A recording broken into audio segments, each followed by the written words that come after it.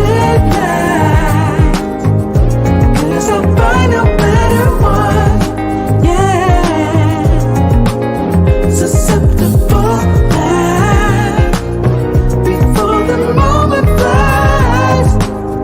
Ooh, so tell you good night, 'cause I'll find a better one. Ooh, susceptible night before the moment flies. It's not a problem, no, 'cause I know what I'm getting into. Yes. Yeah, and nothing can stop me. No, 'cause I'm addicted to what you and I realize. Lead the way, I follow. No need to say where we are heading now, babe. I follow to the edge of it all. So tell you good night, 'cause I'll find a better one. Yeah, susceptible night before the moment flies. Before it flies. So tell you good night, 'cause I'll find a better one. Susceptible night before the moment flies. Yeah.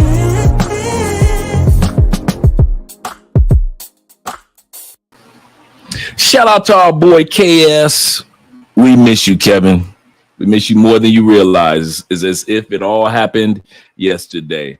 My name is Andre of Love Crossing Borders, Mostly Money TV, Travel Unravel TV, and Andrea Wallace TV.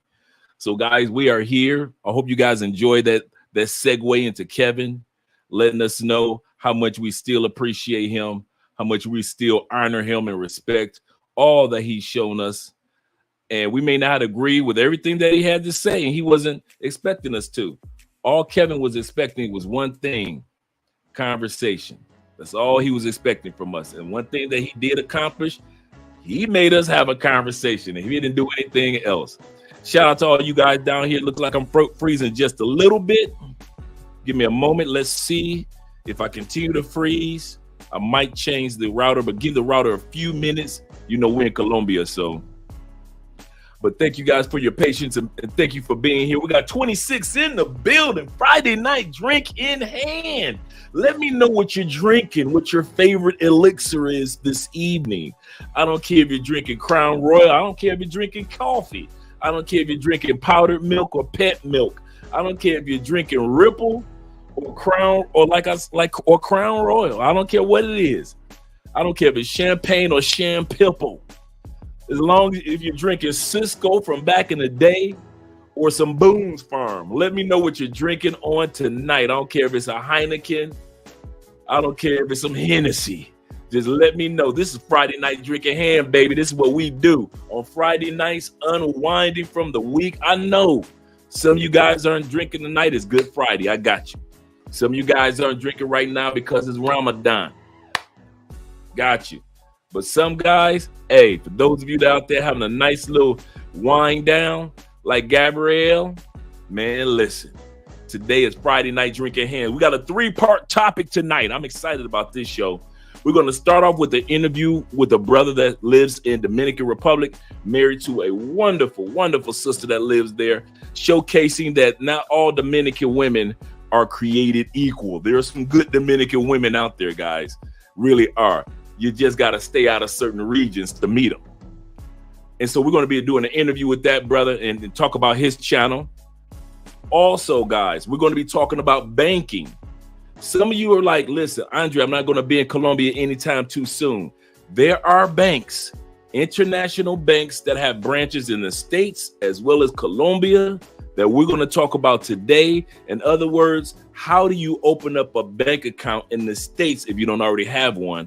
So you know that you'll be able to use the banks here in Colombia. We're going to talk about that as well. And also, we said we're going to talk about the details of the Afro-Colombian Festival here in Cali in August from the 16th to the 21st. I'm talking about if you ever want to come to Colombia and you ain't been here, and you're coming for your first time, or if you ever want to come to Cali and you haven't been here and you're coming for your first time, this is an excellent time for a person to come to Cali, Colombia for the first time. Let me kind of like angle that.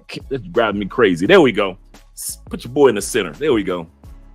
I love the camera having the eye traction, but the fact that the matter remains, I want to have it right in the middle. Shout out to my man Black Scorpion, came right on out preaching about that. He got the peach crown tonight. Oh man, I got some peach crown in there right now too. Right now. All right, we got Stefano. It's not a live stream without me gente in the building, my boy. All right, ¿Cómo está? ¿Cómo está? Or at least buenas noches. Make sure you guys hit that like button. He's absolutely correct. We got 32 people here. The reason why we're going to go later on tonight, in other words, we're going to do the interview of the brother first after we do the shout outs. And then after we do the shout outs and do the interview, we're going to make sure enough of you guys are here so we can share the banking information so I don't have to go over it again. So we're not going to come right out the gate with the banking information. But we are going to talk about 4 banks. The 4 banks that you can open up accounts while you're in the States, and you'll still be able to use their branches while you're here in the in Colombia and in most parts of the world. BBVA, HSBC, Scotty Bank, which is a Canadian bank, and I'll tell you why. And you're going to think that, well, there's not a Scotty Bank here. There's a Scotty Bank everywhere. But I'm going to tell you why, particularly this bank. JP Morgan Chase. There's a reason why I didn't mention Citibank, at least for Colombia. And we're going to talk about that tonight. So those are the 4 banks, BBVA, HSBC, and I'm going to have the links. You know me, I always got the links to share. Scotty Bank, JP Morgan Chase, and we're going to talk about Citibank, but we're going to talk about why we don't consider opening up a bank account and try to use a Citibank in Colombia anymore. There's a reason behind it. Not a bad reason, but there's a reason. All right. My man Victory is in the building. Shout out to Victory, man. My boy, my family, my dude right there. Right hand man right there, man. That's my dude. All right. He said, I'm in here for it. Yes. So guys, be ready to take notes like the African Wolf, my favorite YouTube name, Andre, the African Wolf. Yeah, I'm going to just put my name in front of it. This is going to be from now on. This is the only time I get a chance to use it is on Fridays. Andre, the African Wolf. Shout out to you, brother. Shout out to you. All right. Black Scorpion is, like I said, in the building. Thank you for the super chat. Also, thank you for the super chat, my brother, who just gave us a super chat for the love of the game. I can't wait till you come down, brother. I cannot wait for you to come down. I got you when you hit me up the other day, let me know that you plan on coming down. Passports and profits. That's it right there. Every time I see his title, I know that that's basically it. Forgive me, guys, if I'm freezing. I know every once in a while you guys are going to see me freeze for a second, but it's Colombian Wi-Fi. So I want to say thank you. And I didn't get a chance to go get some more for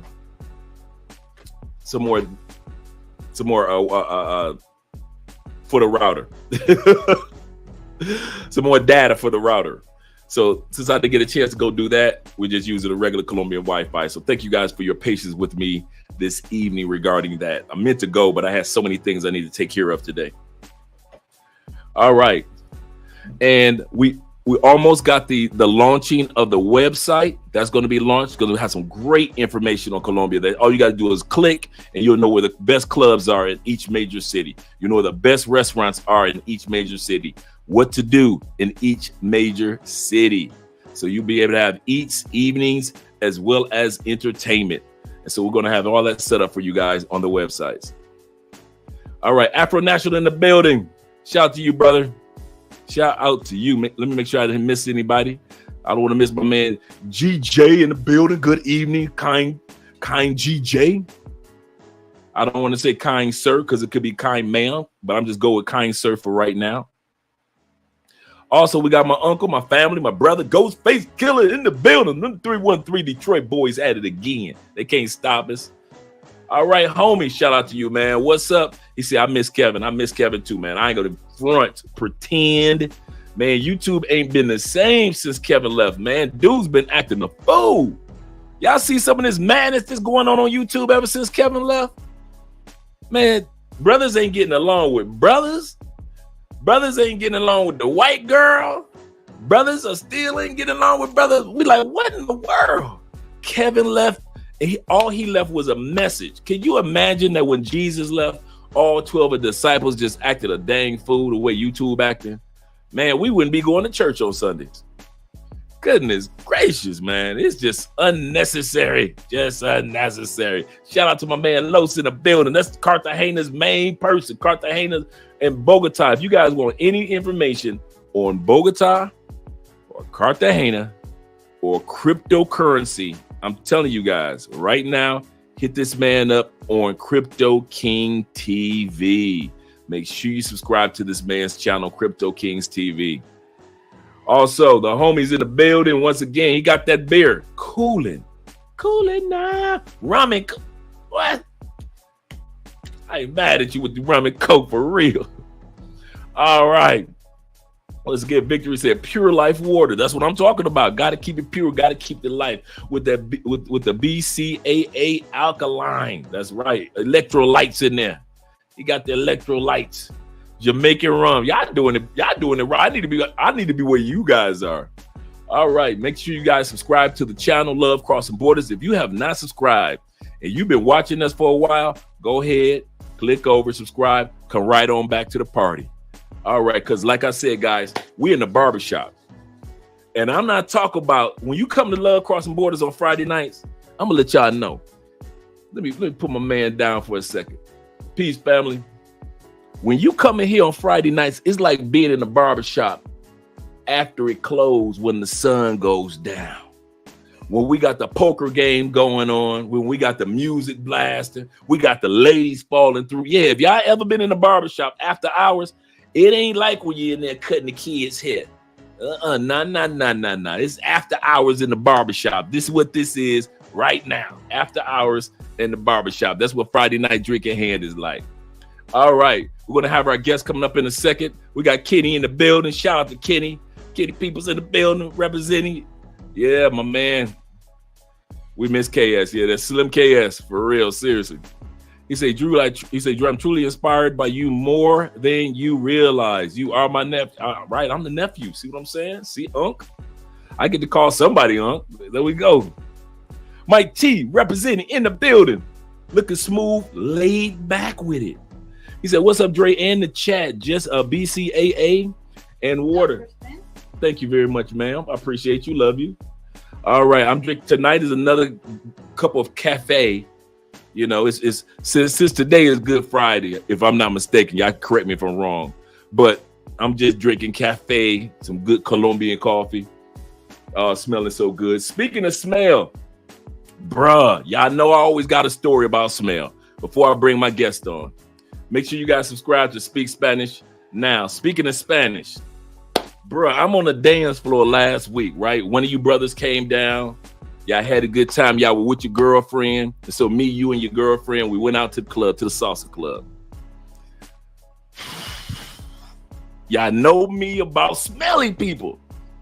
Man, right? I see this chick. She about 5 footer. Fine. Oh, this sister was so fine. So fine. I'm talking about one of them little short ones that's so, but I mean, the body just looking like a little Wonder Woman. Just fine. Hair going down the back, just perfect. Complexion looking like she from Cartagena, that golden Brazilian tan sister. I'm looking like she fine. I got to get on the dance floor. Like y'all know my motto. I don't cheat. I dance. That's as far as it gonna go. Okay, get her on the dance floor.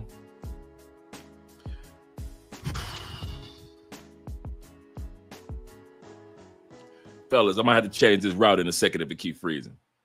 She smelling like itchy, I. Itchy, I. I'm looking like, no, I'm on the dance floor with a spinning around. Ain't nothing but coochie funk just flying around, just all type of coochie funk. I'm like, no, sister, no. I had in my imagination that she smelled like all type of good, perfumes and everything. You think about, because I see her from afar. I finally get a dance with her. Bruh. Sister. Smelling like just smell. Oh my God. I wanted to end the dance in the middle of a song. It was a 20-minute song. I wanted to end it like 5 minutes in. This how funky this sister was. My point is, it ain't just the white boys that be reeking. It ain't just the brothers sometimes that be reeking. Dang it, sometimes it's the woman. And ladies, if you funky, you got to take care of that. Ladies, you got several areas where you need to take care of your funk.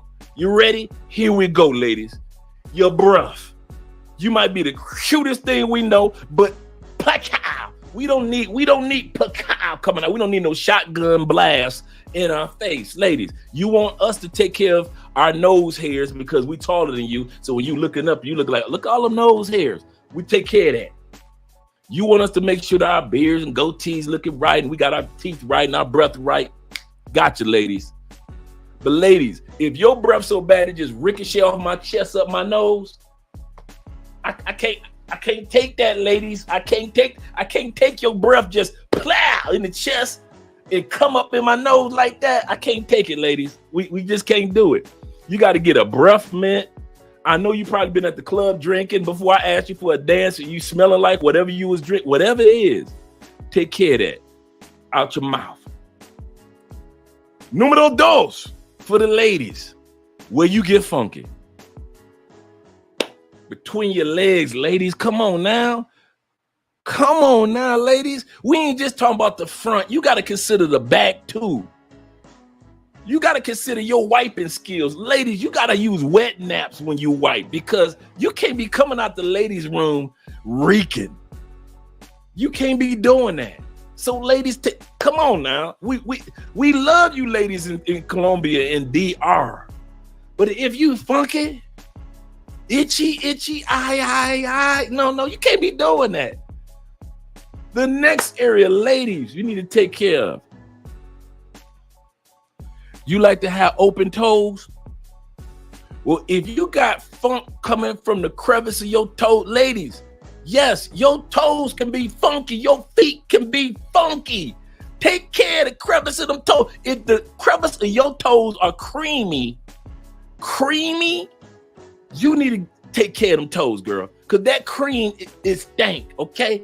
And don't no dude want to be doing one night stands. A woman, she's smelling good with her breath. She's smelling good between her legs. She's smelling good in her mouth. But her feet funky. We can't be doing this, ladies. It's just uncalled for. Last but not least. I won't even say last. Ladies, under your arms, take care of that. Take care. We don't need to be twirling you and I smell something twirling behind you. If I smell a funk, that if I twirl you and a funk trail come around, come on now.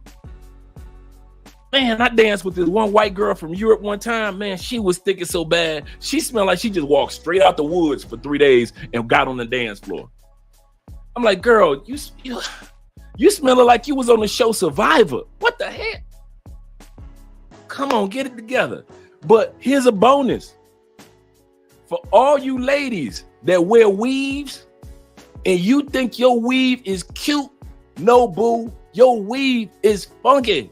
You got double funk. Your hair underneath the weave is giving off sweaty funk, and your weave is giving off sweaty funk. That's double the funk. Just from the top of your head, double funkness. You got more funk than Parliament Funkadelics. Lady, it is uncalled for to be stinking like that, and you a woman. So ladies, take care of all those areas of funk, and we all right. We all right with you. We can keep dancing and everything. But men do not want to go to other countries. We done got on a plane in America. We done flew to DR like my next guest that we're about to talk to. My man Marcus flew to DR. And the last thing we want to be going to DR for is a woman that's reeking. So let me bring my guest up. Because that's how I was feeling on the dance floor this weekend. I was so disappointed. Marcus out, bruh.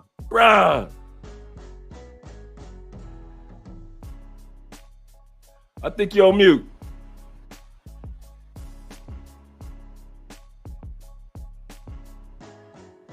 Nope, I can't hear you. Let me turn my volume up to just make sure. No, because I hear the music.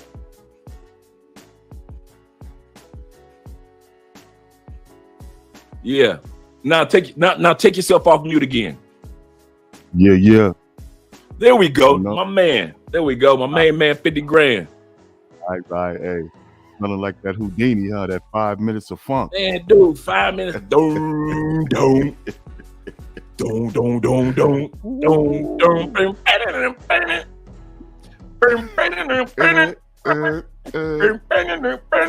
I was like, girl, this is about the time that you walked in. I was like, goodness gracious, dude. And she was so fine, so feminine, the cutest thing that you ever saw. For all you dudes like my uncle Ghostface, that's in the Jeffrey, that's into short women, dog, she was custom made. I say, ooh, I said, I don't dance with short women often. I said, but I got to get her on the dance floor. It's going to happen tonight. And she just was the sweetest thing. Because, you know, here in Colombia, all you got to do is reach your hand out and they just put their hand in yours. You just walk to the dance floor. Man, got on the dance, dog. I mean, not even 4 seconds in. Just Carriage turned right back into a pumpkin. Oh, no, she turned right into a pumpkin. This funk just knocked me upside the head. Why did I shave my nose hairs tonight? Oh, man, goodness gracious. It was unnecessary.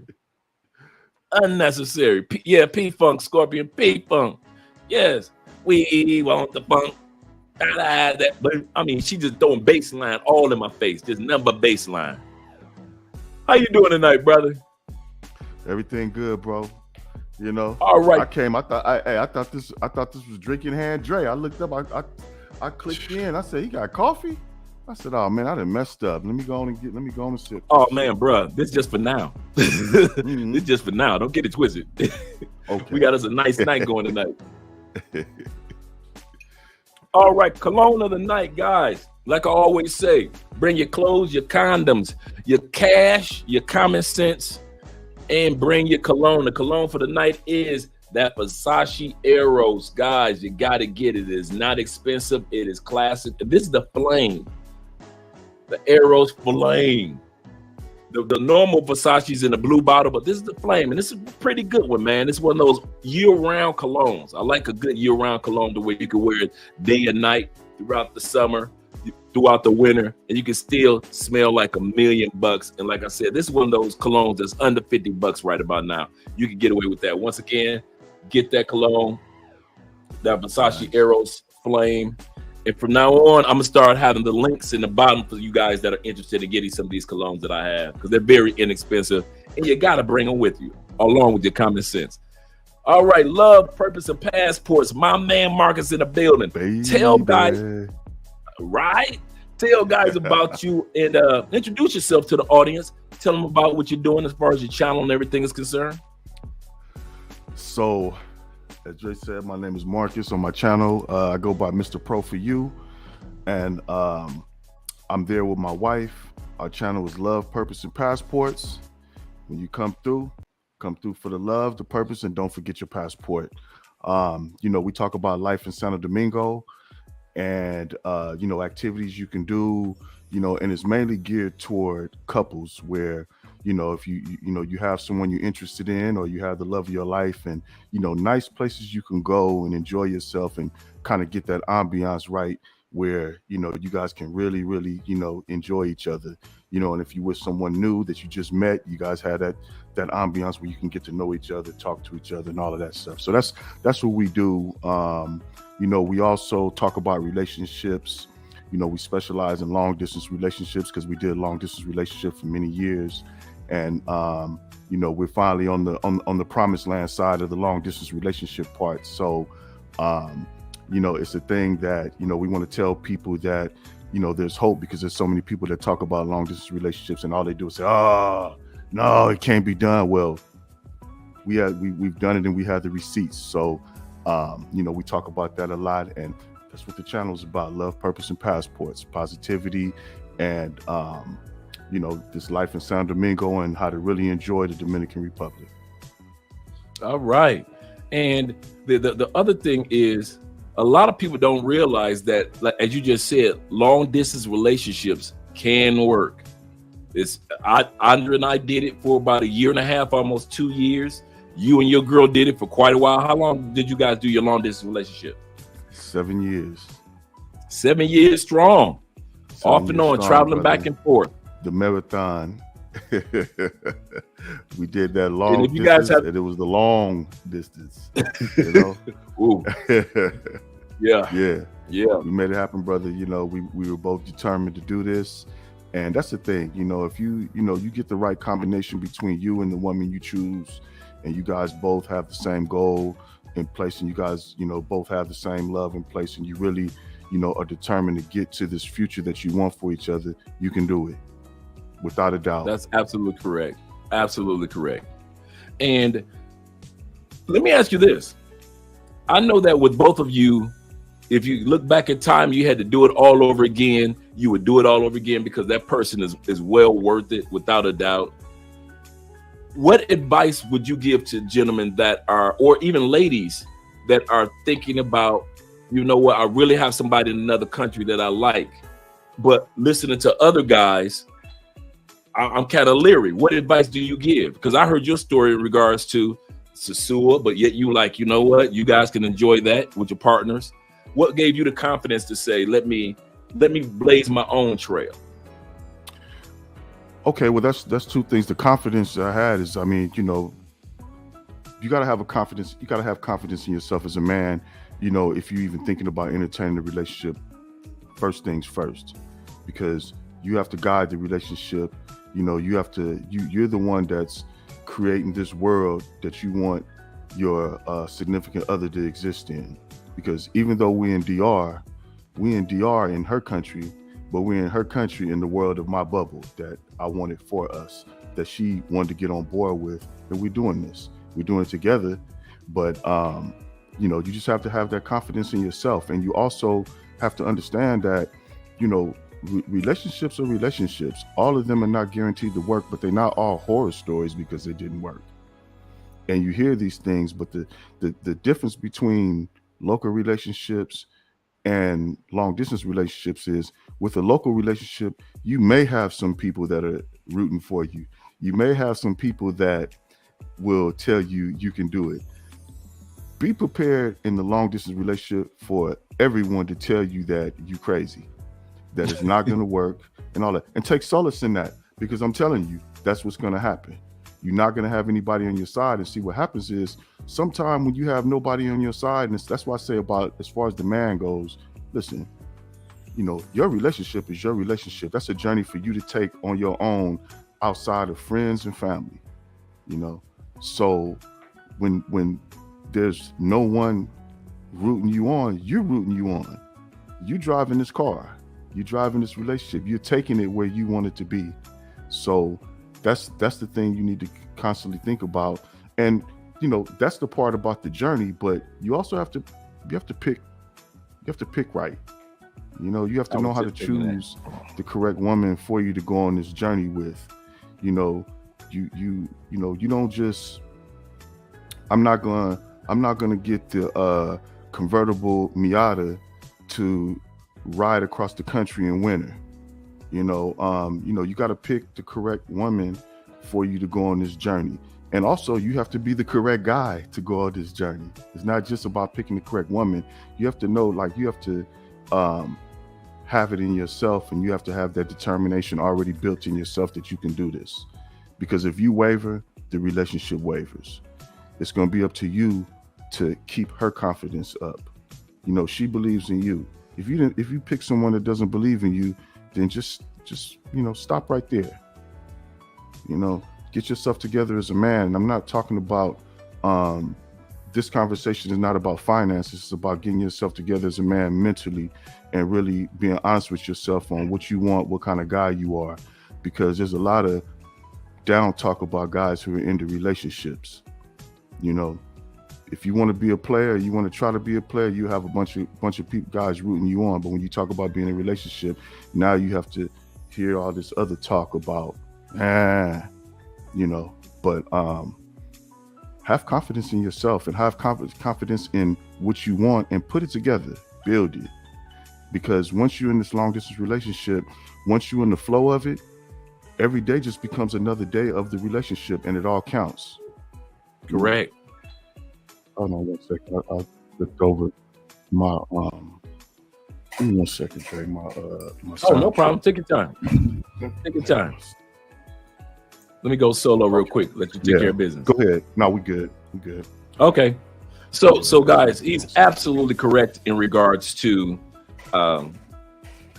one of the things that you have to realize is this: when it comes to long distance relationships, while you're thinking that your boys or your family kind of looking at you crazy, her family doing the same thing.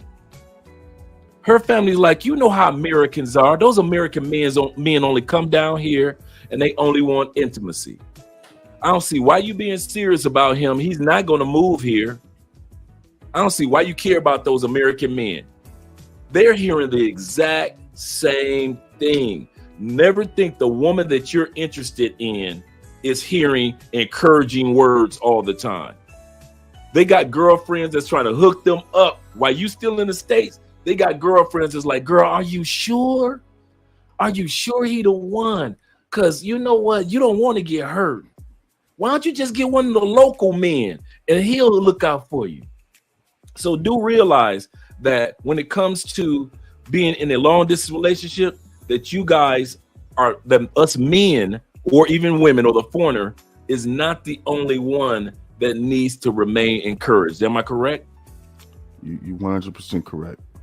You know, that's why you have to understand that you are driving this. You are keeping her confidence up. You keeping her trust in you up. You keeping her trust in the vision that you presented to her that makes her even want to go on that journey with you. Because this is something that, you know, when it comes to the long distance relationship, you're basically letting her know you guys are headed toward this ending one day. You guys are headed towards something better in the future. You guys are investing in the relationship, you know. So, you know, as long you can't come up shaky, you know, because life is going to happen during the long distance relationship. You know, things are going to happen. You never know what's going to happen in the regular world. That's going to happen. You never know what's going to happen in your life. You never know what's going to happen at all, because this is an everyday thing. But the good thing about the long distance relationship is that eventually it becomes the regular thing. Every day you're talking to each other, you're communicating with each other every day. You know, it becomes a regular part of your day, and now you're just kind of rolling with it.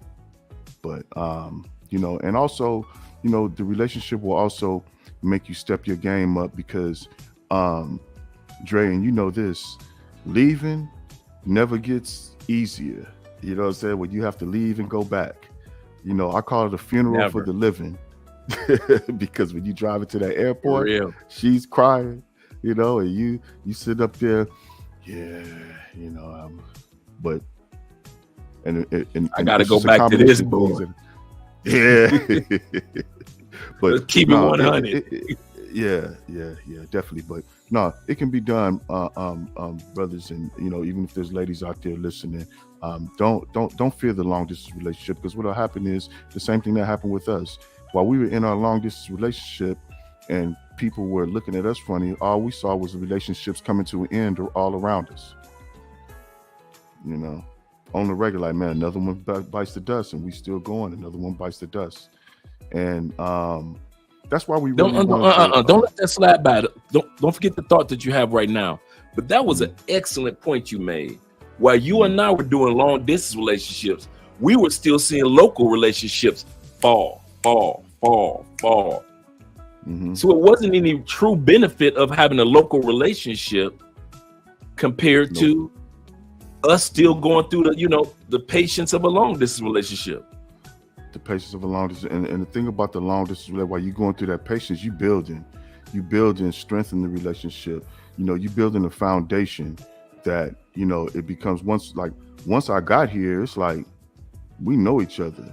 We've been through the wilderness with each other. We've been through the desert with each other. We've been through all of these things, to whereas we already got a sight. We already know who we are.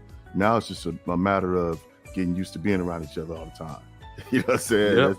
That's about it. You know what I'm saying? But that could be, you go through the everyone goes through that. You have a local relationship. You go, once you all move in together, now it's a different program. But these are all different phases. It's just the long distance part has a different phase that you actually benefit from it. And even though, like I said, it's not easy, but there's nothing of value that is easy. Things that easy come, easy go. This is the thing that, it just builds so much, your foundation gets so much more solid when you go through this. And the reason I speak on it like that is like, oh, okay, will we just choose? I just want a long distance relationship. No, but once you start traveling out of the country, you might as well accept it. That's what it's going to be, unless you going to be just hopping. I call it leapfrogging. If you're leapfrogging, hey, that's for the leapfroggers. You know what I mean? But I'm here to speak to the relationship minded people. And if you're relationship minded, I did a video where I was saying we need to just normalize long distance relationships. I mean, we have the internet, we have everything. There was a time where there was no internet. There was a time where everything was snail mail. Now, I mean, you can get on video. I mean, look what we're doing right now. I'm not in Colombia. I'm in DR. The viewers are in other parts of the world. So just like we vibing right now, you'd be sitting there vibing with your significant other every day like this. And this is normal, so that can be normal. So, this can be done. The world is a much smaller place than it used to be. Everything's connected now. So to continue to look at it like the old days, you're actually doing yourself a disservice, because if you're traveling, you're going to find someone that you want to be with, and you can't be with them right off the rip most of the time. Get prepared for a long distance relationship. You can do it. Yeah. Let me ask you this. The DR has a stigma, which you and I were talking about earlier, that it is a false narrative of the whole island. Like I mentioned to you, I didn't realize how humongous. I mean, Dominican Republic could be a state. It really could. Most people, if you have not been to DR, I'm telling you guys, it is a huge, huge island. It is not what you think it is. It's not like Bahamas, Nassau. It's not like Jamaica. It's not like even just the portion that's Haiti. I'm talking about Dominican Republic really is a huge location. And so for those of you that hear stories about Dominican Republic, the reason why I'm saying this, and the reason why we're both saying this, is that you guys are you are hearing a finite story about the island. What are at least 3 things that are misconceptions that you have found to be completely different about DR that you heard guys often say? At least 3 things. So I've been doing this for a long time. I was doing this when DR was the place to be. And somewhere along the way, I stopped listening, and all of a sudden, DR became, oh no, don't go to DR. This is that. Look, this is what a lot of guys will have you believe. Guys will have you believe that Sosua is the country and Dominican Republic is a small town in the country of Sosua. I mean, it's just the way it is. That's what they'll have you believing. And,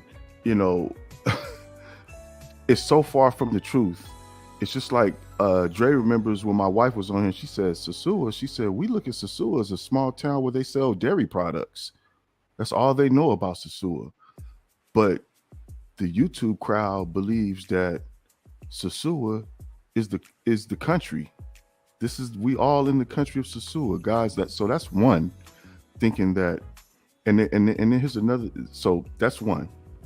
Another thing connected. Keep your thought for number two, because I don't want number one to slide by. Okay. For you guys that because he made a great point. Y'all don't want to miss out on number one. Most Dominicans think that Sosua is the dairy place where you get your cheese and your milk and all that, butter and stuff like that. That's what they know about Sosua, right? So while many guys are being sold on the idea that every Dominican knows that Sosua is the party place, most Dominicans don't. Remember what I said earlier. Dominican Republic is the size of a state. So most Dominicans on other sides and all around, they don't know about Dominican Republic like we do. That's the Sosua area. We see only a portion of the DR. So just like he mentioned, when it comes to the average Dominican, they aren't seeing it as the pay-for-play place. The average Dominican. Go ahead, Marcus. We see videos of Sosua. I mean, it's once the algorithm starts picking them up, that's all you're gonna see, and it's really, and then, what the guys are saying. And then there's another thing. I mean, when you hear guys talking about the Dominican Republic and they're saying certain things, you don't know the context that they're speaking of it in. They're not, when they talk about, oh, these women are like this and these women are like that, they're only talking about a certain type of woman in a certain type of area. They're not talking about the rest of the country. I was telling Dre earlier today, because I hear this a lot in a lot of the videos. They'll say stuff like, the Pookies and Ray Rays and took over DR. The Pookies and Ray Rays have not taken over DR. The Daves and the Darryls and the Jerome, no brothers anywhere have taken over DR. I was explaining to him that I did a consultation. Me and my wife did a consultation with a young brother. He's 28 years old. And he was getting ready to move to the DR. So about a month, maybe about 3 weeks ago, a sharp young brother. He made this move, and he's been, like I say, his ears been bleeding since he's been here, because his smile was this big before he got here.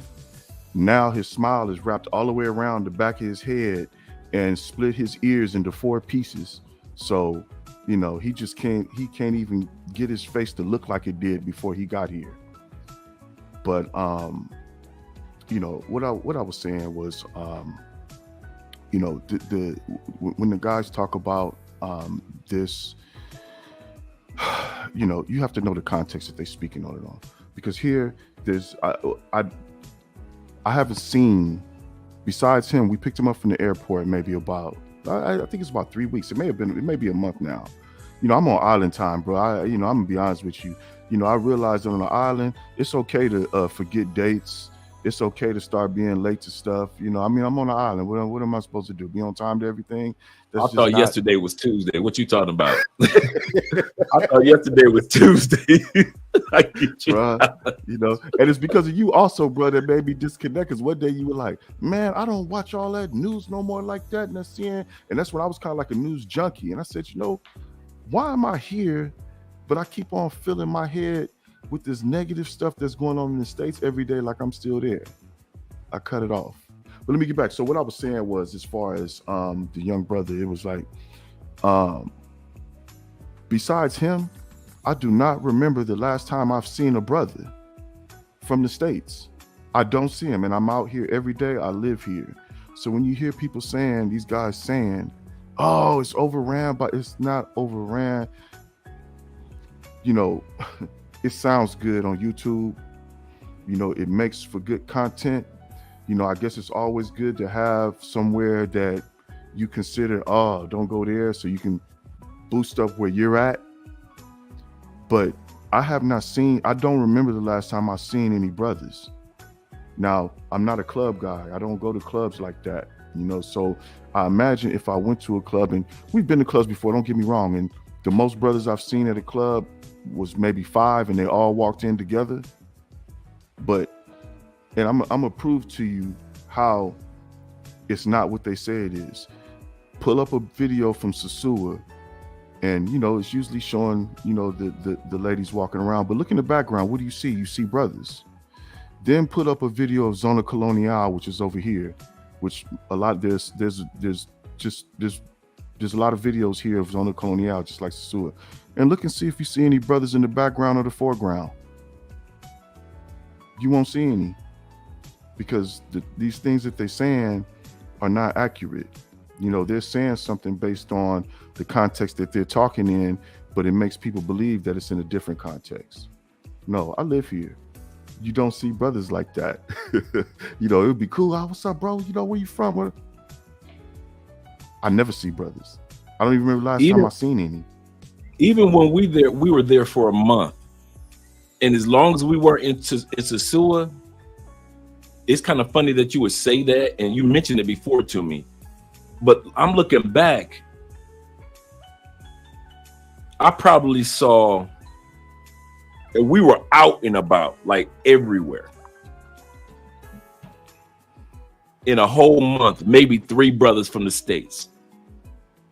Maybe 3. And I'm reaching, and we were all over Dominican Republic. We spent a whole month going from city to city to city. We were everywhere. And I kid you not, whether in the daytime or the nighttime, we probably saw maybe 3 brothers. And I'm reaching when I say that. So when they sit back and they try to trick you guys into thinking DR is ran rampant, it's ruined, YouTubers destroyed it, and I'm looking like, dude, you dudes are so minuscule, so much of a small percent that you really don't have an impact like YouTube try to make you think. Yeah, the algorithm is tricking you. True. And before you get to the third one, the reason why we're saying this is because in the grand scheme of things, there's some really, really good women in the Dominican Republic. And I know with some guys that say, I live here in DR, and all the women are. So you're saying the majority, let's just use the word majority of women in DR. Have you lived in Santo Domingo? Have you lived in this other area? What about live? Well, I got friends that, no, I asked you. And the reason why we say this is because if you're interested in finding somebody in Dominican Republic, am I correct? You can find somebody that's a good woman in DR. Am I correct? Bruh, why couldn't you? Here's the biggest problem, and that's what number 3 is. Number 3 is, you have some guys saying some terrible things about the women here, and one of the reasons is because you're in terrible areas. You're in terrible areas where you shouldn't be looking for a relationship. I never hear guys looking for wives at All-Star Weekend. And you're going to places that are All-Star Weekend. You're saying some terrible things about all the women here. Like you've been to all these different areas and you don't even speak Spanish. You don't even, you haven't been to DR on a regular day. It's just like one guy in my comment section said once, man, you talking all this, but everywhere I go, every time I go out, women trying to sell me, something. I'm like, bro, that means you're in a place where women sell something. This is Wednesday night. Where are you? Because you know where all the good women are? Wednesday night in the bed because they got to go to work in the morning. Yep. What do you think? You're in a tourist area. You're in a tourist area, and like I always say, they talk about the image. Brothers talk about this image that they're looking out for, and the Pookies and the Ray Rays need to calm down. But nah, it's not the Pookies and the Ray Rays, because when they see you, when they see you and they're approaching you to buy something, that's because you're in a certain area and you have that image of buying something. Say that again. When they approach you to buy something, that's because you're in a certain area, and that's the image that they have of you, that you're there to buy something. That's the image that you have. Like they don't say, like oh, that's a Pookie and that's a Ray Ray. I mean, every country and every state has, hood dudes, gangsters, and all of that stuff in every country. That's nothing new. The concern for our image, is misdirected. Our image is of something else. That's why, like, I'm about to get serious about learning my Spanish so I can, go on and separate myself from that look. Because I really have just pushed through and not worried about it. But at the same time, I'm here. And, one thing about being in the capital, you can catch a flight and catch a flight to POP, which is in Puerto Plata, or the STI flight where they catch a ride, into, the areas around Sosúa, where that's like, I call that DR, Dominican Republic. And it's really like an outpost, but I call this República Dominicana, where I'm at. They don't speak English. Or let me take that back. They're not walking around speaking English. There are women here that speak English. There are men here that speak English, but you're not just going to walk outside and there's somebody speaking English. It doesn't work like that, and, my Spanish would be better if my wife didn't speak English better than me, but thank you. Thank you. Welcome to my world. Yeah, so I'm getting it, but I'm already, hey, Dre, we've been talking about the Spanish. I start my class, my class here in person at a school in about 2 weeks. Is it 2 to 3 weeks? So there we go. I'm coming. You have me on the show, man. I'm gonna be speaking Spanish, bro. Man, listen, you are not alone. I already started my lessons. I'm serious about this thing. I don't have a choice. Man. This is my citizenship year, so I gotta get it. Okay. All right, let's do a show in Spanish. We're gonna do us a show in Spanish, man. Let everybody turn on the YouTube subtitles. There's a couple brothers in the comments that know Spanish fluently. Let's hit the comments, by the way. Let's do this real quick. Victory said, he said, I almost lost $1 million in federal contracts behind an ex-wife who could not look past her own nose. Love, purpose, and passports is exactly correct. Gotta have the right woman to work with. Absolutely. Let's go to the next one. It says, Friday night drink in hand. Yes, it is. Men, where's Lex is in the building, just like Jamon is in the building. Yeah, I got to go get my drink. And for real. He said, all shit, Friday night drink in hand with big brother Andre and big homie Maurice in the building, Marcus in the building. He said, what up, chat family? Well, chat room family, shout out to you. Make sure you guys subscribe to Speak Spanish Now YouTube channel. Make sure you guys, we just talking about, you got to master that Spanish, especially having women that actually knows this, that are fluent in English. Man, it is so easy for that to become a crutch. You don't even notice it. And the next thing you know, year 1 is gone by. Year 2 is gone by. And you're like, wait a minute. And then the locals are looking at you like, well, how long have you been here? 6 years. 6 years? You don't know Spanish yet?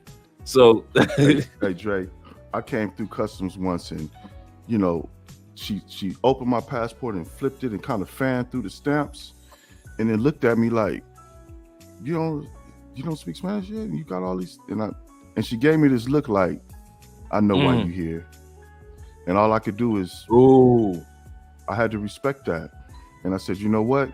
That's on me. That's my fault, because if you have, 10, 20, 30 stamps to a Spanish country and you don't speak the language, what do you expect them to think of you?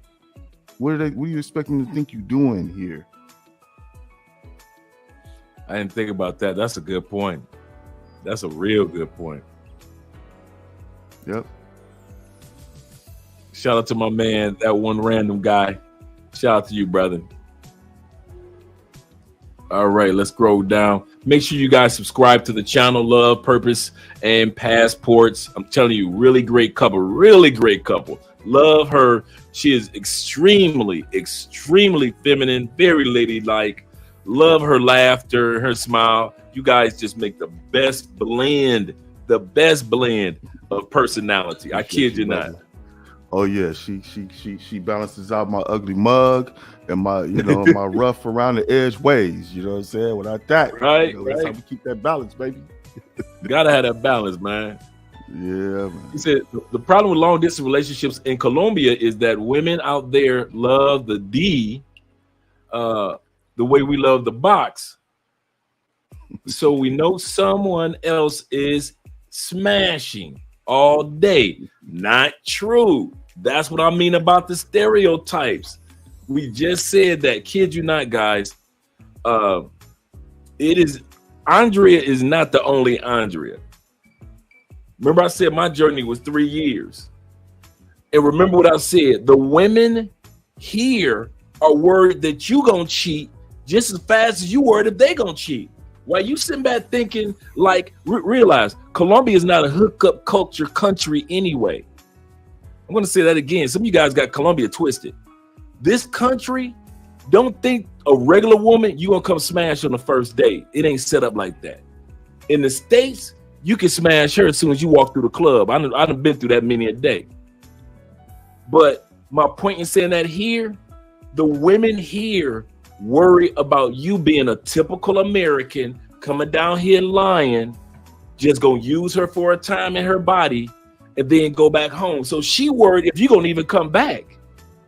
She worried if you got a wife and kids back home. Andrea's family, for real, Andrea's family told her that until I came for Christmas.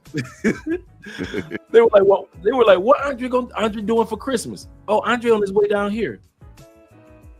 Andre coming down for Christmas? And like, yeah, her dad was like, well, okay, we need to take this man serious. Why? Because he was like, well, he doesn't have any kids, and he doesn't have a wife or a girlfriend. If he's coming down here for Christmas, all the way through Christmas Eve, all the way through the beginning of the year, and fly back, he must not have anybody. What's my point? Colombians don't trust you, just like you think you can't trust Colombians. And I bet you it's the same way in Dominican Republic. Am I correct? The women have to learn to believe in their man because they see so many men come and go from the States. Here's the thing, bro. And I'm gonna say this. A lot of guys, when it comes to relationships and women, they're starting to sound like strong, independent men. And what I mean by that is, if you listen to them, it's all negative stuff based on their experiences. And what do the strong, independent women sound like? Oh, y'all don't need no man, and I don't need no relationship, and I don't want to be in this, and I don't want to be in that. Like it can't be done. Bruh, you're the one that does it if it can be done. If you say it can't be done for you. Was everybody supposed to listen to you because you said that? That's your limitations. We don't all have the same limitations. We don't all choose the same kind of women. We don't all have, we all have different levels of experience with choosing women because we all know ourselves better. Some of us know ourselves better than others, because it's up to me to choose the right woman. If I choose the wrong woman, that's her fault. And that's what I mean by sound like strong, independent men. You blaming the women that you choose because you chose a bad one. That's your fault. And then the thing is, you're making a big deal about it. Listen, if you choose wrong, get yourself together and choose right the next time. Because like I said, once you get, what are you judging this on? You judging it on you just met one and she wasn't the right one, or did you start a relationship with her and it didn't go well? Because, those are two totally different things. When you start a relationship, you're talking about a whole different thing that you got to build, and it may work, it may not work. That's long distance to short distance, but all we can do is put our best foot forward. Are you a good dude? We always, when we hear that talk, it's always a guy. When you talk about the woman, you always implying that you a good dude. Are you? I don't know. What are you trying to do? You having your cake and eating it too, or what you doing? Because mine worked out and I don't feel like I got lucky. If I got lucky, I mean, how did I get lucky? Well, there's always in success. There's always a little bit of luck involved, but you creating your luck because you have yourself ready when that opportunity comes. Whether you meet the right woman, you have yourself ready, or whether the correct business opportunity comes and you ready. You see what I'm saying? It's about having yourself ready. You'll meet the right woman, and you'll meet somebody that can do it. Can you do it? And that's what that is. That's what that is. If you meet the right one, are you even ready to do that long distance test? Guys, remember the same thoughts of doubt that you have, she's having those same doubts. Even though she may be happy when she talks to you on a stream, over your phone, live chats, or whether you're face to face, she's still going through the same questions in her mind. Am I doing the right thing? Is he going to let me down? Is he a good man like he says he is? Is he, I understand that he's from the States and he got money. All that is cool. Or he's from the States and he's got drive. All that is cool. But Will, at the end of the day, I kid you not, this is how Andre's dad was, first conversation. There's a lot of women here in Colombia. And his point was, when you get here, will you still be the same Andre? Or will you change? See, some of us always want to think about the woman. She ain't going to be faithful. She ain't going to be faithful. They got to have it. They going to cheat. The question also is, which is a good point, guys, but the question also remains, how are you going to be to her once you get to Colombia full time? Once you get to DR full time, and those ladies see that tall American man, chocolatey from the States in their country, are you ready for that? Because if you aren't, don't be putting pressure on her. She needs to be ready. She needs to be faithful. What about us too, guys? So remember that this is a two-sided thing. Am I correct, Marcus? You're correct. And another thing that I will add on to that is, we talk about in the States that, these women are masculine and they're not submissive. And, that what they're saying is, you're saying that they're combative with you being the man and you being the leader. And this is the biggest problem that I think brothers face is we've wanted to be the leaders in the States. We wanted to be, the only masculine frame in the relationship. I put it like that. But there is a problem with masculine women in the States. There is a problem with a woman letting you lead in the States. And what happens is, once you get that passport stamp and you go into these countries where it's normal for the man to lead, you ain't ready because it's been in the abstract for you, so you're getting here and you still have that matrix mindset where you're used to talking about being the leader. You're used to talking about being the man, and this is what you wanted. And you want a woman that's feminine, and you want a woman that's going to be submissive to your leadership. And then you get here and you start talking about what she's doing. Get here and lead, man. Get here and lead. Get to these countries and step up and lead. Create a vision. Show, have your vision. Let her know what your vision is. She gets on board and lead that. You talking about what she did. Look, bro. Step up and be the man and run, run that. That's right. You've been talking about it, and now here's the opportunity, and you still pussyfooting. You know why? Because you ain't had that experience yet, and you don't really know that it's a green light now. Be all the man that you could be, because that's what you said you wanted. You said you wanted the opportunity to have a better option of women, a better selection of women. Put your best foot forward and be all the man. Just go with it. But what happens is you ain't did it yet, so you're gonna be a little. You think you're going, but you ain't really going because you ain't had that green light. You ain't been on the Autobahn yet, where there's no speed limit. You know what I'm saying? So, here it's all man. Be all the man you could be, and watch what you get. You're gonna get all the women in return. In the context of choosing correctly. Correct. Correct. Yeah.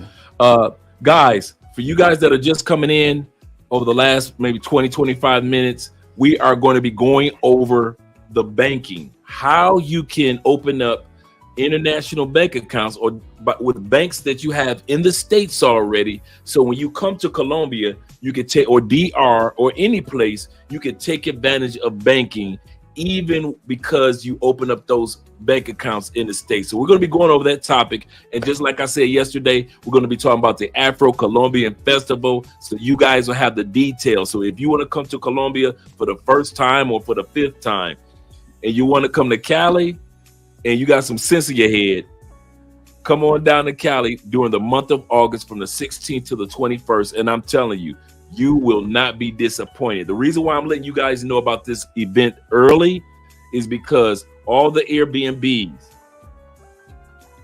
the flight tickets, everything is going to go up because 300,000 people are going to be coming to Colombia. Coming from throughout South America are going to be coming to Cali. 300,000 black people. I'm talking about some of the finest sisters. I'm talking about these sisters. Fine too, boy. And I'm talking about having a good time. We're talking about if you guys want to meet some really good sisters from around the country and around the continent. The Petronio Alvarez, this man was a really great man. He was kind of like if Martin Luther King could sing, that's Petronio Alvarez. If he could play an instrument, if Malcolm could play a guitar, that's Petronio Alvarez. So just in case you wonder who this person is, man, this is not just a title. He was a great brother that did some amazing things. And so Cali has a celebration for him every single year. And so we're going to get started with that in a few moments, but we're going to continue to hear what Marcus has to say. And let me hit these super chats real quick. My brother said, shalom, like that. Shalom, you have to create your peace and love and relationships. If you don't succeed, look in the mirror at all the things that start with communication, knowledge, and wisdom. He's absolutely correct. You got to do self-check. I'm starting with the man in the mirror. See what I'm saying? My man Ahmed, he said, you brothers look and sound like twins. Keep up the great work. Dynamic duo. I'm telling you, we appreciate. You know why? We look alike. We have the same type of peace. We had the balls to do two things: trust ourselves and trust ourselves to pick the right person for us. We didn't let our boys make the choice. If I'd have let my boys, when I came to Colombia, make the choice of the woman for me, man, they'd have had me in some mess. If I'd have let Andre, the old Andre in the States, pick my woman for me, I'd have had me in some mess. So when Marcus said I had to be a traditional dude when I came here in order to attract traditional women, I had to make some changes. I couldn't come down here like Andre in Florida and act like Andre in Florida. I had to say, you know what? Okay, I'm in a new country. I want to do some new things I got a new life, a new lease on life. Now I can do life the right way. And that's what I did. And it's been paying off ever since, man. And so when you see this peace and this happiness, and I kid you not, when these cameras go off, it ain't like arguments start and fighting starts. The same Andre and Andre y'all been seeing for the last 4 years on YouTube, and the same couple that you see with Marcus and his wife, that's who we are off camera. Me and the peace. Bruh. Am I correct?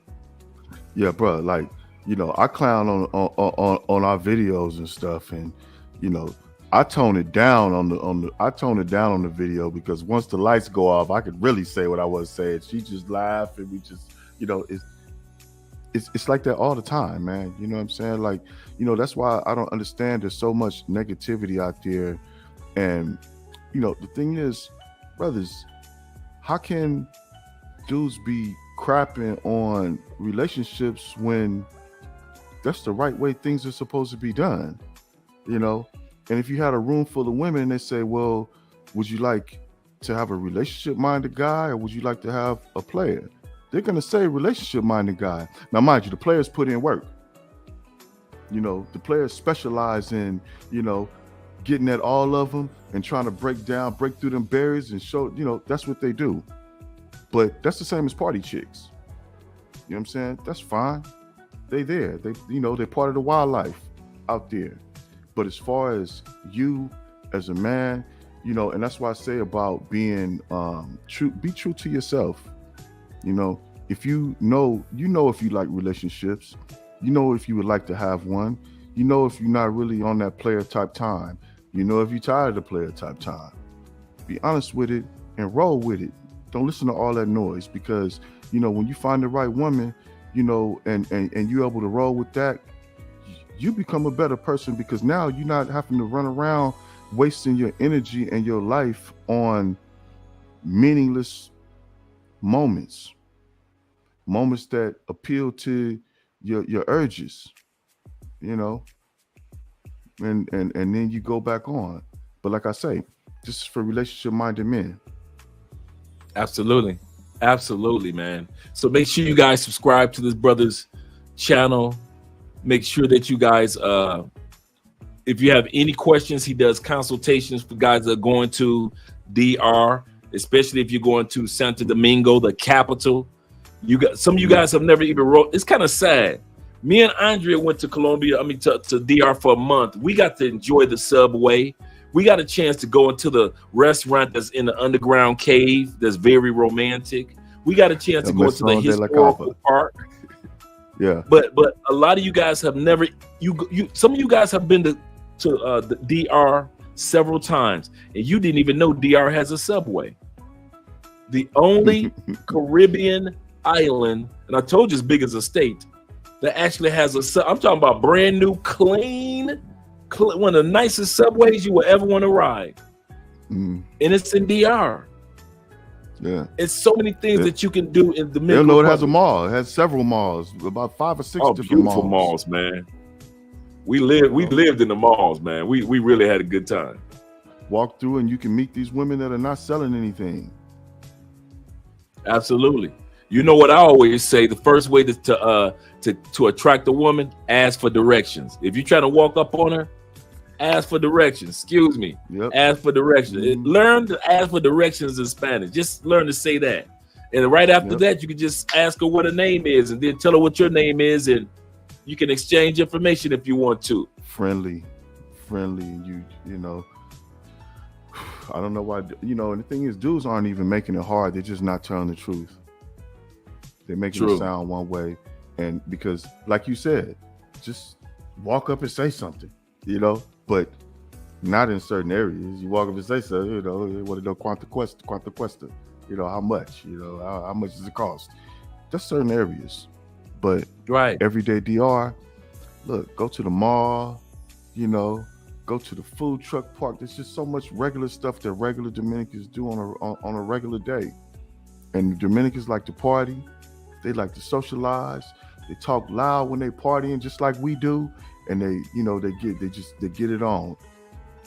Yeah. You know, you won't have no trouble around real Dominicans enjoying yourself. If you go through the drive-through in Burger King, there's Presidente on the menu, which is Dominican beer. So, you know, they say you want Coke, you want Pepsi, or you want a beer. I'll take a beer. You know, let me get that beer. Let me get that with my fast food. That's I'll take a beer. Let me get that cerveza real quick. Yeah, no, they enjoy themselves. So, you know. He says, shout out to my man, one random guy. He said that one random guy. He said, women in Colombia here have stereotypes about us. Yes, they do. They do have stereotypes about us. And the funny part was, I'm gonna come back to the rest of your comment. The funny part was, like I said, Andrea's family were basically like this with me. Really American? So y'all done ran through Medellin. So now y'all want to come to Cali? What are you doing? Now you over here. It was like one of those. What are you doing here? Convince us, American. Why are you here? And I'm like, me and Andrea, we just serious right here. And it took, I mean, they were very friendly, very nice.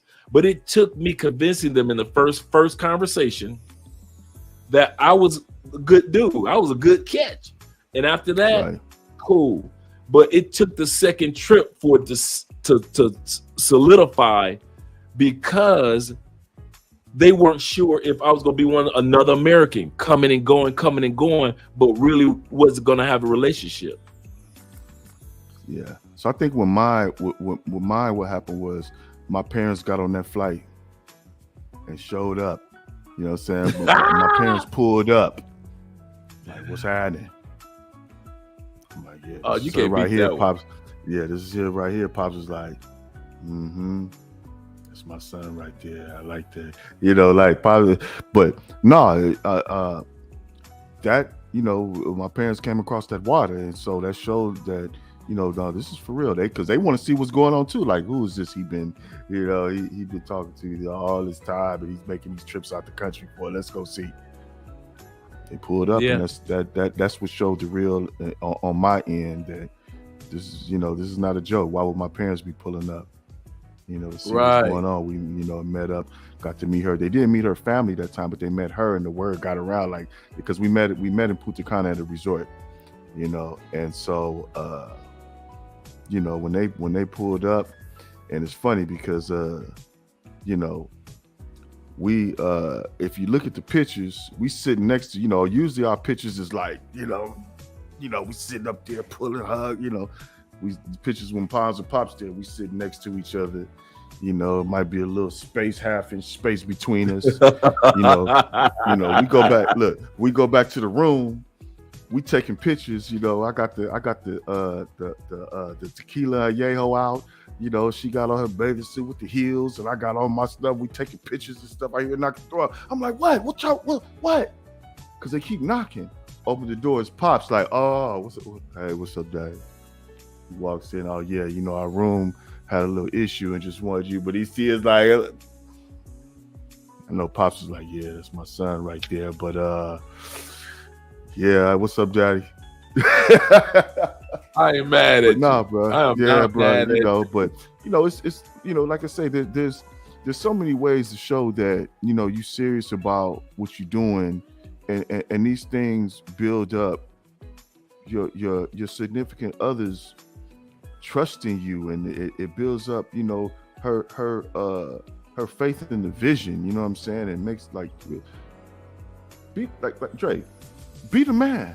Just step on the gas, man. Everybody's version is a little bit different, but and I saw a comment that said that, well, guys don't really know how in the U.S. Don't matter if you know how. Get started. Get started with what you know. Just step it up, man. Start, what you envision was the way, because that's the thing. It's a lot of things we don't know, but get started. You know what I'm saying? Because the door is open to you. You didn't know what it was like in another country before you went. You didn't know what it was like to get your passport until you got it. Yeah, true. I understand that we didn't know how to do these things in the U.S. yet. We know that. That's why that's why this movement is doing what it's doing. But each one teach one. Everybody spread the word. Get out here and be the man. Step on the gas. You know what I'm saying? And your version of being a man might be a little different than mine, because it's just like, my woman is for me. She not for you. You step to and be all the man you want, but that don't mean that y'all gonna make it. She ain't cookie cutter. You know what I'm saying? That's what was for me. And I chose that. You know what I'm saying? But when you get out here and you choose what's for you, keep your eyes open and don't get blinded by all this booty and all this beauty and all this hair and all these things that's going on. It's a lot of that. So you don't even have to have it on your checklist. That's like the easy part. Yeah. Start looking at these personalities. Start looking at what clicks with you. You know what I mean? Start looking for the qualities in her. We talk about her being, what they say, fit, feminine, and all that. That's the easy part. But is she nurturing? Does she make things happen? Does she have your back? Is she interested in you? In your things? Or you steady doing? You steady trying to show her that you're trying to be a part of her thing. And one thing that I'll just say this right quick, before I forget, when guys are looking for women, a lot of times, we so caught up in the beauty that instead of you choosing, you get chosen. you know, by the women you end up with. Don't be chosen. Only pimps get chose. You know, when dudes talking about, yeah, man, she choosing. Those are pimps that say that. That's pimp talk. You know, and we know what pimps get. That's their thing. Don't get chose. You do the choosing. So that means you got to come here knowing what you're looking for, or else you're going to choose the thing that appeals to your eyes, and you're going to leave all the other stuff out. That's all true. The other qualities out. Mm-hmm. So true. Let's go to the super chat with my man Herb Gotti in the building, representing, doing his thing. He said, Andre, I finally made it to Benequia Benito. Benequia. It's a salsa song, Benequia. That's one of my favorite songs. Benequia, Colombia, where they have the festival every year. You guys are telling the truth about the beauty and the traditional women. He said, I'm going back in those months. I need to get what months is in Espanol. Keep up the great work. He's absolutely correct, man. I kid you not. One of my spots that I consider a great area to find a good woman, right down the road from Cartagena. You can party in Cartagena, but look for a really, really good woman. Barranquilla. They got some really nice women, gorgeous women, down to earth, very friendly. I'm telling you, man. Okay, you know when you guys see those videos on YouTube when they have the guys sitting at a table and there's a bunch of beautiful women around him, those agencies, and he's coming to Colombia for a dating agency to try to find a wife. A lot of those dating agencies, Barranquilla. There's some good women in that area. I kid you not, man. While y'all skipping on down 2 hours down the road to Cartagena, which is nothing wrong. I love Cartagena. They got some decent women there too. But I'm telling you, man, Barranquilla still off the beach, still got that beach life, but it's a little slower pace because it doesn't have the fame of Cartagena. There's some good women there. So shout out to you, brother. Shout out to Herb in the building. Also, Victory in the building. Thank you very much. Victory been here. Man, listen, Victory had a good time while he was here. And even though my mom and my dad has passed on, my uncle came through, Ghostface. He flew down here. And so they could see the resemblance in the family and all that and get a chance to meet my uncle. And so I know exactly what you mean when the family comes down and they like, okay, now I see everything you're talking about. I understand completely. Yeah. I understand completely. I had to laugh. I see, what did he say? Speak Spanish. He said, yeah. How old was he when his parents came? Bro, I was old. Same way I am now. But you ain't never old to your parents. You know what I'm saying? They said, no, you're not. They caught this flight from the West Coast with a layover in Miami and came through and made that trip. You know what I'm saying? It was not an easy. That's not an easy trip for people their age. But you know, what is she the only one with a good family? You know what I'm saying? Right. That's right. Mine pull up. You know what I'm saying? That's how they did it. You know, and you know, I was proud that they did. I know you were, man. I know you were, because it gave you a chance to let them see that all those years of you being focused, we ain't never seen this boy focused. I don't know. We need to meet this girl. We need to meet who this woman is that got our son so focused. Yep, and she got to see it as well. You know, got to see, man. Right. They came across that water, and so when she told her family, man, his parents came, they pulled up like, yeah, you know, it was a beautiful thing.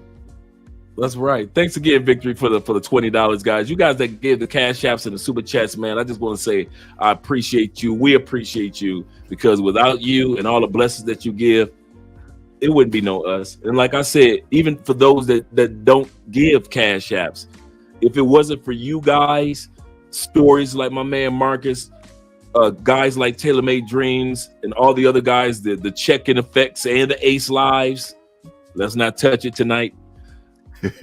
I wouldn't be here if it wasn't for the Marwas, if it wasn't for the Jabrils, Passport Heavies, all the guys that I watched on YouTube, and watching all you guys in the comment sections, man, I would not be here. So I want to say thank you just for being in the comment section of all the YouTube channels that y'all were in, because watching y'all stories and hearing what y'all had to say, and watching my uncle who came down here enjoy himself. But if it wasn't for you guys, man, it definitely would not be a Love Crossing Borders. And man, listen, I just want to say thank you. Shout out to Mike T for the 1999. Thank you very much, brother. He said, gotta have a vision, a purpose, and positive. That mindset, absolutely correct. Through the journey. Remember the key word he said, and I mean this, guys, journey. When you're going to relocate, I'm going to come back to you in a second, brother. When you're going to relocate to another country, bro, it's a journey. Whether it's you're falling in love with somebody, am I right, Marcus? Yeah, it's a journey. And like my pop really said, enjoy the journey. That's right. That's right. Enjoy every the journey. Day counts. Yeah, every day counts. Yeah. He said, I appreciate it from both of us. Appreciate the inspiration and the insight. Keep dropping them gems. All right. Thank you very much, Mike. We appreciate you, man. And thank you once again for the super chat. All right, my man. Face Mob in the building. Salute to you too, brother. Salute to you too. On relaxed mode. But yeah, guys.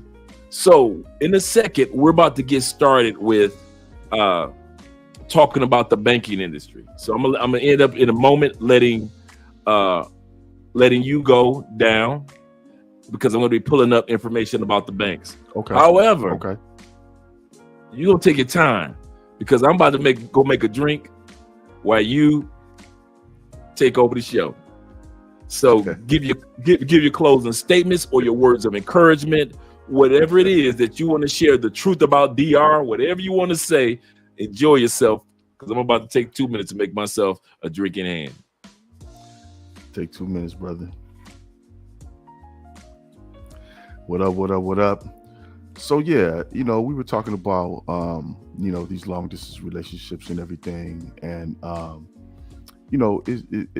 that's I talk about that because that's we're on the other side of that journey, and a lot of times we have these expectations. Okay, I see this woman, she has these qualities that I like, but what we don't factor in is she has all the qualities, but we got to step up, and we have to build the relationship. There are no relationships that come pre-assembled. So a lot of times when you hear guys say it didn't go right, it's because that they believe that, well, this woman, she was fit, she was feminine, she was friendly, so that's it. That's never just it. That's just the thing that appeals to your senses right away. You're like, okay, well, she might be the one, but the thing about when you leave the country, there's a whole lot of fine, fit, and feminine, and so what you'll find is as far as, and like I say, I'm always speaking in the context of a relationship, and you fellas, like, this is what I talk about, this is what our channel is about. It's for the brothers that are that really want to have hope with relationships. You got to get ready to build it. You got to get ready to put it together, make it happen. And I think that's the problem when you hear a lot of guys saying that well, this relationship didn't work, or these women are just like this, and because the same thing they say here, they weren't saying that stuff about DR 10 years ago. They didn't start saying these things about DR until Colombia became the place to go, and then Colombia became the place to go. But if you listen carefully, you'll hear guys saying the same thing about Colombian women, saying, "Oh, they just want this. They just want your money. It's not. Here's the famous term. It's not yours. It's just your turn." That's true in certain areas. That's true if that's the experience you keep going through. But if you keep going through that, what's wrong with your choosing? What kind of women are you choosing? Because, party chicks are fun. They look good. They make you feel good. And you know, once you catch that flight and you only have a little while to be here, you know, they make you spend that time good. But, you know, they're not, that's not what you're supposed to be starting a relationship with, you know. But another thing is also, I saw a brother saying something about getting immersed in the culture. You know, getting immersed in the culture is not just speaking Spanish. You know, speaking Spanish helps tremendously, you know, because then you can kind of start understanding what's going on, understand what's being said, understand where to go and how people are responding to you.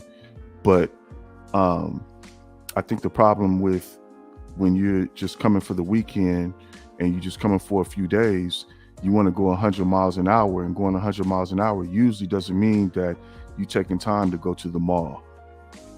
You're taking time to walk around certain parts of the city. You know, you're taking time to, you know, meet women that are just, you know, in a clothing store. You know, women that are at the universities. You know, you catch a woman coming home from work and you just speak to her. You know, that's where you meet the regular women. You know, and you know, if you're not able to, you know, if you're not able to break into that realm of the island, or that realm of Colombia, or that, then, you know, it'll constantly be the same thing of just be prepared to party.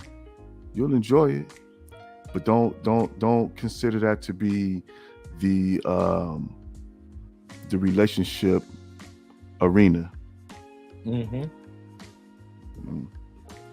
What up, Dre? That's so true. So true. Okay, we got I'm gonna try this out. One of you brothers brought it down. The Crown Royal Rye. This is the rye. I haven't seen this one before. So this I haven't cracked. You can tell I haven't cracked this bottle before. But this is the rye. So let's see. I just got a little bit of lime added to it. So we'll just see what we're gonna be doing tonight. But we got a little elixir going on. Let me pour this. For those that ain't here, those that are locked down. All right. All right. There we go. Doesn't smell bad. Nice scent. Nice scent. I'm so used to the sense of colognes. So here we go. Salute, my brother, to you, your wife, to our life, to all the brothers in the comment section and beyond that are looking for solid relationships or at least a solid life in a new country. We want to say, man, listen, we got your back. We support you. We encourage you. And this toast is to you guys, man, because we are so happy for you men and even you ladies that are finding a new country to fall in love with or finding somebody in a new country to fall in love with. But we appreciate you guys. Salute. Salute. Okay, that's not too bad. That's not too bad. It's actually kind of smoother than the regular. Yeah, it doesn't special. I just got this, you know, this Brugal Esteviejo. Oh man, don't do that to me. Don't do that to me, man. I brought 2 bottles of those. I had some there. My boy Ernest in Santo Domingo took us to the beach area. Right. Man, we had some there, and then I said I got to get a couple of bottles of that bring back, man. Oh man, that was so good. That was so good, without a doubt. All right, so everybody's giving out the salutes. Yeah, I'm just letting you know, man. We just sitting up here having a good sip and drinking and enjoying our evening, guys. Absolutely. We got my man in the building, SSI PPI in the building. Shout out to you, brother. Glad that you made it, as well as my boy CTP in the building. He said, I'm gonna have a shot to the right behind you, right on your Trailblazers. He said, I have a drink too. Shout out to you, man. Shout out to you. Yeah, man. We gotta have that Friday night drink in hand. And I'll tell you why I started Friday night drink in hand. I kid you not. The first time I saw a dude drinking on YouTube, I couldn't believe it. It was Taylor Made Dream. And he was doing an episode of DR Women versus, first time I ever seen him, DR Women versus, he was still in Atlanta at that time period. DR versus Brazilian women. And I saw a brother sitting there with drinks in his hand like he was James Bond. I said, "There's a brother drinking on YouTube?" Now, back then, it was taboo to even see somebody chewing unless you're doing a food review. And to actually see somebody with some liquor in their hand, he was sitting back in his seat. Like, oh, and this he brother's just revolutionary. talk. And I said, you know what? I ain't mad at him. And then one Friday night, it just came to my mind, man. Friday night, drink in hand.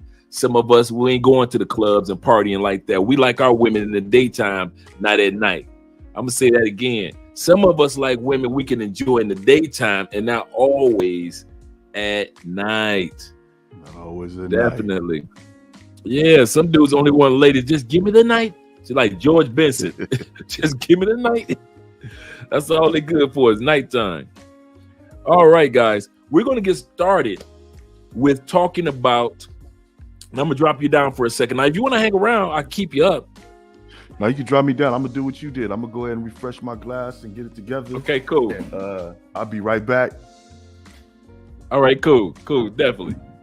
Glad to have you up here, brother. Make sure you guys subscribe to Purpose, Passports, and Pursuit. Love, Purpose, and Passports. Love, Purpose. You got to make it boundary. I keep telling you. Man, I was good. You got to, listen, you know, you got them black brother lips the LPP, like I do. You know, I'm going to just go with LPP from now on. Let the lips bounce. Love, Purpose, and Passports. See how Love, Purpose, and Passports. See how it bounces a little bit? I know, right? I'm gonna just go with Mr. LPP. Subscribe. Make sure you guys subscribe. I'm telling you, you guys are gonna see a real. If you guys like me and Andrea, what attracted me to their channel was they reminded us of us, and we could sit back and enjoy their content while they were sitting back enjoying our content. So if you like us, you will definitely enjoy their channel.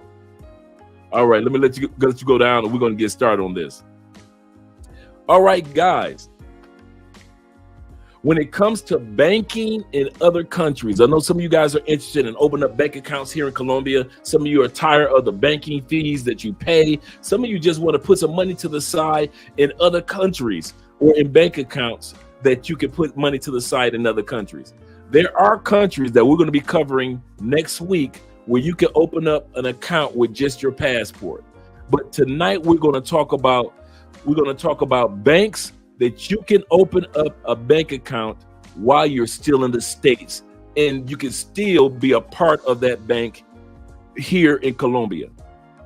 Now, in most of South America too, but those banks, the 4 banks we're going to talk about tonight are BBVA. I'm going to have the links in there for you guys as well. BBVA is going to be one. The second one we're going to have is let me get this in order. Okay. Second one we're going to have is HSBC. The third bank we're going to have is the Scotia Bank out of Canada. The fourth bank we're going to have is Chase. All these banks have branches all throughout Colombia and all throughout South America. So these banks, you can take advantage of the branches when you're here, as well as open up your account while you're there. And there's a reason why I didn't mention Citibank here in Colombia, and I'm going to explain that in a moment.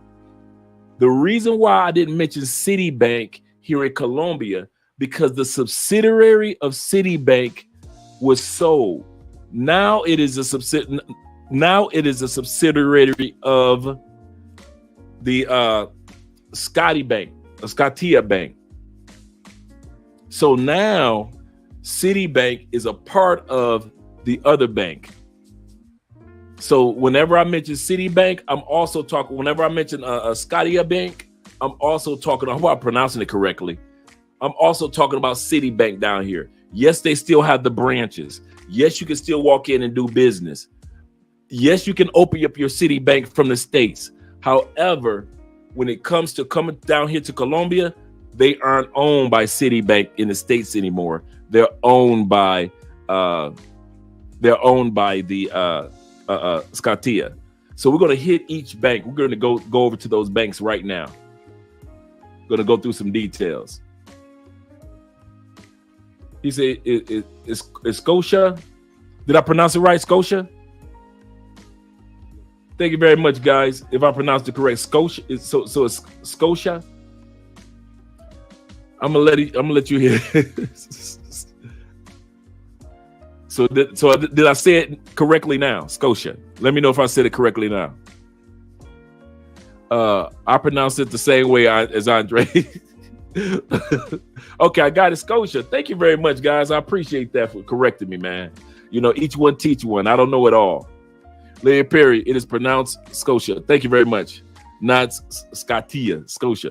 Because I don't want to sit up here for the next 20 minutes sounding like an idiot. And I've done all the homework, but okay, Scotia. Thank you very much, gentlemen. All you guys that gave me a little insight. There we go. Chase will convert to USD. Absolutely correct. If you have a Chase, let's start off with Chase. Let's start off with Chase right now. I'm going to pull that up, pull that information up with Chase. Bring my man back. We're going to go to these banks. Give me a second so you guys can see, do the screen share real quick. And I'm going to put this link in the description. I always put the links in the description. This link that I'm letting you guys know now is the Chase Bank. JP Morgan Chase. And the way that this bank account is set up, this is for international use. And it lets you know why you should be opening up an account online. It tells you about the checking account. And it tells you about the fees and so forth. And it lets you know what you need to have in order to open up the account. Why would you open up a Chase account from the States? Here's the reason why. Because here in Colombia, for the most part, let me go back to both of us. Here in Colombia, for the most part, you need to have your cellular ID. I did the research, and it used to be you could open up a bank account with just your passport. Most of the banks in Colombia have changed, except for these banks. So now you can open up these banks while in the States and start sending money down to the branch down here in Colombia, or you can still have it in your branch in the States and still take advantage of it with your debit card or your bank card or your credit card of that particular bank. You guys with me? So at the end of the day, feel comfortable with the fact that you can open up these bank accounts online. Let me go back to the Chase. You can open up these bank accounts online and you'd be able to take advantage of all the branches that they have here in Colombia. Just in Colombia alone, there are 47 branches of Chase throughout the state. 47 branches. So when I say that you can use use the debit cards and the ATMs and the things like that, and you don't get that international $5 a piece bank charge, because a lot of you guys are getting robbed every time you go to an ATM here in South America and maybe even in DR, because every time you go to the ATM, that's $5 plus the little bank fee. $5 plus the little bank fee. I kid you guys not. Ace went through $250 his first year just in bank fees. I went through like $300 my first year just in $5 increments in bank fees. The cool part about having that Chase bank account is even if you get charged any type of bank fee or international fee, Chase will get you that money back. He says he has a question. He says, question, what banks are Chase affiliated with down in Colombia? I'm glad you asked that question because I actually pulled that information up. Let me pull that up real quick. I actually have that. That's a good question. Let me go to my email and I actually put that to the side for you guys because that question, I actually asked that question to myself, like, okay, which ones are affiliated here in Colombia? So that's a good question. Give me a second to pull everything up for you guys. Enjoying the smooth music. Smooth. Let's go down. Let's try to make sure I hit the right one.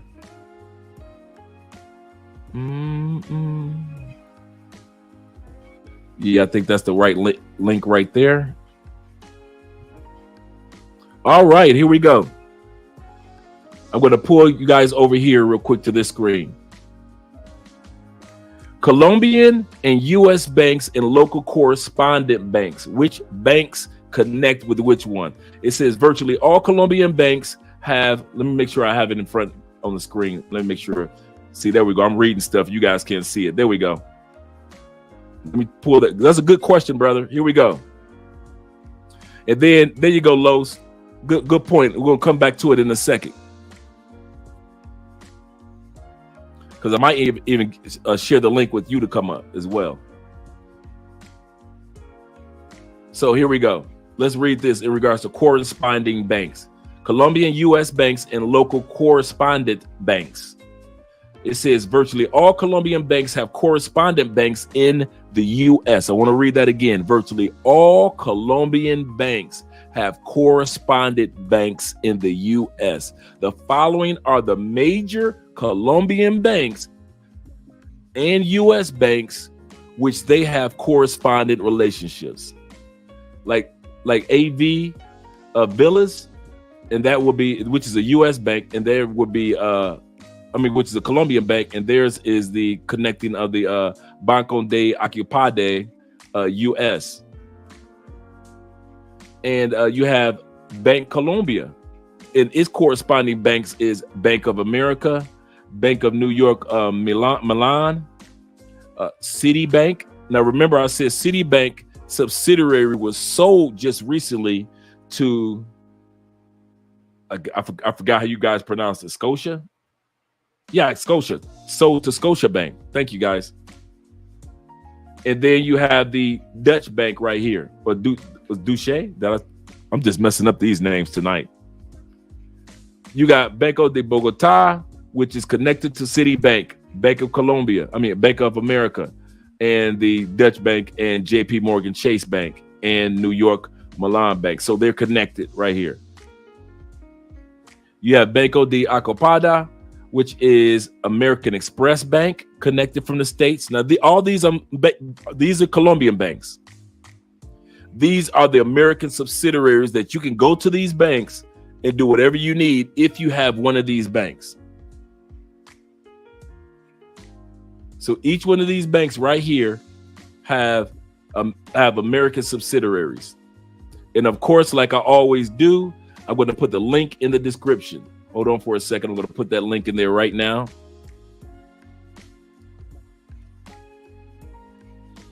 Give me a second. Let's finish this off. I know you guys got a couple of questions.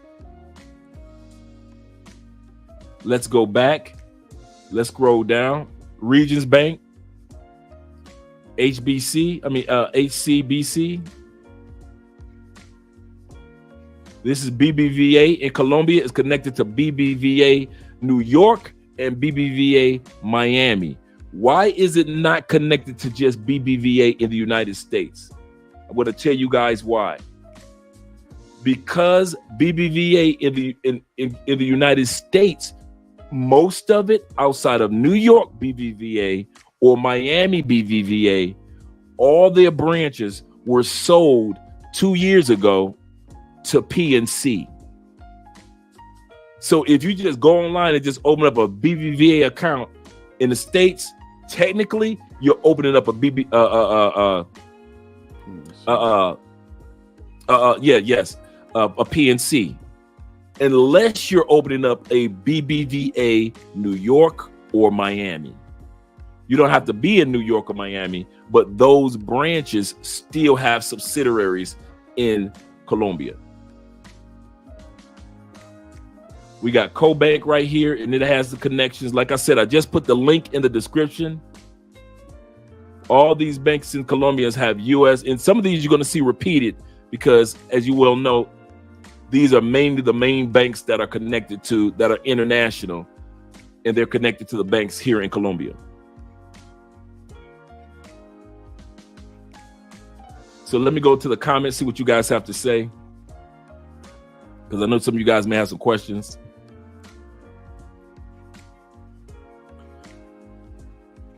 In regards to accounts, and Los, in a few minutes, I'm gonna drop the link for you to come up as well. He said, "Yeah, Dre. Whenever you send it," he said, "I'm not doing anything." Okay, cool. I'm gonna send you the link in a second, Los. He said, "Brothers should be buying gold and silver. Banks will crash at some point." Yeah, you should be having. We're gonna be talking about investments, but right now we're just trying to get guys information on what banks that are out there. Let me ask you this: what banks have you found that are American banks that are in DR? Maybe one or two. No, brother, I haven't seen any. I haven't seen. Well, let me take that back.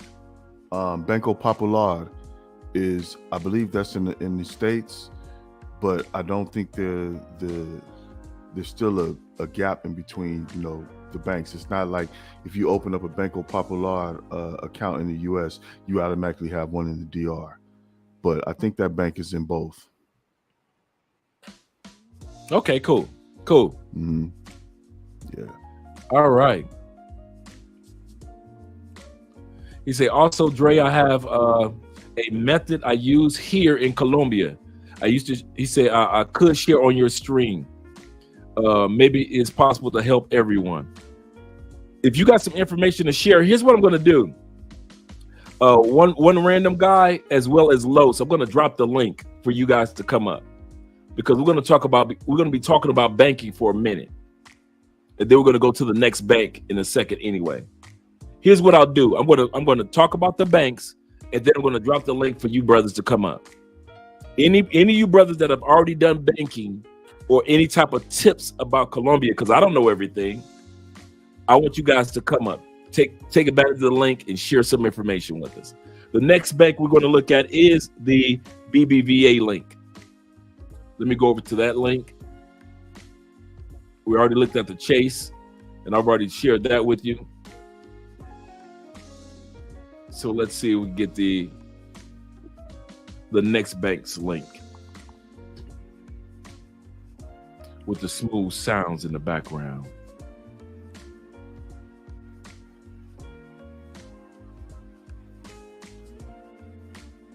Actually, the next one I wanted to look at is the HSBC bank that you could take advantage of.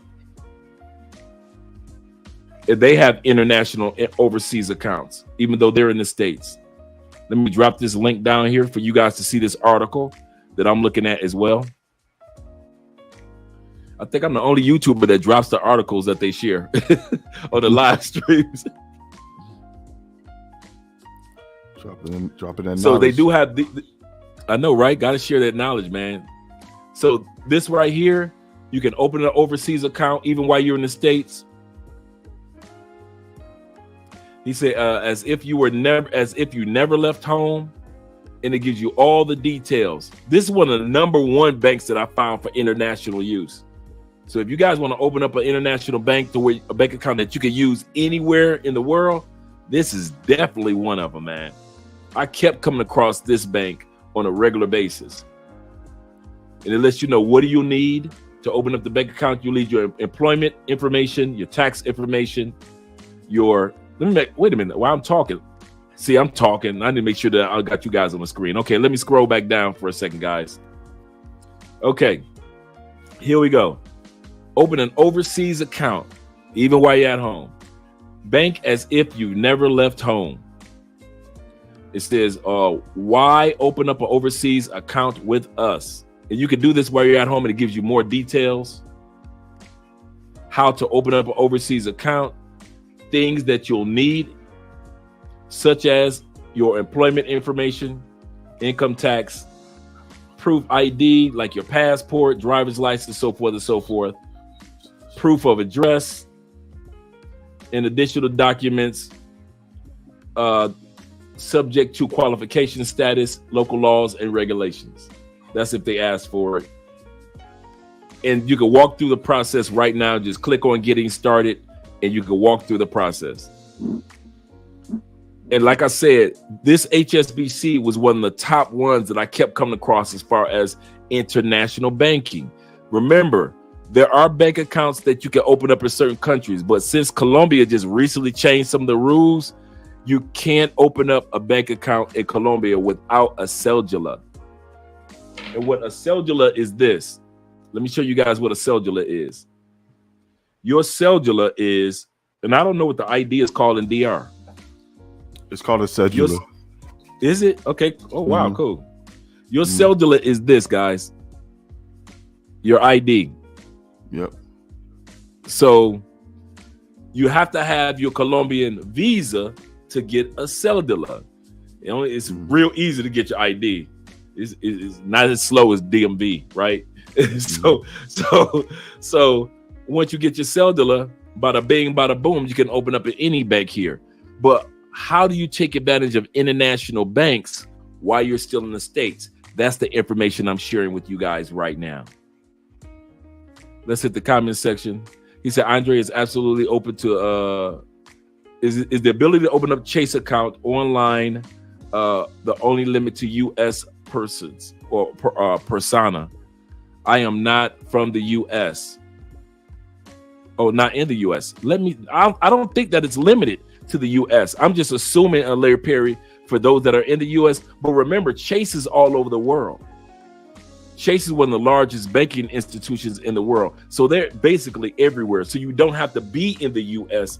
to open it up. You can actually open up a Chase online account right where you are and take advantage of it either in your home country where you are, or even take advantage of it in the country that you're going to if they have Chase locations. That was a good question. All right. Let's see. Trailblazer, he said, shout out to Trailblazer, man. Yeah, you late, bro. You late. But we're talking about banks right now. I dropped a few links already. And yeah, it's a Chinese bank. Absolutely. Absolutely. EMB, if you want to come up tonight as well in regards to information that you know on banking, especially here in Colombia, come on up when I drop the link as well. Let me see if there's any more questions. He said that's a Colombian equivalent to your Social Security. Yes, Social Security card and your ID in one. Absolutely correct. That's what a cedula is. Your Social Security card and your ID in one. It's like that in DR too? Yeah, same thing. So Okay. Your cedula is basically your ID. Yeah. I didn't know you guys had the cedula, man. I thought it would be something else. Yeah, I thought cedula was like ID in Spanish, because that's basically what I thought. it is. We have, like there are a few banks here, but the main banks that you can set up an account with that are with just your passport, Banco Popular and Banco León. Let me make sure I said it correctly. I think it's Banco León. You can start that. You don't have to have you don't have to have residency. You don't have to have anything. You can just go pull up with your passport, and you can set up an account. And the thing is, here you can get a peso account or a US dollar account, or you can get both. And one of the benefits of getting both is the peso fluctuates, the currency fluctuates. So it's best to get both accounts, because you can set your dollars in the dollar account, and the dollar, as strong as the dollar is, it just, it fluctuates in its strength. And then for the peso account, you pay bills, you pay for things with your peso account. Then you can just transfer money into your peso account when you're spending money here, but you can let the bulk of it sit in your dollar account. But at Banco Popular, Banco León, you can open it with your passport. That's what's up. That's what's up. Yeah. Okay. Let's go to the next bank. Now, remember, guys, these banks are also set up if you want to come down to Colombia and open up the account, you can. But why would you wait until you got to Colombia to open up the same bank account that you would have that you can use internationally anyway? So that's why I brought this particular topic up. These are banks that you don't have to wait. Whatever your home country is, and they have branches there, you can open up that bank account and use it on an international scale and receive all the benefits. Shout out to Christopher. Christopher says HSBC does not have a Colombian listed on their website to open an account. When I tried to link, he said when I tried the link, it got started. To get started, I'm sorry. Let's see what I can do for you guys. Let me see what I can do for you guys. Oh, I see what you said. I got you. He said does not have a Colombia listed. Let me see. Let me pull this up because that's a good statement, brother.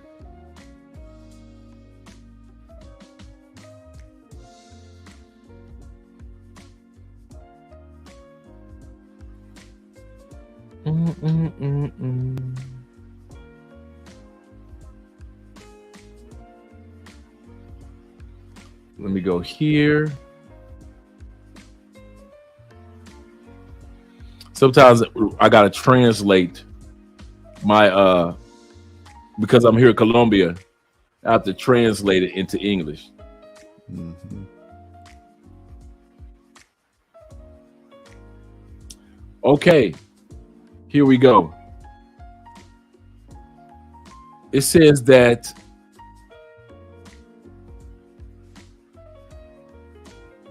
and I'm kind of like let you guys see this tab so you can see what I'm looking at. So let's go where I am and let you guys see where I am. So Banco GNB Colombia. Let's see. Let's scroll down and guess what happened to in Colombia. Okay, here we go. All the way in 2012. It says in Colombia, the sale of HSBC led to a reorganizing of the banking system. Okay, there we go. So now it's under a different umbrella now. So even though they got branches down here, it's under a different bank. And that's the title right there of the bank that it's up under. The Banco GNB Colombia. So what I'm going to do is I'm going to go to the next bank. But while I'm talking about the next bank, I'm going to pull this information. See, it's still represented it.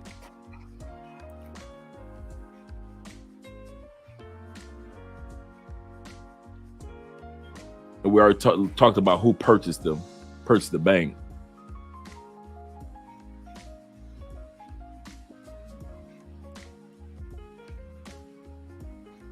So here it is.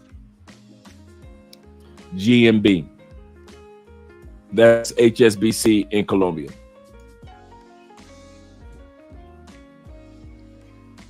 And I'm going to translate this and I'm going to put this article for you guys to see in the description.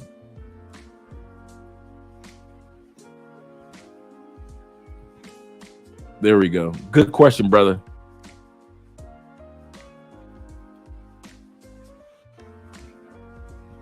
All right. Let's go back. We're going to go back to the next bank. We already talked about, let's see, we talked about Chase. Let me get rid of that. We talked about HSBC. Let me get rid of that. We got the corresponding banks. We talked about that. Let's see. We talked about JP Morgan, Chase, of course, OVO. Okay. Let's see if I can get this right. No, I won't get it right. I got to scroll up just to pronounce Scotia. Oh, Scotia. I got it right. Scotia. The bank. Let's go to this next bank, which would be Scotia Bank. And opening up an account. Let's go to that one real quick. Give me a second, guys. I can screen share this with you.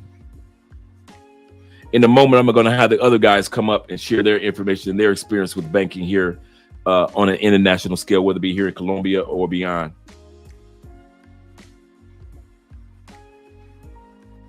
There we go. Let's pull that screen up. All right, let's go to Scotiabank.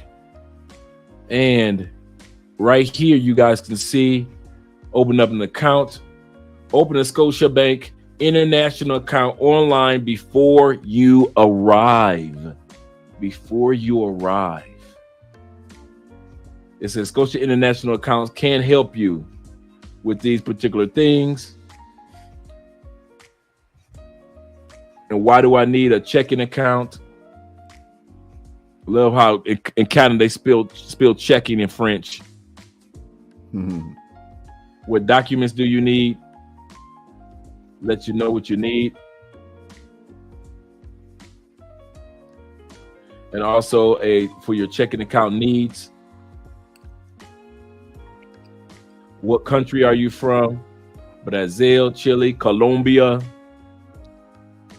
all the way down to Vietnam, UK, so forth and so forth.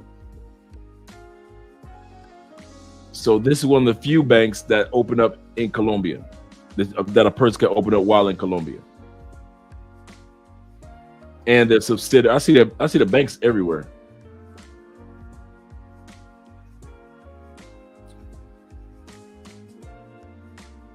And this is the international. Now remember, they may have one where you can actually, let me see if they have one. Let me go here. I'm going to share this link with you guys. Paste. Bada bing, bada boom. Open up a Scotia account from United States. There we go.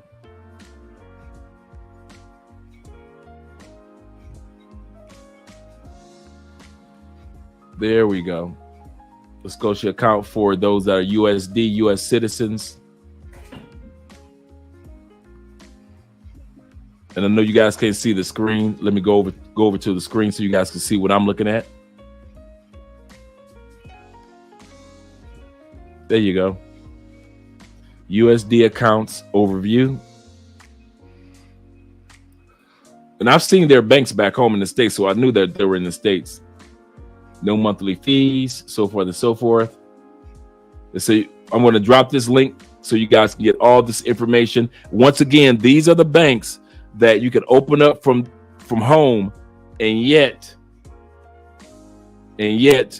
take advantage of them while you're here in Colombia, or at least in South America. So I'm going to drop this link as well. And then I'm going to head back to the comments section.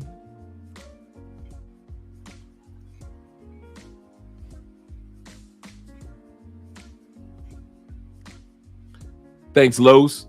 That's smooth jazz for smooth men and ladies. This goes out to the ladies and the gentlemen out there that are good people. Good people. Victor said that random guy, cool. Okay, I'm dipping the conversation.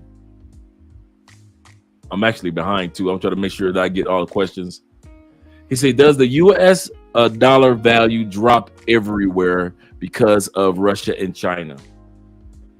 Actually, once they get done with the BRIC, which everybody knows, B stands for Brazil, R stands for Russia, I stands for India, C stands for China, and S stands for South America and all the other countries that's coming along with the BRIC banking system. Yesterday, China and Brazil came to an agreement that they will only do exchanges in the Chinese currency or the Brazilian currency. Yeah. It used to be automatic, a given. If China buys something from Brazil, it was a US dollars. If Brazil buys something from China, it was a US dollars. Now they're like, we don't need the US dollars anymore. And that's what China is doing with Russia. And that's what Russia is doing with South America. And that's what South America is doing with India. And that's what India is doing with Brazil. So when they're saying they're setting up this to give the SWIFT banking system, in which we're up under, in which the US dollar is dominant, they're giving competition now. The SWIFT system has no competition. It hasn't had competition in almost 80 plus years. The US dollar dominates. That's it. Whenever you want to make some moves, you use a dollar. You want to buy some oil from another country, you use a dollar. You want to buy some logs or some minerals from another country, you want to buy gold from another country, every country uses a dollar. Now, they've been working on this since 2013. Now the SWIFT is saying, SWIFT is right here. Now, BRIC is coming to give it competition. And right in the middle, right in here, cryptocurrency. That's why you got dudes like Los and all those other crypto brothers smiling so much, because they see who's right in the middle and is going to make all that money when people start transferring from the dollar over to BRIC. So the dollar is going to have strength, but it's not going to have the strength that it used to have, and it's going to be impacted greatly. Good question. Real good question. Yeah, BRIC. Yeah, look up the BRIC banking system. You can see videos on it and everything. It's been around since 2013. And like I said, BRIC stands for, B stands for Brazil, R stands for Russia, I stands for India, their economy, C stands for China, S stands for South America, and there are like 15 other countries that are trying to sign on right now. Jamaica just signed on the other day. And there's a lot of developing countries signing on. Guess what blew me away, Maurice was this. That's why I say Maurice. Marcus was this. When Mexico, a couple of days ago, was basically looking at the United States and said, listen, mi gente, I appreciate all the years. NAFTA, bringing jobs down here to Mexico. Thank you. Right. Gracias, amigo. But United States, you know, you used to be the fine chick. Now you fat. I gotta let you go, girl. Mexico is trying to sign on to BRIC. We talk about America's right-hand dog. Mexico, Canada, United States, like Voltron. And they signed on. U.S. gonna put them in a headlock. Like, oh, okay, man, put this chokehold on you.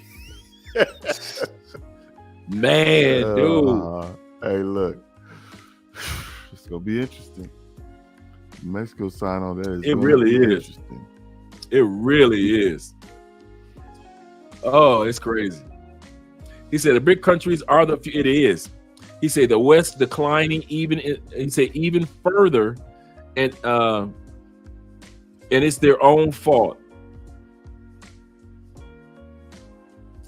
If we wouldn't been dipping into everybody's war, A, making so many enemies, B, and then being bullies when it came to our finances, I kid you not, the United States reminds me, when it comes to our banking system, it reminds me of modern women.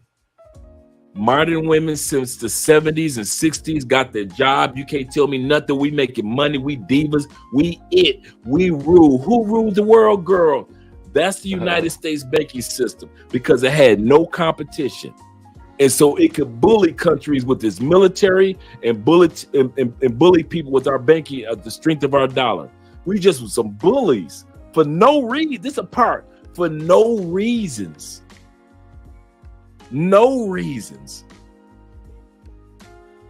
And now our chickens are coming home to roost.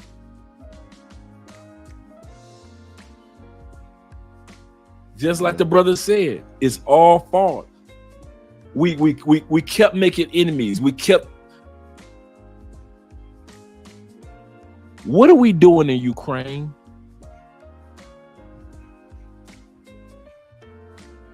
You see what I'm saying? We're building and building and building. And then at the end of the day, it's not our military might that's going to pay for it. It's the everyday consumer at the grocery store that's going to pay for us dipping in somebody else's business. So that's the sad part. Go ahead. You got something you want to say? No, I was agreeing with you. Okay. Yeah, so BRIC countries are the future. Absolutely. He said, yep, it's South America. Mexico applied to join BRIC as well. Yeah, man. When Mexico stepped up, I was like, it's enough to see all these other smaller countries stepping up. But to see Mexico say, listen, you know what? I love you, U.S. I love you, my heart. You're going to always be my heart. I'm going to always love you. If it wasn't for you stealing Texas from us, but we're going to let that go. You took California from us and New Mexico and tried to act like there was no such thing as the old Mexico. It's all right. We ain't even tripping on that. Bygones are bygones. But America, your dollar, senor, we got to let you go. And America sitting up there like a telenovela. ¿Por qué? ¿Por qué? Why? Why? Because ¿por qué? Why? Because ¿qué? ¿Qué? I'm telling you. Wow, what do we do? What do we do? Man, while Trump distracting y'all with a wall, Mexico got bigger fish to fry. Bigger fish to fry. Absolutely correct. So let's go to so I already dropped that one in regards to the Scotia Bank. Thank you very much, guy. I mean, I hope I pronounced it correctly. Scotia Bank. So we already went through Scotia, JP Morgan, HS, and BBVA. I think we did all the banks. Let me double check. Let me make sure. We did all that. I made sure I got you the list of the subsidiary banks, so I sent you that link. Scotia, we're done. Let's see. Oh, this is a good article I want you guys to get. Let me show you guys what I'm looking at.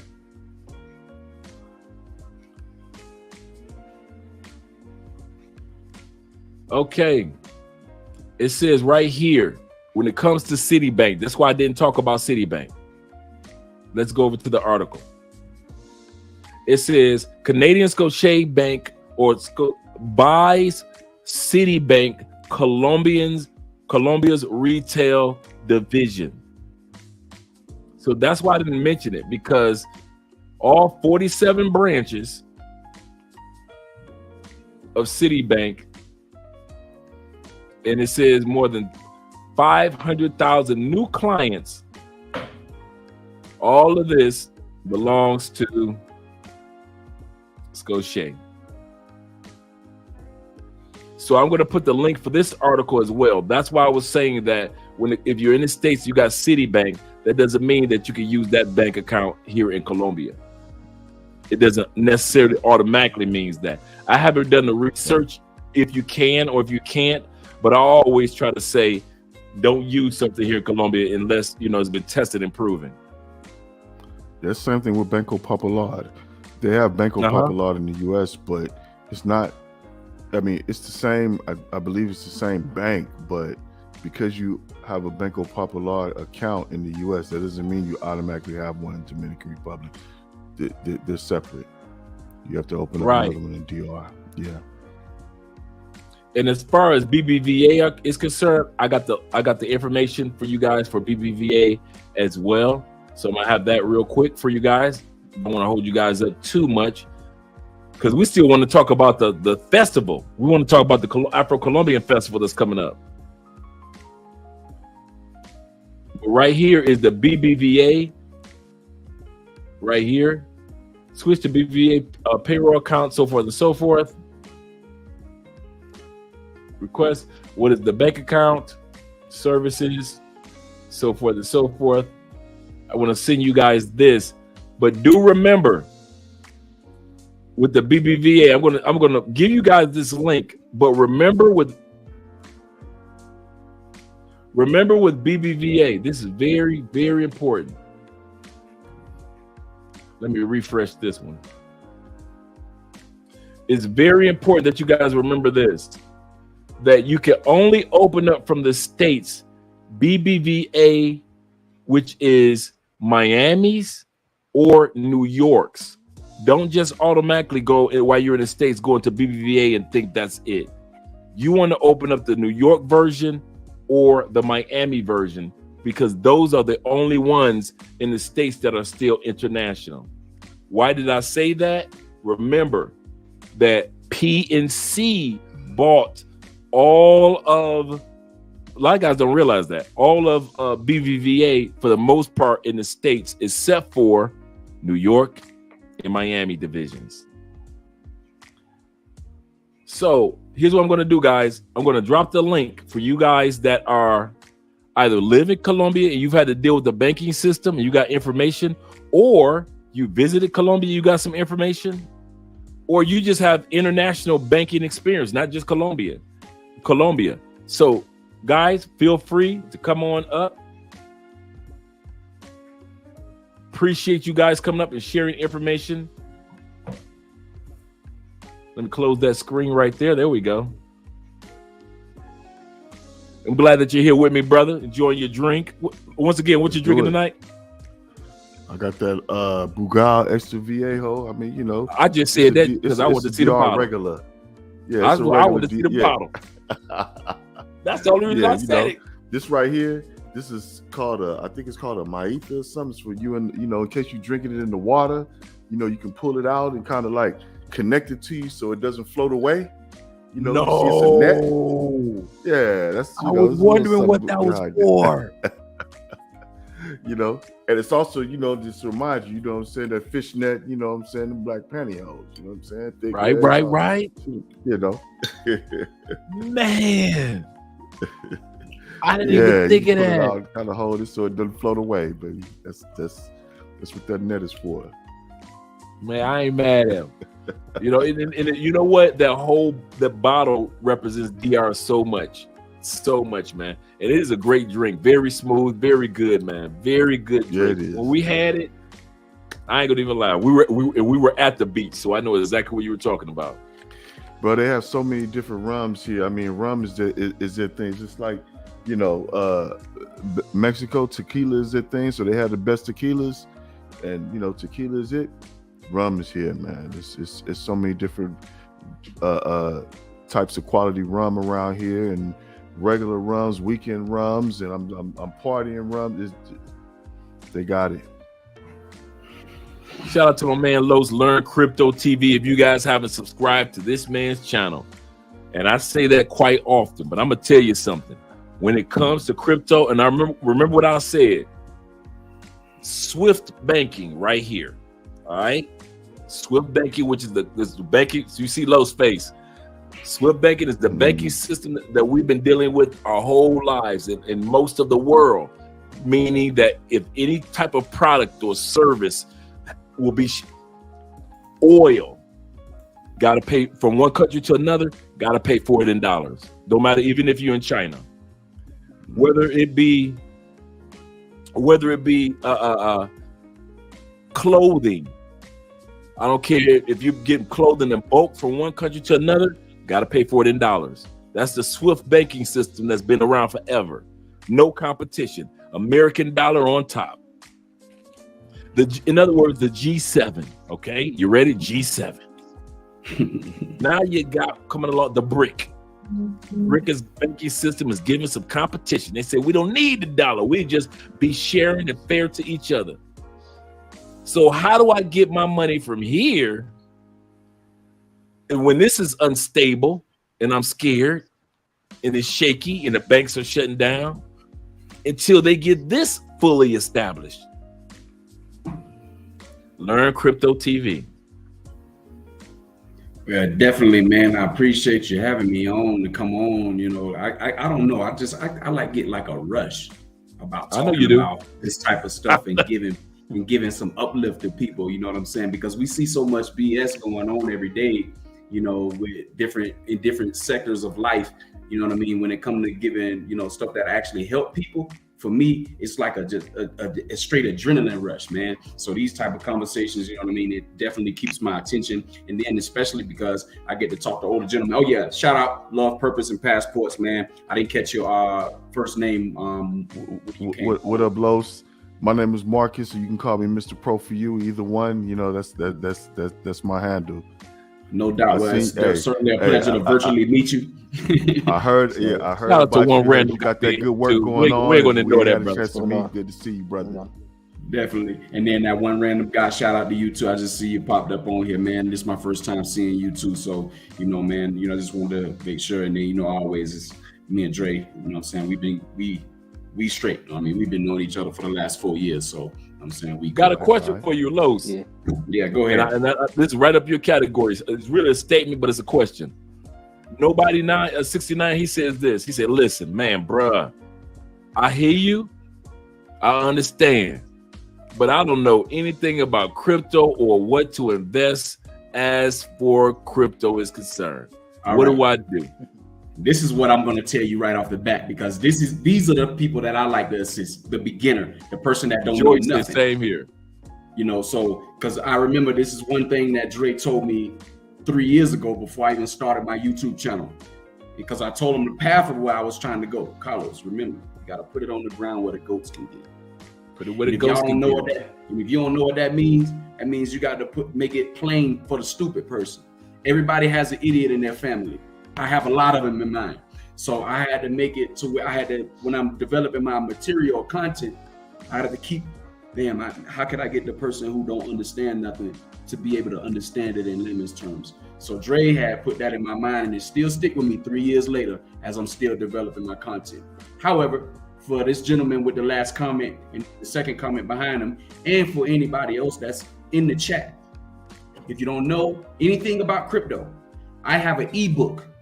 It took me about maybe 3 or 4 days to develop it. You know what I'm saying? Because I wanted to make sure that I put the right amount of information, not too much, but not too little, because crypto is a lot. But I wanted to break it down to where you can understand it. My ebook is free, okay? And I don't understand why, if I'm giving something away for free, nobody really want it. I don't get it. But anyway, for those of who are in the chat and you're interested, okay? My email is cryptokingcarlos@gmail.com. Again, that's cryptokingcarlos@gmail.com.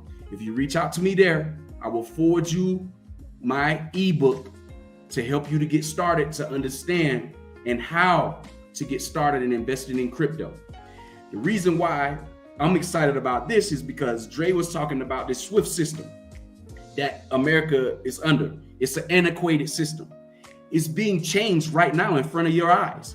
You know what I'm saying? That's why it's crazy. That's why you see Mexico, the last country to hop onto this BRICS.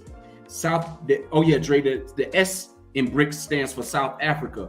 But because Brazil is a part of BRICS, Argentina, Bolivia, and now Chile are now working there. They're going to be a part of the BRICS at some point in time, and eventually it's going to work its way up through the entire South America. And then now you have Mexico. So we're talking about Mexico and then Central America as well.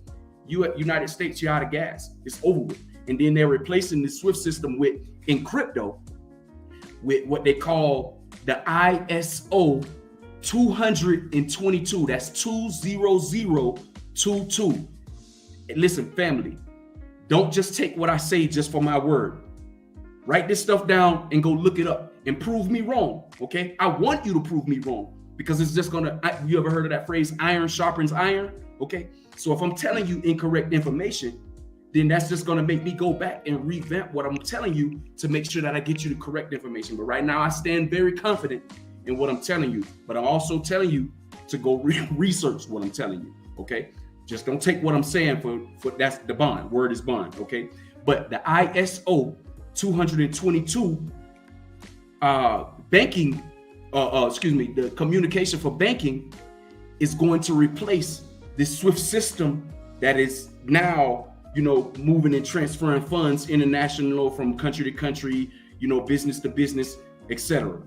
The cryptos that you want to pay attention. This is why XRP is in this fight with the SEC, because the SEC does not want this to happen. A lot of people. I'm a newbie. No, I'm a newbie. I don't know what an XRP is. I don't know what policies. I'm brand new. Okay. Could put it where the ghost can get it. Got you. Okay. So XRP is the token of coin from that was made by the company Ripple. Okay. Ripple is the actual company that's in the fight with the SEC, what y'all been hearing about, on the news and stuff like that. It's been it's going on 3 years now. See, but this company Ripple created XRP. XRP is the token that is going to be used to facilitate. What's a token? I don't know what a token is. A token, Crypto. a token. Well, tokens and coins are two different things. Tokens are used within. Give me an example of what a token is. One of the most famous ones. All right, one of the most famous tokens out. But I'm talking about one right now because this is XRP. Has been. It's about. So Bitcoin is what 2000. It came out in 2009. So what's 2009 2023 minus 2009, whatever those years are. XRP came in 2012, 13, somewhere up in there. So my point is, it's been around just as long as Bitcoin. It's been in the top 10 cryptos just as long as Bitcoin. Okay, so XRP is a token that is used to facilitate the transaction. That's the go get it. So for an example, you have MoneyGram or Remitly or Western Union. That could be considered in crypto the token used to facilitate the transaction to transfer funds from point A to point B. Okay, I'm just trying to use something real world that you guys can understand, that you know about, because everybody knows Western Union and MoneyGram and what they're used for. That is essentially what the token XRP is used for in this new ISO 222 banking communication protocol system that is now being implemented today. They started this month, March 1. Okay, that's why you hear so much about it, because now they're starting to move this stuff around. In June, it is my belief, my opinion. Okay, I want to say my belief and my opinion that the banking system that we see now that is in place will crash in order to be able to fully implement this new ISO 222 banking protocol communication system. Okay, so this is something that you guys need to look out for. This is why you want to be in these projects like XRP, which is going to be used to facilitate transactions between countries and businesses. XDC is used to facilitate contracts, smart contracts on the Ethereum blockchain. To something as simple. I'm laughing, Los. Why is that? Stuff that's like, to you and I, because you and I have been talking and being involved in this for a while. It's like, man, to us, this conversation is child play.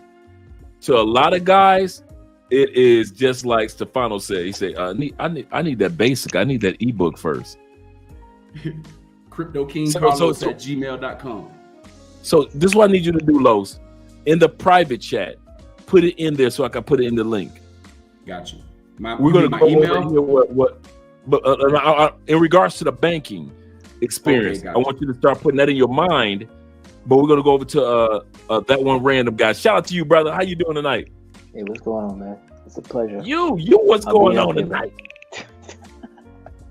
Now I try to make all the lives that you have on Fridays. But I appreciate that, man. Information, man. Like, you really inspired me to actually be here as well in Colombia to make that. Where you located right now?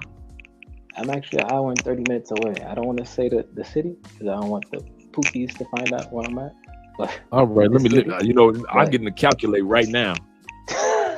See it, how some yeah, way, close, okay. Man. Yeah, but you close to me. I'm close to you. Yeah. But I had a question for Los on the whole crypto thing. Mhm. That whole system that you're referring to that's being implemented right now, that's the U.S. government implementing that? No, this is- is the World Economic Forum. The World Economic Forum. That's who's implementing this system in place, man. You know what I'm saying? Because ultimately, and I'm trying to stay away from the spiritual aspect because I don't want to, kill the chat. But I know where you're going with it too. There's going to be a one world currency. In order for that to happen, you have to have all of the countries in one system. Right now, everybody's not a part of the SWIFT system. That's why you have unbanked people in South America. That's why you have unbanked people in Africa. That's why you have unbanked people in remote locations across the world, and that don't have access to traditional finance. Okay. Also, Los, and not to interrupt you, I'm sorry, brother. Also, in the United States, there are over 6 million people that have no access. I mean, literally, in the United States, right now, 6 million people have no access to a bank. They call them bank ghost towns. Literally, there are cities that are scattered throughout the United States that literally have no bank. They took 1,600 branches out of the United States over the last 2 years. They had a bank in that city, or they had a bank or two in that town. Took it out. So now you got 6 million people. It's like within if you lived in certain areas, there's not a bank for you to take advantage of within a 50-mile radius. That's in the United States. So everything that Los is saying about other countries, I just want to put the United States in there too. Those other countries aren't alone. Go ahead, Los. All right, so just so you know, in the private chat back there, I put in the definition for a token because I know people want to know what that is, and also explain to what XRP is on. So you can drop that in the link, and then I put my email for the ebook in there so people can reach out. Man, I took my time, family, to put this together to really help people. Okay, that's what I want to do. You know what I'm saying? Feel free to donate because I do ask for it in the book, but it's free. If you don't have the money to donate, fine, I don't care. You know what I'm saying? Because the whole point is to uplift our people and give us knowledge. See, this is the first time in history where we as a people have information right at our fingertips. And we can take full advantage of the opportunity to be able to set ourselves up for generational wealth. Let me put it to you this way, right? There's going to come a time within the next 12 to 18 months to where people have the opportunity to set themselves up to be able to miss what the general mass is going to have to go through because they didn't take advantage of the information that was readily available to them. We live in a time period where we have information at our fingertips at a snap of a finger, and we don't even take advantage of it because we still mentally are in the trash can, and we still thinking that everything's going to remain the same. My dad taught me a long time ago, the one thing that in life is always constant is change. That applies to every single aspect of life. As I gotten older and I realized that, you know what, if I don't take advantage of these opportunities that has been placed in front of me, then I'm really putting myself behind the 8 ball. And in this instance, with this financial change that's taking place right now, we are really putting ourselves behind the 8 ball if we do not take advantage of in my case, if you listen to me, getting the free information. Do you know that there's a lot of these the Caucasus Mountain people, they make you pay for this information and they still don't give you everything. You see what I'm saying? So when you have somebody, and I'm not complaining about me because I really don't care, because I'm just going to continue doing what I do because this is my purpose in life, or one of them. So whatever you do with the information, once I give it to you, or if you don't get it, that's up to you. You know what I'm saying? I've done my job, but if you don't take advantage of it, there's going to be a time to where you're going to look back and say, damn, I had it right in front of me and I didn't take advantage. So let me put it to you like this. All of you guys who are over 45 years old or 50 years old, meaning that you had an opportunity to invest in 1995 when the internet came around. And a lot of you guys was like, man, the internet, what the hell is that, man? I don't know what you're just playing. That's just a fad. That'll be gone. And here we are all these years later, because it started, if you remember, with the dial-up, AOL. I was 15 years old. I was 15. There was no way in the world I could invest because I was in high school. I was in the 9th grade. You know what I'm saying? So I couldn't invest in it, right? But you guys who were 10 years older than me, you had that opportunity because you were in the workforce, unless you had some other circumstance that prevented you from being able to invest. But the vast majority of you individuals, especially if you're military, you had the opportunity to invest. And a lot of you guys looked at it and said, that's a fad. It'll pass. I don't know what it is. I don't understand it. It's a scam. Now here it is, the internet. We use it in everyday life, and some people will actually kill themselves if they don't have the access to the internet. True. This is where we are with this financial. I say for us older brothers is that, I think back in that time, even brothers like me, we were interested in investing. But remember, the information age, it kicked in at a certain time, but before the information age really got going, where we could get the information on how to do it. Some of these things still weren't available to us yet. And I mean, even now I said, man, I thank God that I'm in the information age right now, because I mean, we have access. Now we have access, you know what I mean? But back then, that was the beginning of access. You know what I'm saying? You know how it is at the beginning. We and especially for something like investing, it was like for us back in this, man, we would love to invest, but how do we do it? Where's the platform? Oh, we got to get a broker. We got to get somebody that's certified to take our money and do something with it. To whereas now, we can have these platforms like Robinhood and these platforms like Fidelity and these platforms, these other platforms that we can just get and have access to it and just start learning and just start investing like that. Nah, brother, I respect what you're saying. I respect everything you're saying. I dabble in crypto a little bit, and I've been involved. Like I was involved in the, I'm not sure if you're aware of the Helium project. Yes, I was involved in helium. Yeah, and I was mining helium here, before the bottom fell out. You know what I'm saying? Are you still mining? You should have never stopped. I haven't stopped. I'm still mining. It's just that it's not what it was, but it's. Let me tell you why. I want to give you so you won't get discouraged. Mm-hmm. Crypto runs in 4-year cycles. The start of the bull run was in 2018, which ended at the end when November 2021. That's true. Because crypto was down all last year, 2022. It ended. So you were getting all of your gains on your helium mining because you were at the top of the bull market or the bull run. Now that in November 2021, when crypto started going down, then the mining goes down. But you still making gains. It's just not as much as it was during the bull cycle. Now, helium is the Internet of Things project. And guys, everybody in the chat, everybody in the chat, just so you know, this project that he's talking about is designed.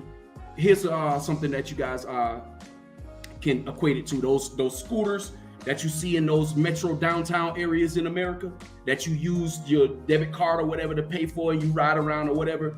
Well, just say you happen to be in somebody's neighborhood and the scooter cut off and you got to rejuvenate or recharge up the scooter to get it back to a charging station or wherever, right? That scooter can now connect to the internet via this helium mining project that Love, Purpose, and Passports, or Brother Marcus has in his house. He's getting paid because you connected to his Internet of Things, but at the same time, you're able to still make sure that you're able to pay for your service on that bike. That's just one component of this helium project. Now, people say crypto a scam. How is this project a scam when it's connected to the Internet of Things?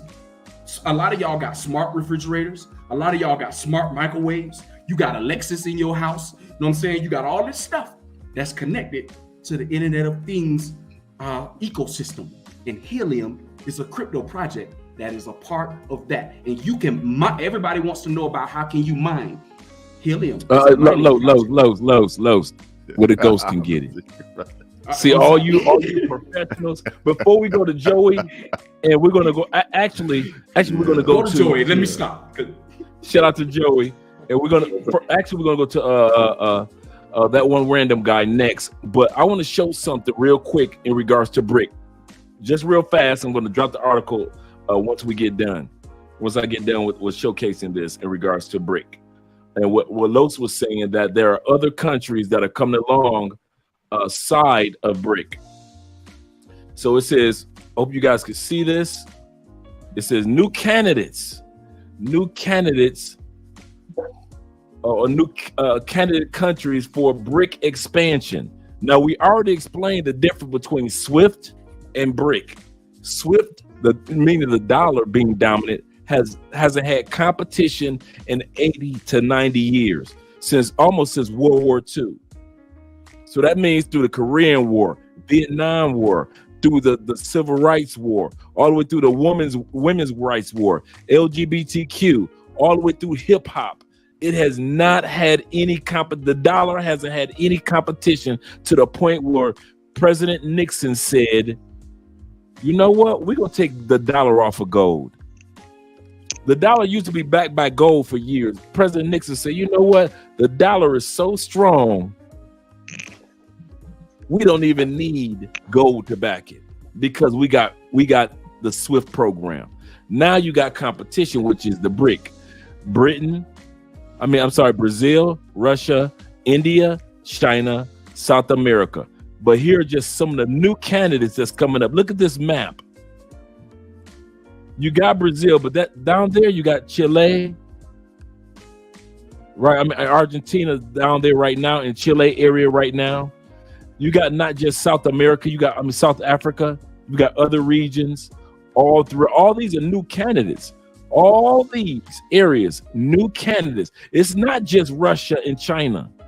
Brand new candidates that want to be involved in BRIC, because nobody wants to be involved in the US dollar anymore alone. I didn't say just they didn't want to be involved in the US dollar. They just don't want to be involved in the US dollar alone. So I'm going to drop this article as well. And also, I noticed that one of the gentlemen said that when it comes to the links, he said that the links aren't working. So guys, let me know if those links are working in regards to you reaching out, online banking, things like that. If the links aren't working, just let me know. But we're going to take time out right now to hear from the man himself, that one random guy.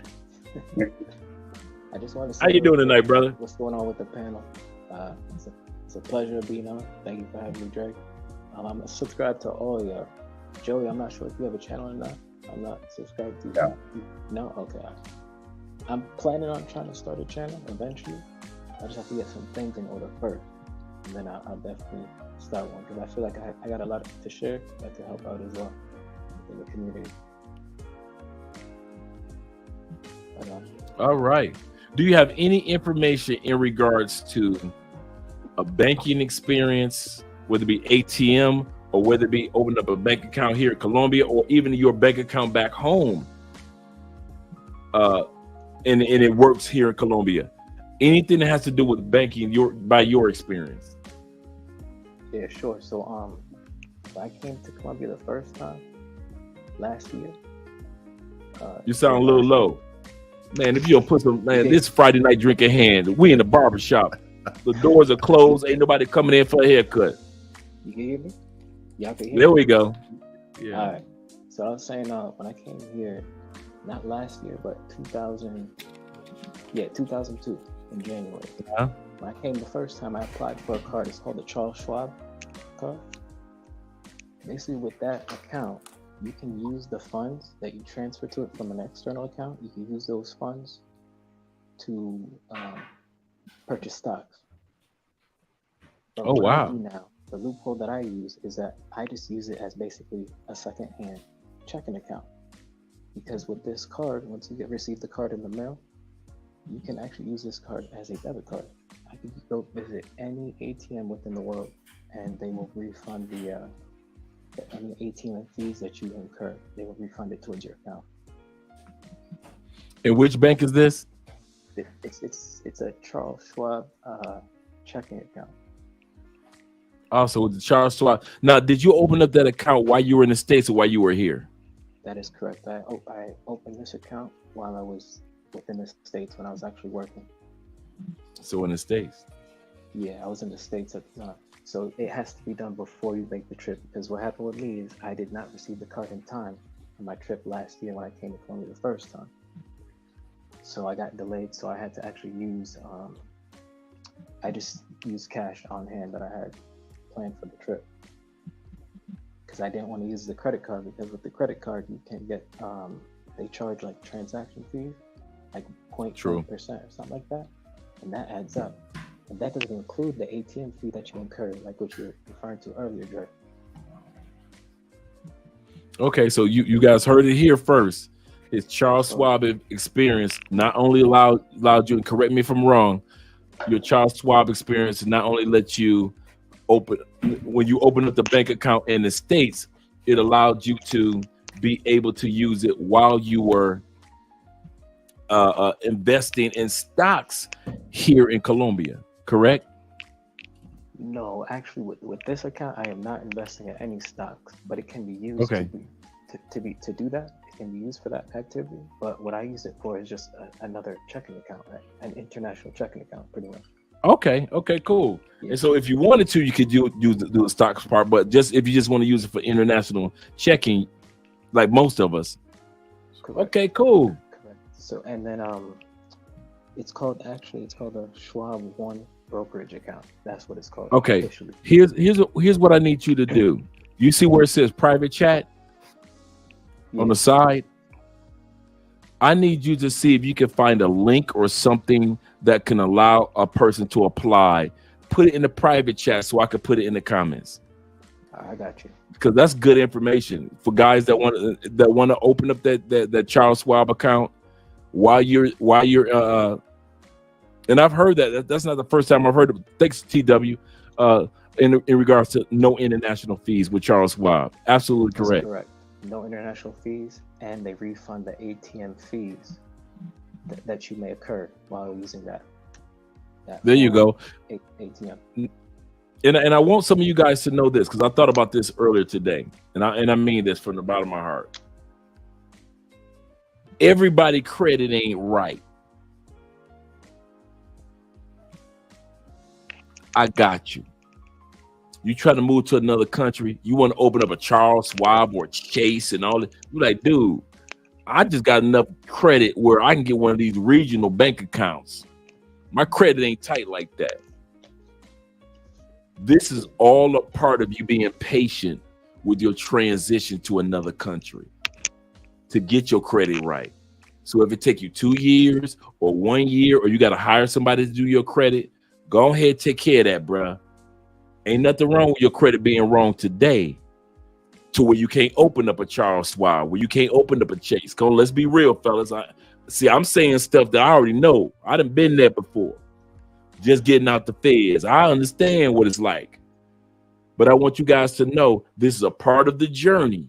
Just like me and Marcus was talking about, that part of the journey when you're dating somebody in another country, a part of the preparation for individuals such as Check and Effect, Ace, Tailor Made Dreams, Marwa. A part of their transition to travel to other countries was, okay, it's going to take me a few years to get my credit right. Let me go and take care of that so I can have these type of bank accounts that these brothers are talking about. So don't be discouraged if you can't open it up today. That's why I'm telling you about that, because I done been there before, where they done ran your credit and they like, man, you better go on so well with that.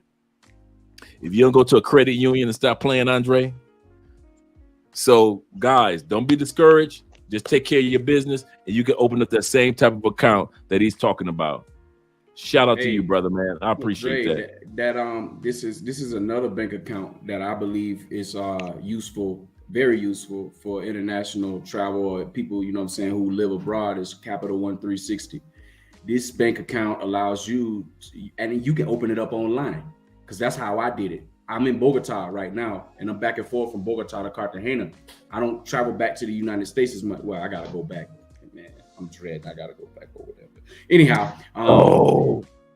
yeah, I gotta go back over there and handle some business, man. Some stuff caught up with me and stuff, and I, gotta go back over there. But anyway, the point is that because I was over here for 2 years straight, you know what I'm saying, with not having to travel. And I needed another bank account that was going to be fee free. And I started doing my research. Capital One 360 is that account that you could be able to go and open up online. You could open it up with as little as $5, and be able to have a checking account or a savings account or whatever your preference is, and be able to for use internationally at ATMs, etc. You can use it also to, send money to, if you have a Colombian, because that's really the reason why I needed it, because I was getting paid, I get paid in USD, and I need to be able to transfer my money to my Bank Colombia account or my BBVA account. I got a Bank Colombia and BBVA here in Colombia, and it's where it cost me $4, actually $2 now, because they'll send you $2 when you use this, use their system, they like cash back type of thing. So it really cost me $2 to be able to send my money from my American bank account, Capital One 360, to my Colombian bank account, Bank Colombia or BBVA, whichever one I want to send it to, $2. So, and it's the cheapest route. Every time I go to an ATM, I can, if I go to, that's the good thing about this Scotia Bank, that you can pull out all $450 or whatever the equivalent of 2 million pesos is. You know what I'm saying? That's the benefit. That's another benefit of Scotia Bank. Yeah, you could then pull out $400 out that bank account with no problem. You know what I mean? And it costs you like maybe 22,000 pesos, which is about maybe $3.75 or something like that. That's nothing. Yeah. And you getting $400. You know what I'm saying? So but yeah, those banks, with using Capital One, you can literally go to any ATM. I'm talking about Serva Banca, Scotia. I've been to Banco Popular, the one with Mr. Marcus was talking about. I've been to what's that other? It's another one. It's called Banco Caja Social. That is red, white, and blue bank. That one there, you can also pull out 1.5 million pesos at that bank. And I'm talking about using the Capital One 360, gentlemen. I'm not talking about, and ladies, and I'm not talking about any other bank account. This is why I'm talking. I wanted to bring to attention the Capital One 360 account. So yeah, and this information right here, what you see on the screen, this is true as well. You know what I'm saying? So I think that it's his. If you can't open up a Charles Schwab, because they run your credit check on Charles Schwab, I think. If I might be wrong, but I'm almost sure that's why I thought they were in a credit check. Yeah. Am I correct? When I did the process, I don't remember them ever doing any credit check on me. I don't remember, because I didn't see any inquiry on my account. Okay. There was no inquiries on that. You did yours online? Yes, I did do my application online. Okay. And, whatever link that you have that you can share in the, like I said, put in the private chat, let me know so I could go ahead and share it with other guys.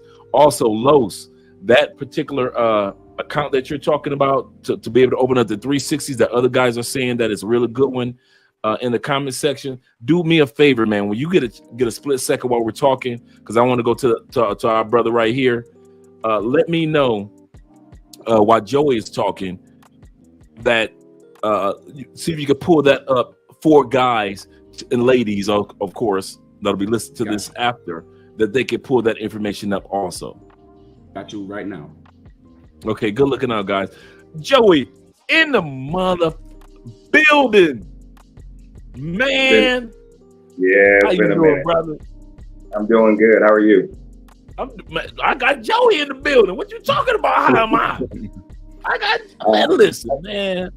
Let me apologize first for my attire. I'm at work and I got trainees running around, so that's why I'm out of character a little bit right now. But I wanted to come up and speak about the banking system and crypto, and I appreciate you having me on. Before we get started, drink on hand is a Coke and a smile. So I'm following Martin Lawrence right.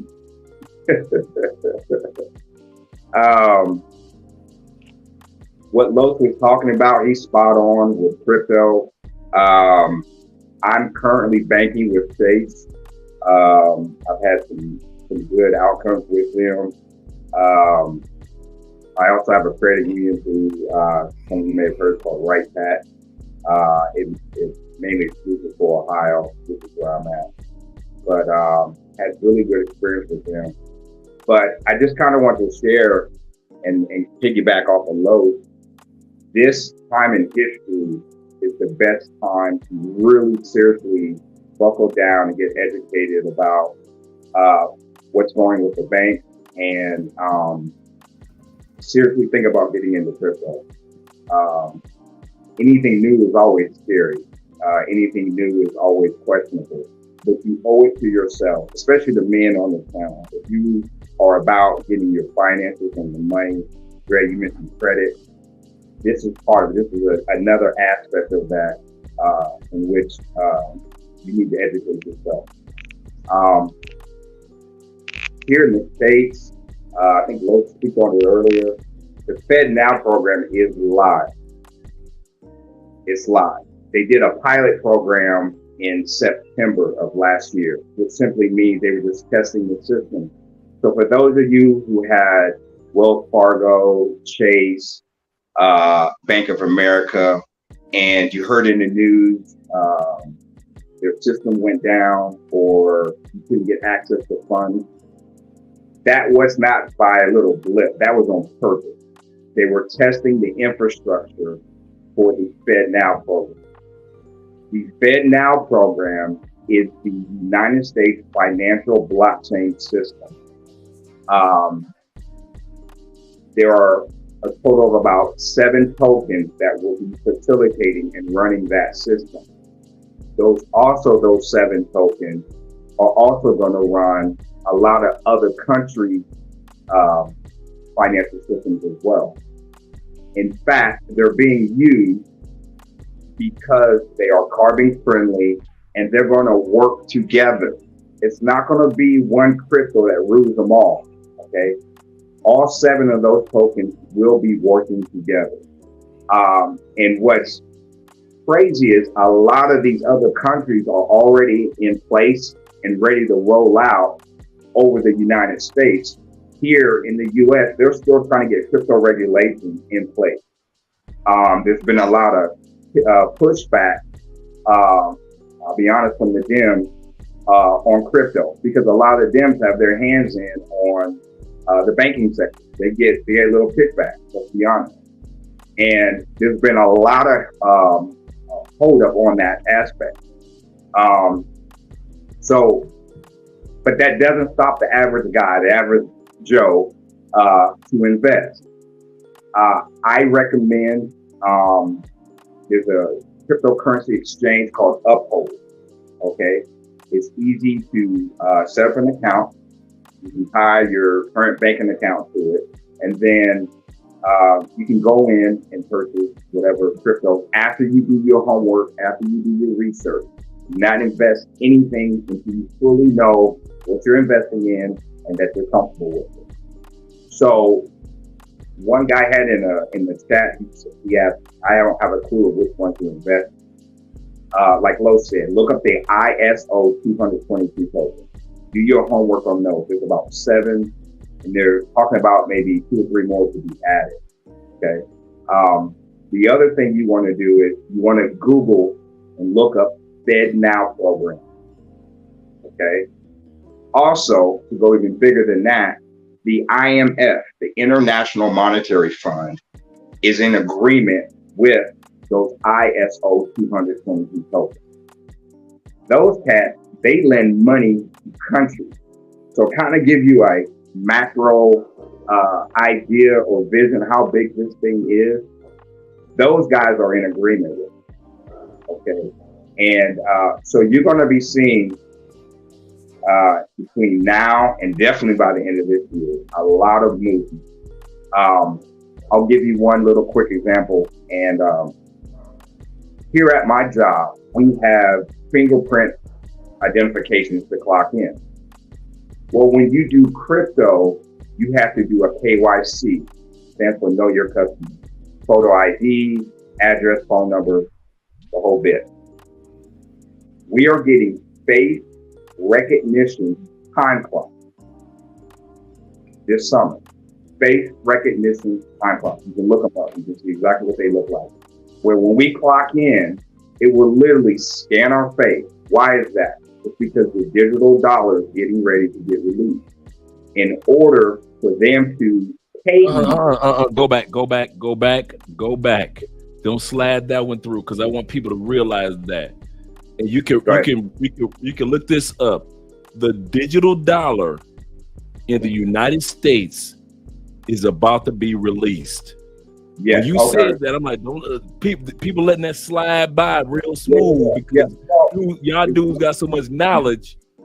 Yes, they about to because they can't keep. I see Lowe smiling. You know what I'm talking about. I know. That's why I said don't let it slide by. Okay, let me back up. You guys hit on it earlier. The U.S. dollar has been plummeting for a very, very, very long time, and the public has been distracted by a lot of other things in the media, or things that aren't leading up to this. Okay, keep the people dumbed down as long as we possibly can till we spring it on them and they freak out and they really need it. And at that time, it's too late, right? So, yes, the U.S. digital dollar is already here. They're just getting ready to. They're going to let these markets trickle down even more to the point where you are damn near begging at their door to issue change. Anytime you want anybody to adopt something, even in war, you create a havoc or a stress. And once that stress happens, it almost forces the other person to bend at the knee, if you will, to either accept it or hand over whatever things that they are used to having control over. Okay. The US dollar, since we came off the gold standard, it's been print. Blank check after blank check. Some of you in the States, you know how you wonder, why my taxes going up, or how much is my school getting funded? We were supposed to receive this amount of money. The units of account, you never get the full accurate numbers of those things going to your city or your state, okay? When the housing crisis took place, it wiped out a lot of people, a lot. And no one, I only know of maybe one or two people that actually physically went to jail, right? These other cats floated through. Well, that was when the hype of Bitcoin took off, and any other various cryptos that were around at that time, like Lo said, XRP. People are tired of their money and their tax dollars going to various things for either taxes or school systems, and we can't get a hardcore numbers, exactly what's going to that program and where is it at, especially if we're lending out money to other countries to help them out. The Fed Now program, because it is digital and it is a blockchain, you can actually go on there and look up how much dollars are going to your school district, okay? How many dollars are going to the police department or the fire department. It is a unit of account. It's an open public ledger where you can go out there and see everything that's going on. But a lot of people don't know about this because they're being distracted by celebrities going on in the news, Trump. or Trump, arrested, or whatever, a new virus, God forbid, we don't need that coming up. But the distraction, the same distraction happened in 2008. Facebook, Instagram, and a lot of social media accounts went public during the 2008 crisis, where you and I were freaking out trying to keep our heads above water. Those went public. In fact, Facebook, if I'm not mistaken, went to $50. No, actually $35. $35, okay. $35. Facebook went public. Absolutely correct. Because we were financially strapped, we could not get in to even think about dropping the $35 or $50 on those projects. And that's why I remember. Because I wanted to get in and I was broke. I wanted to get in on that $35 because but my money was so tight at that time. And I'm married at that time period. And I'm telling my stepson about these stocks. And I'm telling him about Facebook, $35 when Facebook went public. And I'm like, listen, and I wasn't financially savvy. I had the knowledge, but I didn't have the drive. And so I'm focusing on bills because I'm being distracted because of this and that and that. And plus, I'm acting the damn fool in them streets. And so I'm acting the fool in them streets. And so at the end of the day, I'm just confirming what you're saying. I've got one more thing that I want to share before. Don't forget your thought, and Lowe's and everybody else. Don't forget your thought. Every time you guys say something, it brings something to light. And so right here, where I am right here on this website is because somebody asked a question in regards to the banking currency. What does it look like? Talking about the U.S. banking currency. What's the name? Because somebody asked a question. What's the name of it? What's it called? What's it about? So I'm about to drop the link for what's it called, what is about, what is the U.S. Central Bank digital currency, the CBCD. So all the information that you need in regard understanding what it is coming. It's here. It's here. It's here. It's not coming. It's here. When these men, correct. When these men say that, and the reason why I say it's coming, I'm gonna tell you something why. That's my version of putting it where the ghosts can get it, to where these guys don't walk in, to where men and women don't walk into the panic zone, because they don't know. So I kind of like, no offense, guys, in the comment section, I kind of like sugarcoat sometimes information for Americans because we're in America, we're not used to the bam, it's here. So I say it's coming, even though I know sometimes it's here. But I share the information as if it's coming, even though it's here. You're absolutely correct. That's why I mean, taxation is already set up for it. Everything else is already set up. Anytime they got the taxes already set up for it, these guys are correct. It's here. So what I'm going to do is drop the link for this so you guys will be able to have the information about what this actually is, because they're correct. The articles are out there. The requirements for the U.S., the CBDC, all of this information, advantages, disadvantages, all of the information, executive orders, even the executive orders coming from the White House. That means that you got to do what you need to do according to the White House. U.S. digital currency framework. This whole article I'm about to drop right here. So everything that these men are saying is confirmed already. And so for those of you that don't understand what this currency actually is, don't fret. Your boy Dre got your back. You know I'm gonna look out for you. So I'm gonna drop that link right now.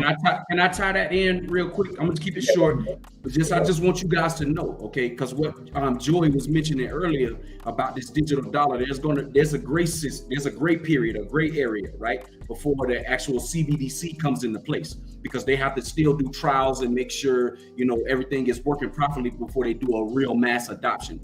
The country that you want to pay attention to with the CBDC is China. They already have it in place. The digital yuan, it's already there. They're already using it over there in China. They're already using it. Okay, that's why I said it's already here.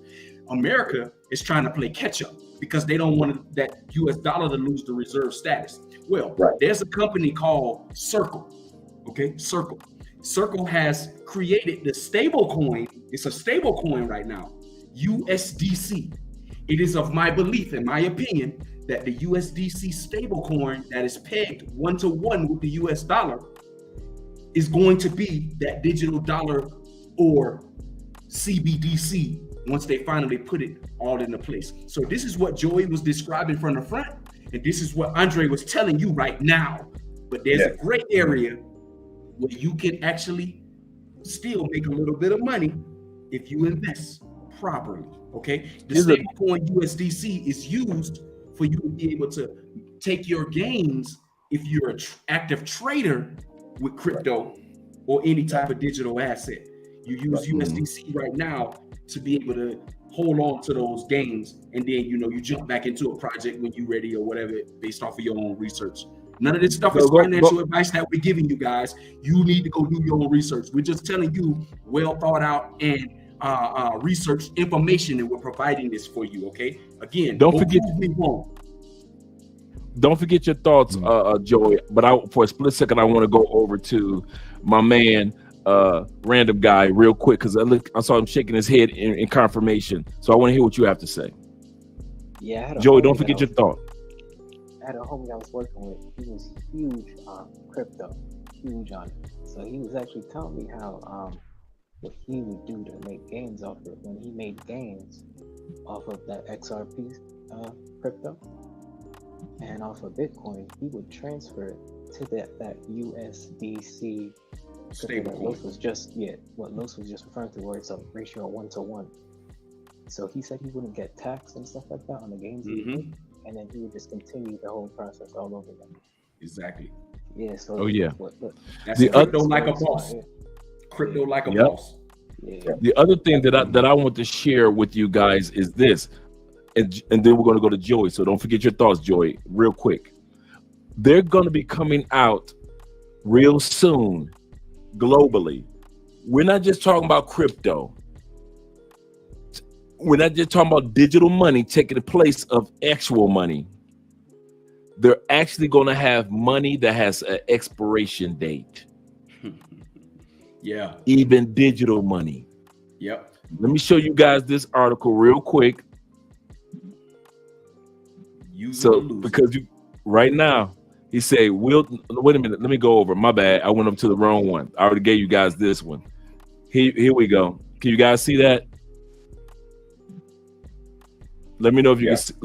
Okay, cool. Yeah, we can see it. Yeah. We're looking at things, guys. Digital currency. Yen comes with an expiration date. It just came out 3 minutes. This is a 3-minute read. It's a brand new article that just came out. I already knew about it. And it said yen comes with an expiration date. Spend it or it will vanish. That means that if you got a certain amount of money in your account and you can't validate why you haven't spent it, going back to the Bible, it will vanish. So I'm going to drop this article in there. And so they've already started the process of this digital money that can actually vanish. And this article says the reason for expiring. So you get a chance to actually see the reason why this money would expire.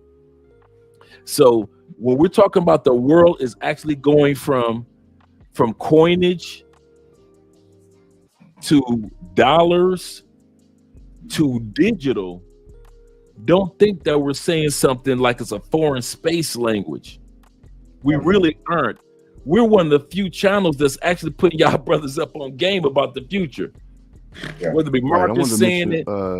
One thing. Go ahead. I mean, either Los or Joey can address it. You mentioned that the U.S. I mean, the CBDC is a stable coin. Maybe you could tell everybody what a stable coin is. I mean, my understanding is that it's a coin that is not as volatile as the other crypto coins, and it's not subject to the volatile market fluctuations. And maybe you guys could mention that since you mentioned stable coins. I just want to throw that out there. That's a good point. Now here's what we're gonna do, because I know Los is stablecoin crazy. Don't say nothing, Los. Save your thoughts. We're gonna go to Joey in regards to his thoughts, and then we're gonna come back to you in regards what's the difference between normal volatile coins and stable coins. So save your thoughts, Los. And Joey, if you have some thoughts on that, you can share those as well. Yes. Let me say this. Those 7 tokens, and I think Los may have already called them out, but those ISO 222 tokens, those are considered stable coins, and those coins also have a network that they operate on where all 7 of those will work together. Okay. Could you do me a favor? Hey, Joey, could you or Los, could y'all name off those 7 coins that you guys are talking about? Yes, I should. Real quick. XRP, XDC, XLM, HBAR, Algorand. You have IOTA, Quant, and because Quant is the overledger. Quant is like, put it like this: Quant is the operating system that's going to allow all of these coins or tokens to communicate to be able to do the financial transactions across the world. Okay, so that's pretty much what they all are. Again, XRP, XLM, XDC, Quant, IOTA, Algorand, and it's one more. HBAR. There you go. Yep. All right. Good looking out, guys. Thank you very much. Those 7 that he just said. Okay, let me say this. The old system that we have now, let's take your average stock market. All right, your average stock market. You have a bond market. Okay, you have the credits markets. You have your S&P. So you have different things that tie into the regular stock market. We're not talking about crypto right now. The regular market that manages it, okay, that gives you an idea of what's trending, what's not, what's being stable, or what have you. Those 7 tokens that he mentioned, those are now going to be the same thing that runs the stock market, but the digital market. Okay, for example, he mentioned XDC. Okay, they deal with messaging and data. Okay, if I'm not mistaken, and Los, correct me if I'm wrong, they also facilitate debt. There's good debt, there's bad debt. XDC can facilitate that. You have the same thing in the regular stock market. They only call it the bond market. Okay, XRP. I got it. I'm sorry. You, gentlemen. I finally got that. Okay. After all these years of, these last few years of trying to understand it, when you just broke it down as far as like there's 2 different markets. Right. It's the same. It's pretty much, it's the same system, except the same thing you have to use for the regular stock market to facilitate it. Okay. Is the same thing you need in place for the digital market.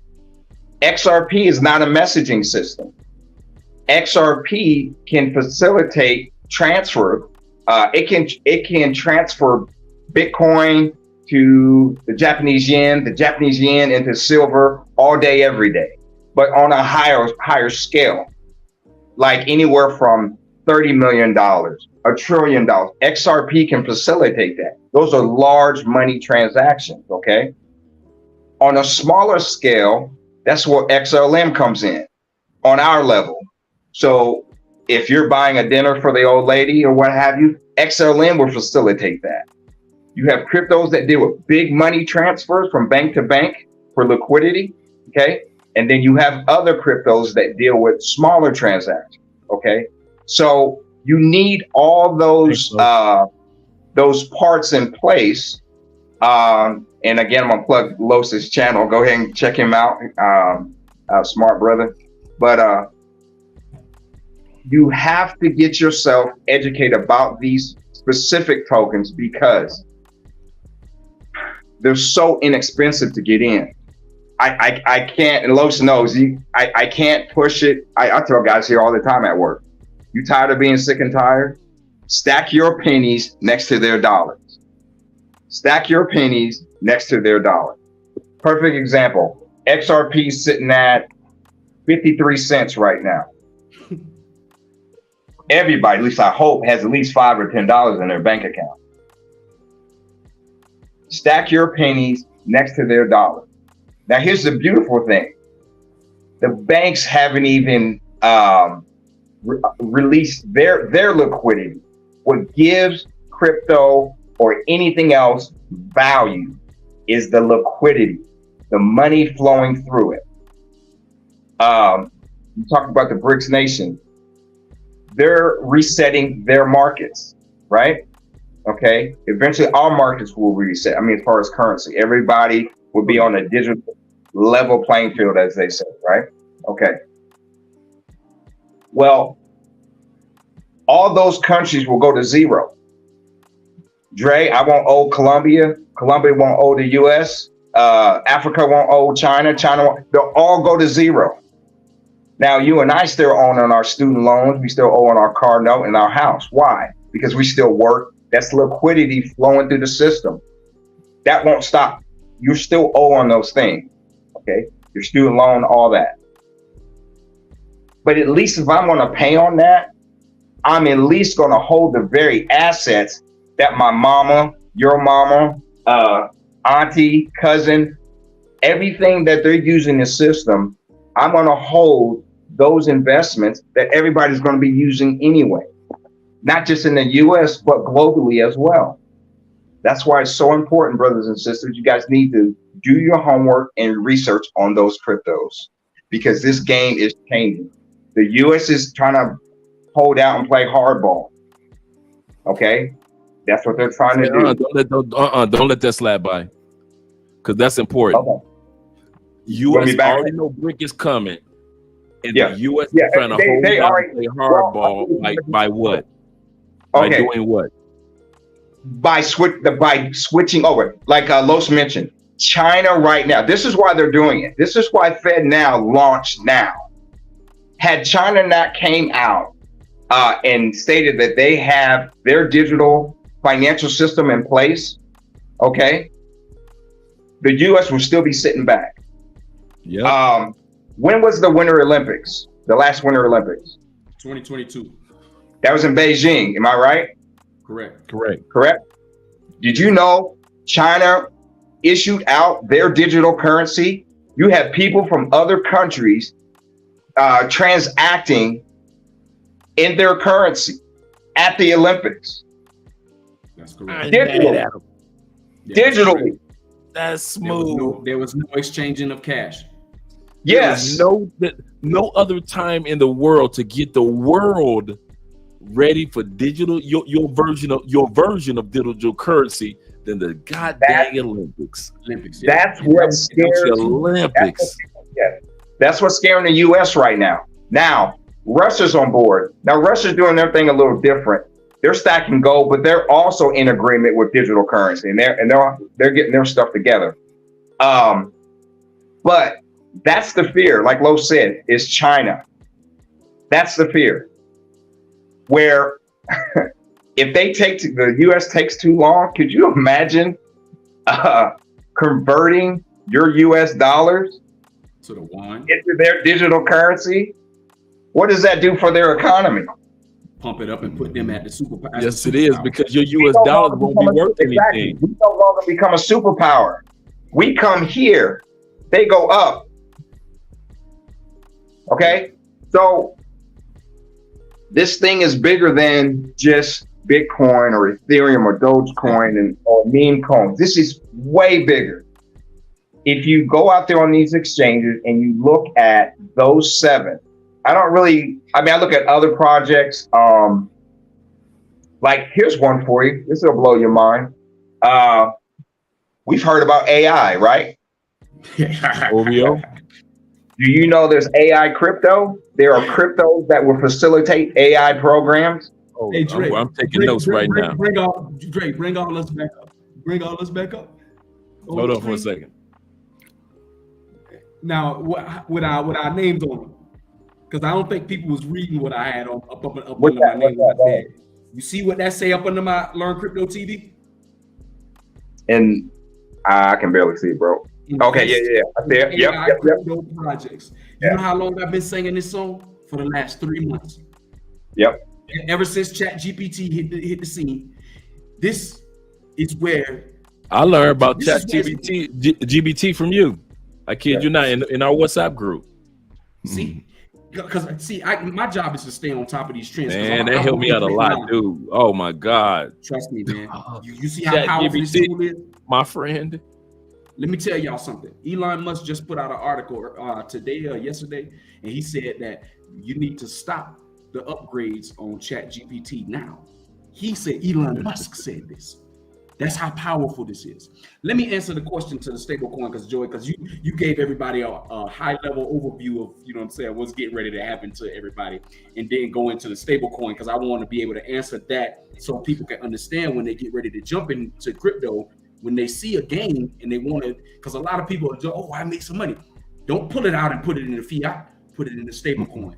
A stable coin is a type of cryptocurrency that is designed to maintain the value of whatever digital asset is that you're, or group of assets, you know what I'm saying, that you are invested in, and specifically fiat currencies like the dollar, the euro, the yen, the won, the peso, or whatever it is that you use. Well, Lowe's. Yeah. Keep your thought. Why are they called fiat currencies?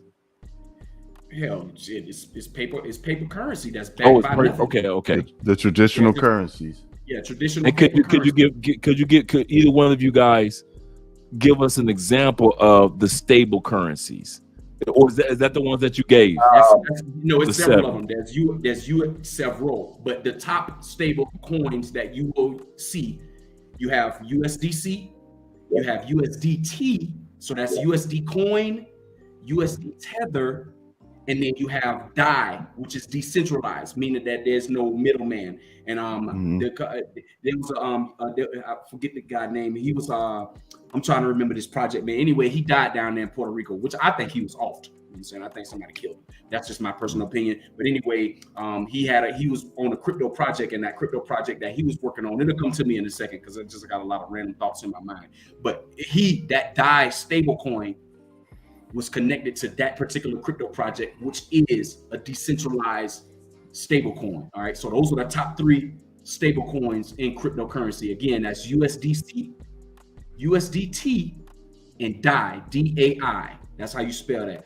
USDC and USDT are most common. That's what you will see on the exchanges. That's what you, most of the time, if you buying into an exchange, you have to buy one of the 2 stable coins in order to be able to trade into a cryptocurrency project. That's the other use for the stable coins, outside of taking and holding on to those gains that you make on whatever trade that you're doing for whatever crypto project that you are invested in.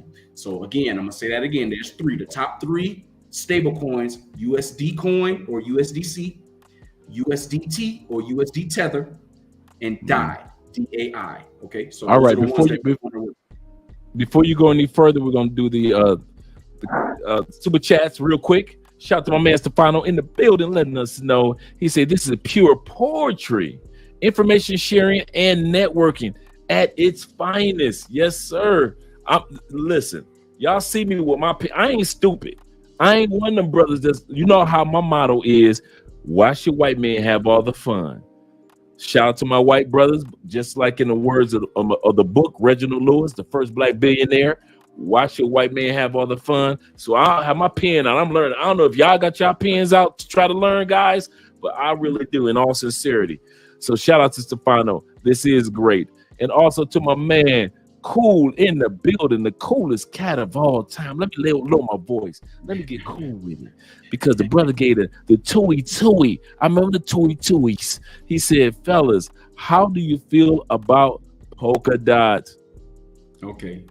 This here is a project that's based around interoperability, basically allowing all of the digital assets or digital crypto projects to be able to work or basically move from blockchain to blockchain. So Ethereum, there's 22,000 cryptos out there right now. The majority of those cryptos are built on the Ethereum blockchain. There's quite a few that are not, because Algorand it's its own blockchain. Cosmos it's its own blockchain, and there's several of them out there. But Polkadot will allow the projects that are built on the Algorand or Cosmos blockchain to be able to move to the Ethereum blockchain. That's how Polkadot is that centerpiece to allow all of them to work together or communicate with each other. That's just an overview of what that project does. Me personally, I own 70 of these Polkadot tokens. I wish I had more. You know what I'm saying? This project right now is trading at about around $5 to $6. The all-time high for this project was $54.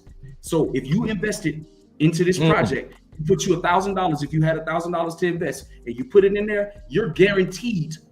I'm telling you, you're guaranteed that this project is going to get you 10x, 8x on your money. Okay. Yeah. So you take $1,000 and turn it into $8,000. Okay. Yeah. Polkadot trading about $6.36. I just pulled it up. And then so that means that at $54 x all-time high, That makes it a 9x if you were to buy this project today. So some of you guys have $1,000 laying around just to invest. I'm telling you, you're going to 9x your money if you invest into this project, because this project is going back to $54 without a doubt. Without a doubt. Yeah. Okay. One other thing. It's just free game. Yeah. Yeah. One thing I tell people, you know, we just went through a tax season. Still, some people still going through tax season. Don't go buying that big screen TV. Don't go. You know, it might be fun. Xbox, PlayStation. Save your money. Put your money. Do your homework first. And when you realize this is here, this is happening. Do I want to be in the same spot I am today 5 years from now? Okay. When I could have taken that tax refund, or, you know, just man up and just did a little bit more overtime, and throw a couple of dollars at these projects, because this is happening with or without you. And here's one that a lot of people may not know about, the XRP project. Los, I know you probably know about it, but I want everybody on the panel and everybody listening to really take this seriously. If you don't invest, this is just my personal opinion, if you don't invest in any other crypto, get into XRP. Because we mentioned earlier, as liquidity flows through these projects, there's a burn rate. Okay? There's a burn rate. More and more it gets used, the supply goes down and the value goes up. Because central banks and governments will be using XRP out of the other 6. There could be what's known as a buyback. Yep. Do you know what a buyback is? A buyback is where, if you hold a certain supply of XRP, central banks or a government or banks like BlackRock, they can come to you and say, hey, we are offering up, the last one I looked at was 150,000 per XRP. This is just a number they were throwing out there. Okay. Could you imagine if you put in anywhere from let's say you bought $100 worth of XRP, okay, and that supply goes down, and now I have to pull up my calculator. It's worth maybe $1,000 or $2,000. That central bank can come to you and now say, hey, look, we're willing to buy your XRP, and we want to do a buyback. We will offer you this 150,000 per XRP. Okay.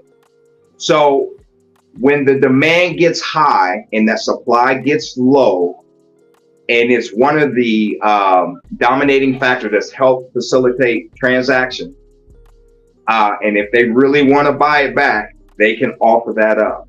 That's why it's so important, again, to look at what you're investing in, do your homework and your research, and get into these projects.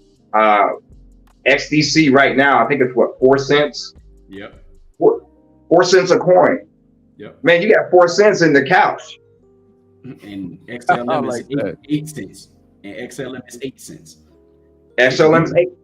And these are the top 3 tokens that are going to be used to facilitate these transactions. But we're distracted with TikTok. We're distracted with distracted on the new skin on Call of Duty. I'm on rank play. Don't get me wrong, I like COD too, but I'm a man. I got other priorities before figuring out who's online or not. You know what I mean? We are or we're distracted with or scared what we see on the news. Yeah. Right? Don't let your ignorance or your fear prevent you from being a man or a woman, doing your homework, listen to what's being said, and actually open your eyes. You see it. All of us, let me say this last thing. All of us, when we were born into a caste society, right? Correct. Okay. That's changing. So your children or your grandchildren are going to be born into a digital economy. They're going to look at your $5 sitting in a museum somewhere and be like, damn, daddy, that's what you had? Papa, that was yours? Man, y'all really old. Think about that for a minute. Our parents were born into a caste society. That's going bye-bye. This is what you call, gentlemen, as a paradigm shift, a world-changing event. Right. And we're living through it. Simple as that. Hey, I want to help everybody out because Black by Design had a question that came up there because you mentioned XRP. I've mentioned XRP, and there's been a couple of questions about it. So what I want you to do, all of you guys who are actually taking notes and you are actually listening to this, I want you to go to your app in your Play Store, and I want you to download this app right here, Exodus Crypto Bitcoin Wallet. Okay, it's a twofold situation here. The reason why I'm showing you this right now. Go to your Play Store and download this application right now. Or if you on your desktop computer, you can download the software client from the web page that they have. That's how you spell Exodus. Right now. Now, the reason why I'm giving you this, because Black by Design asked, where can I get XRP right now? To me, that's the best question that's been asked right now. I was about to, you know what, Los? I was about to put it out there for dudes. I'm glad you said that.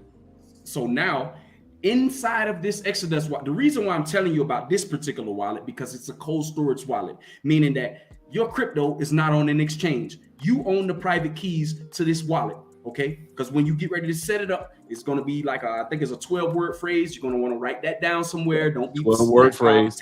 Don't be taking those screenshots and all of this other kind of stuff. Write it down because you want to be able to Los. Yeah. Los, for a second. Let me, just a regular dude, put it about where the ghost can get it. Guys, when he says, write this down, when they say the code, the code is like, it may be 12 words. Dude, write it down and put it somewhere in 2 or 3 places that you can remember. It may be one outside your house, because I'm telling you, there are millions, if not billions of crypto coins out there and monies that are out there because somebody forgot they 12 and they didn't write it down. Dude, I got my 12. 12 and several. Dude, when he says your crypto wallet is just like your regular wallet, it's just a digital wallet, and you guys forget those 12 numbers, can't nobody get in. Nobody in the world can get in until you remember those 12 numbers. So when I say for us regular dudes, unlike Crypto King and unlike Joey and unlike Random and unlike Marcus, I'm telling you, dudes, for us regular bros, when he says this, write it down. Don't sit back while I come back. I remember. Don't do that to yourself, because I'm telling you, Los told me this a couple years ago, and I started reading articles on people that forgot their numbers, and I'm talking about some millions are still floating out there that they can't get to because they forgot the 12 words. And I don't mean the 12 words. You got them. You got to have them in order. Exactly. If you can I chime in one time, Dre? What'd you say? Yeah, well, I was gonna say, you know, look. First of all, shout out Joey and Los. Y'all made my nights, brother. You know what I'm saying? This is the best night, Dre. You know what I'm saying, for putting this together. Like I didn't see this coming. You know what I'm saying? This is I didn't know we were going here with this crypto. And this is the best. You know what I'm saying? Like I said, this made my night. And I just wanted to say, like, you know, for the regular brothers, we started with calculus and we backing it all the way back down to addition. And it's funny he started talking about the wallets, because the thing I wanted to chime in on is if you brothers could explain the difference between cold wallets and, you know, versus, you know, wallets that are on the exchanges, decentralized and all of that, because brothers will hear all this and they'll write it down, but then it's like, okay, where do I get Right. started with this? Like, what do I get? What wallet? You know, and if you explain that, you know, that'll kind of like be that first step. You know, All right, that Marcus. brother could even I think got about you getting right to now. what y'all were talking about. I got Man, you y'all right let now. Mr. Cold Wallet himself, Hot Wallet himself, start Los. speaking. Los, real quick. Yeah, go ahead. I'm sorry, Los, real quick. Another, he's mentioned Exodus. Another site that you can use is Uphold. UPHOLD. Uphold. Now, Exodus has XRP on it, and Uphold also has XRP on it. The reason why he mentioning this is because Americans can't get XRP the conventional way. So if you're not savvy enough to be able to get a Binance account, then you won't be able to get it except for these two ways, because you can actually buy XRP within the Exodus wallet using your fiat or cash or your debit card, credit card, or whatever. You can buy it there. Uphold, that's going to be more so for the crypto savvy person, because Uphold, if you make a gain there, you know what I'm saying, a lot of people see their gains and they're going to pull their stuff off of the exchange, you know what I'm saying. But for you beginners, okay, that don't know anything about crypto, start with Exodus. If you have some crypto knowledge already, then you can use Uphold. That's how I would say that right there. So good stuff, Joey, for bringing that up. And the difference between a cold storage wallet and a hot wallet, let me tell you what this exchange wallet. This exchange wallet is like this stuff that y'all been seeing on the news about these people losing their crypto or getting their crypto stolen. If you leave your crypto on an exchange, it's not your crypto. That's right. The exchange own that crypto. You just own the rights to move it off of there because it's purchased under your account. Crypto. Exactly. There you go. Not your keys, not your crypto. So that's the difference between having a wallet on an exchange versus you owning the private keys. Yes. Don't forget your thought real quick. Now, when Los use the term keys, guys, I want you to remember when it comes to your crypto, whether it be online or whether it be you actually buy an actual key or it's almost like I don't want to say a SIM card, but almost like a flash drive or something. Yeah, it's like a flash drive. Thank you, brother. When he says keys, we're talking about those 12 words we were talking about, or 8 words, or 10 words. So whenever you hear Los say the word keys, he's saying that those 10 words that you're supposed to have put somewhere other than just the internet, those words. That's why most of us, we got our words in more than one place. Because if the internet shut down, you're like, oh shoot, my computer Wi-Fi is gone. Oh, my Wi-Fi gone. Oh snap, my girl got mad at me. She went into my computer. Oh, the police got my computer for some reason. Oh, my computer broke down for some reason. And you don't have those 12 words or 10 words, and they ain't in order. In other words, those 10 keys, and you ain't able to get in. So when Los use that term keys, guys, remember, he's talking about those words that need to be in order that they'll give you. Or you can either set up your own words, but you better remember those words in order, because if you don't, that's your ass. Let me give y'all some free game now, because this is what I'm gonna do when I get my tail back to America. I'm going to one of these Goodwills in one of the nice, well, in my case in Tampa, I'm going to South Tampa. I'm going to their Goodwill. Okay. Oh, you're going to a good area.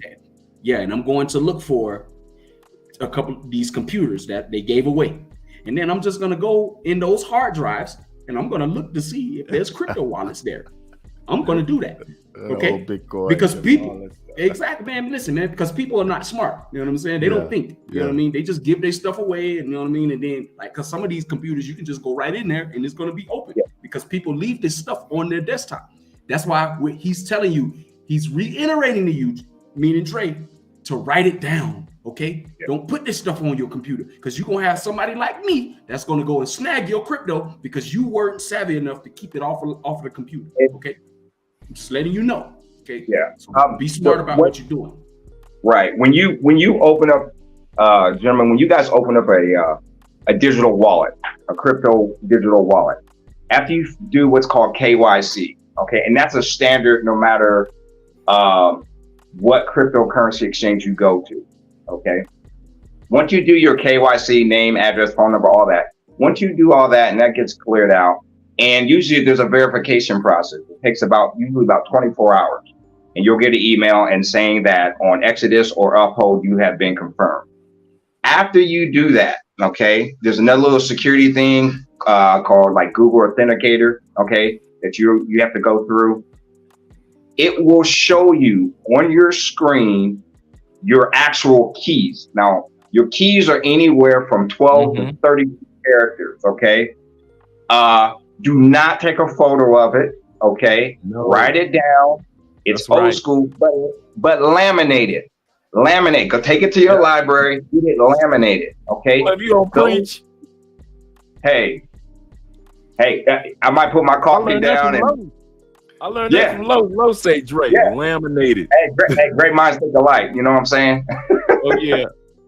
Write down your login password. Write down those keys. Make 3 or 4 copies. Bury one in the dirt, the other one in your safe. And you know, if you trust grandma, give it to her. Whatever you got to do, keep those keys. Now, there's ways to, like Lo said, don't leave your crypto on the exchanges, because when there's a bull run and it's pricing going high, you might want to cash out. Some of these exchanges can't facilitate transactions fast enough because the market is moving, right? What I recommend you to do is I have this. It's called a ledger. Mm-hmm. It's actually a cold storage wallet. You can go to ledger.com. You can find it in my ebook. Drop that link. Drop that link. Don't be talking links. Drop that link. You know how we do on this channel. We drop links. I got you. Put it in the private chat. I got you. So Ledger is a cold storage wallet. You can transfer any crypto up to, if I'm not mistaken, over 5,000 different types of crypto to the Ledger. Okay. What it's doing is it saves those 32 keys that I just mentioned to the Ledger. Okay. And now you can take that, throw it in your safe and forget about it. And then you can go out on your phone as the market is moving. You don't have to go run home and plug it up and see if you're making money. You can access it via your phone. Another cool thing is if you're out traveling with Dre and you need to pay for the drinks or dinner, guess what? You have a QR code. Mm-hmm. You can go right up to the accountant, the merchant, or what have you. Boom, tap to pay, you're done. And you can pick the currency that you hold to pay for that item. You hear what I'm saying? So it's only scary when you don't know what's going on. Mm-hmm. But get with people that I've been in it since 2017. Los, how long you been in it? Well, I could have been in it in 2014, but I was just like everybody else. I don't know what that is. I'm skeptical, blah, blah, blah. I first started investing in 2018, 19. That's when I started investing. Okay. I could have been in 2011. I have been listening to headline because I'm a NPR dude. You know, I'm driving and I'm listening to NPR and I'm listening to these podcasts, this new thing called podcasts.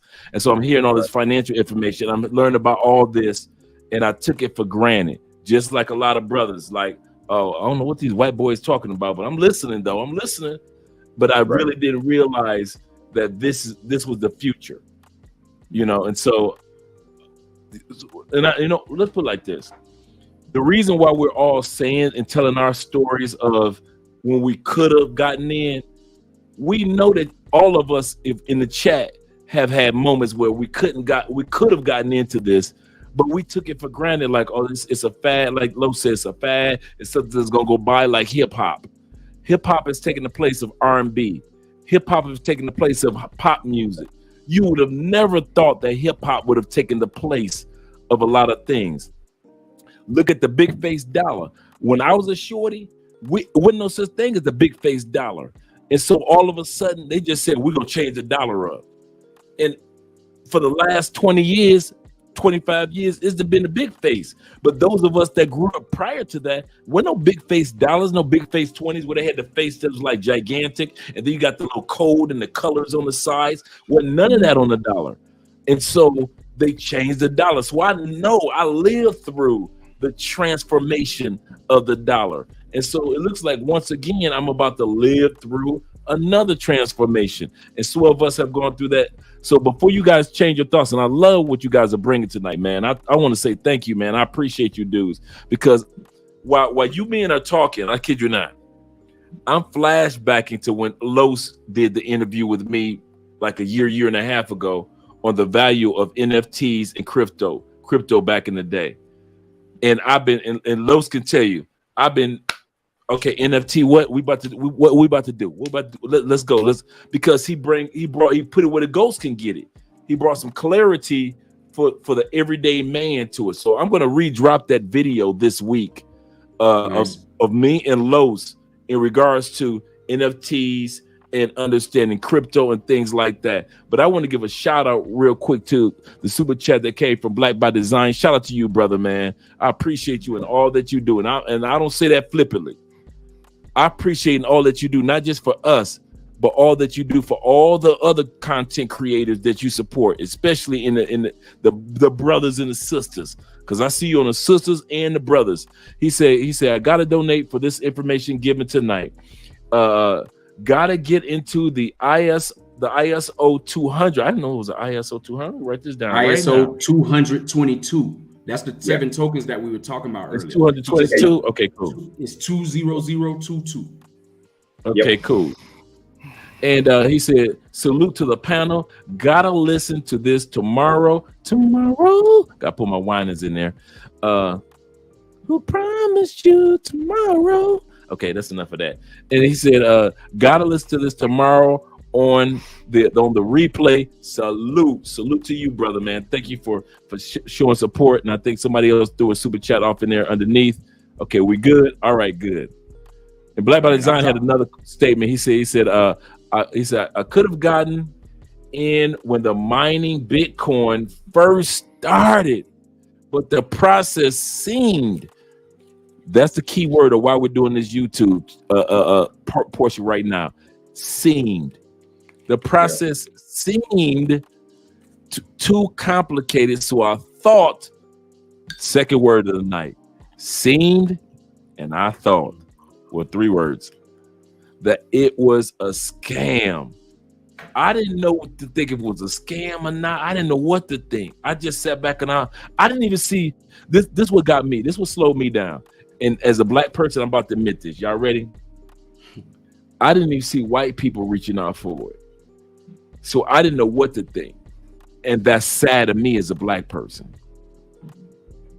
We're so subconsciously in the States accustomed to wait for white people to go after it. And then we'll grab Tesla.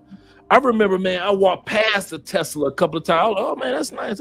That's a cool car with the T on it. Okay, I don't know what that is, but it's cool. And we usually wait for white people to make all their money, and then we jump on board when it's about to split in the stocks.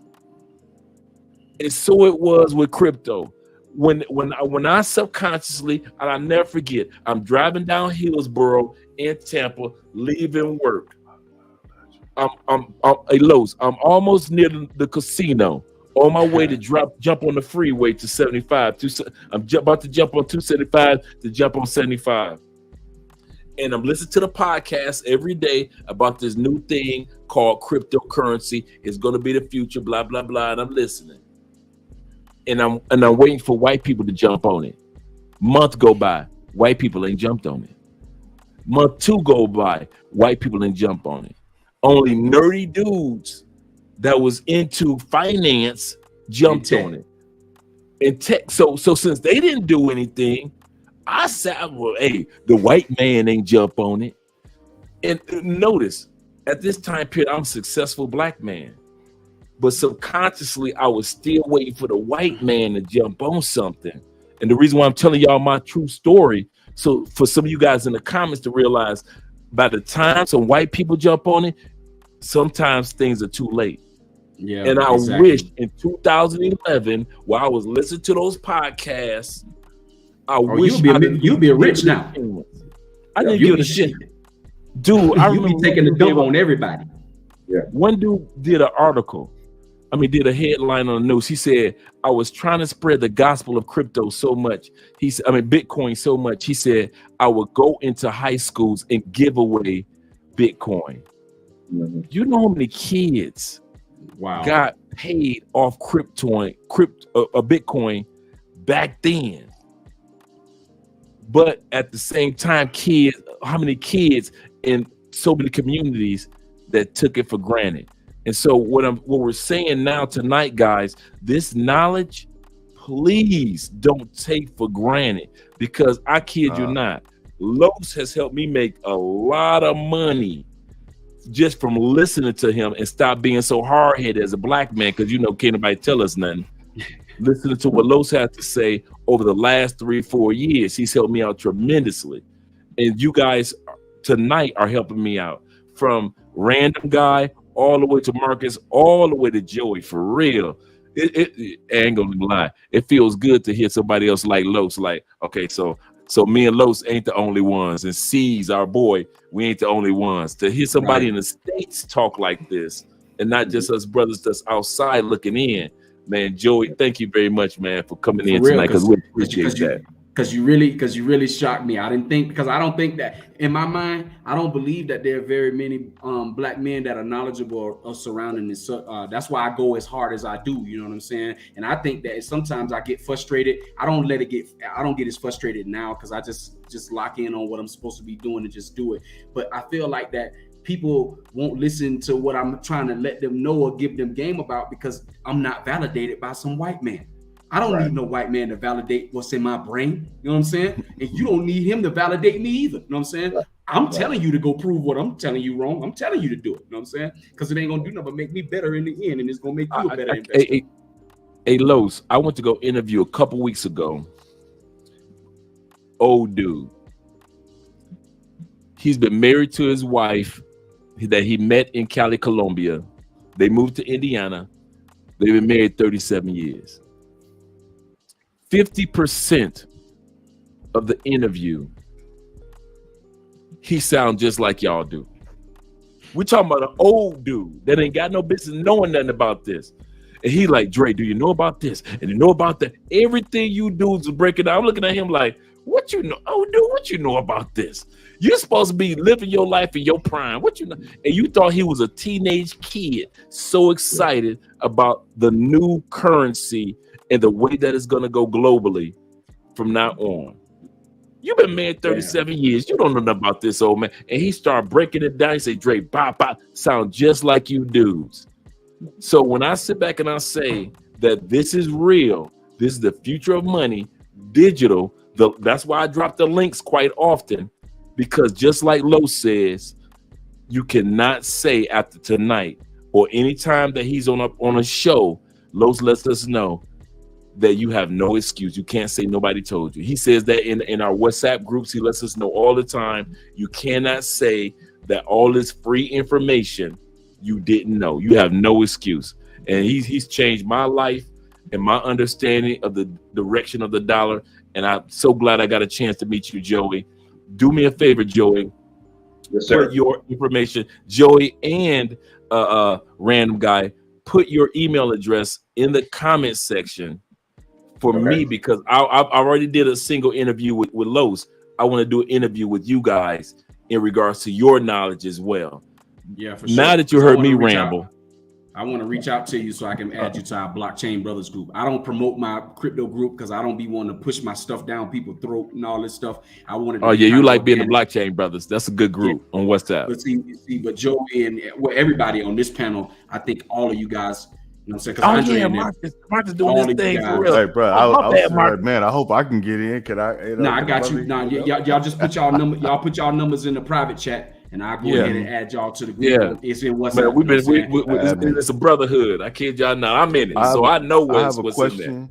And my question is more like, I'm calling in like these brothers got this knowledge right here. Let me ask a question that you may know and you may not know the answer for. So, you know, Joey, like you mentioned the Ledger. I have the Ledger cold wallet, and I also have Coinbase, but I also have crypto on Robinhood, right?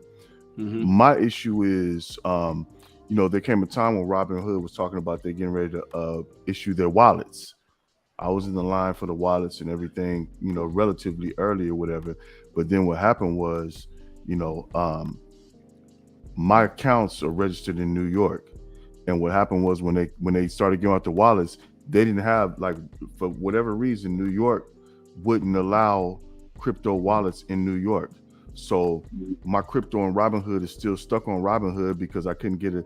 Do y'all know any hacks to get out of that or anything? Maybe you know, maybe you don't. I'm just throwing it out there just because we. Well, first of all, you don't own the crypto on Robinhood. You don't own Yeah, it. exactly. You only basically trading for the money right there. And then on top of that, the state of New York has banned the trading of crypto for whatever reason. At some point in time, they're gonna lift it because they're gonna have to have the entire United States is gonna be on it, and New York can't be the only stupid state that's out of the loop. You know what I'm saying? Exactly. So, but for right now, that's just the way that it is. But yeah, it's stuck. On the platform like Robinhood. Yeah. As a matter of fact, I own a couple of Avalanche on Robinhood. I'm gonna go in there tomorrow and see if I can move it off because they may have changed it. I read an article a while ago that they're gonna start allowing you to be able to move your crypto on or move it on to the Robinhood platform, but I don't know if they had implemented that yet. So as of right now, when they issued the wallets, are you registered in a different state than New York? Florida. But I'm outside the country, so I have wallets that's international too. You know that's what I was saying. I have the Ledger wallet, you know, and that like Joey was talking about, but I also have Coinbase. But in particular, my crypto on Robinhood, because my account was registered, like they issued out wallets like maybe about a year ago, and so when they issued out the wallets, I looked at, you know, and I was they had a line. I was relatively early, but come to find out, I'm like, well, why haven't I got mine yet? Come to find out, New York is not allowing wallets. Yeah, I can answer that. Okay. Robinhood, like Lo said, they are not a cryptocurrency exchange at all. Okay. When you buy any crypto on Robinhood, you're buying the futures. Okay, you don't own the crypto. Okay, they actually own the crypto, and you're hedging a bet that it's going to go up. Okay, and you make dividends off the performance of that crypto. You don't own anything. Versus those two exchanges we talked about tonight. When you buy your crypto or the Coinbase that you said you have, you actually own the protocol. That's what crypto is. It's a protocol or code. You own it. It's yours forever till you sell it. Okay. Right. On Robinhood, it's like gold. You can either go buy the gold bar, or you can buy gold on paper, which is worth more. If you buy the gold on paper, you have to go through a middleman to sell whatever amount that you bought. That middleman can come in and say, you know what, the market's riding kind of funny. I can't issue you anything. Okay. If you buy it on an exchange, like Los was saying, you can go in there anytime you want, extract it from the exchange into your cold storage wallet, or convert it over back to an exchange to cash it out, or even a bank and cash it out. So that's very, very important. Robinhood and the two exchanges we talked about, they are night and day. Now, if you can cash out your investment on Robinhood and they'll give you your money back, okay? And then you can take that money and go on Coinbase. But just so you understand, you've invested in the futures of those coins, not the actual physical protocol, okay? So Robinhood and what's the other one, man? That's famous. PayPal, Cash and Weebly. They're different from Exodus and Uphold.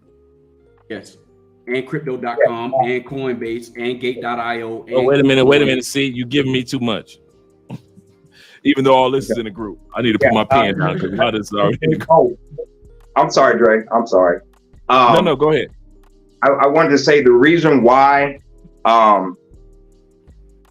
when they offered the digital wallet to you living in New York, okay, or Florida, anybody that's going to offer a digital wallet to you, that company has to register as a cryptocurrency exchange. Okay, they have to go through KYC checks, money laundering requirements through the SEC to get certified in the stamp of approval, at least in the U.S., to be considered a legit cryptocurrency exchange. So whatever happened during the time that they put the cart before the horse. They offered you guys a wallet that they were coming. Somehow in the mix, the paper got lost in transition, or they didn't dot all their I's and cross their T's. So they lost the right or the ability to become an actual exchange. Yeah, they probably never got it because there are other states. New York is probably one of the only states that didn't get the wallets. Like I knew people that were in line because see, when you got in line, they gave you an actual number. That this is your number in line. But there were people behind me that got the wallets. I'm like, well, what happened? And I realized that they said, well, New York is not allowing it, but these other states that they were issuing the wallet, their wallet system out to, they got it. So that's what I was wondering about. Yeah. Okay. Have you tried to contact Robinhood?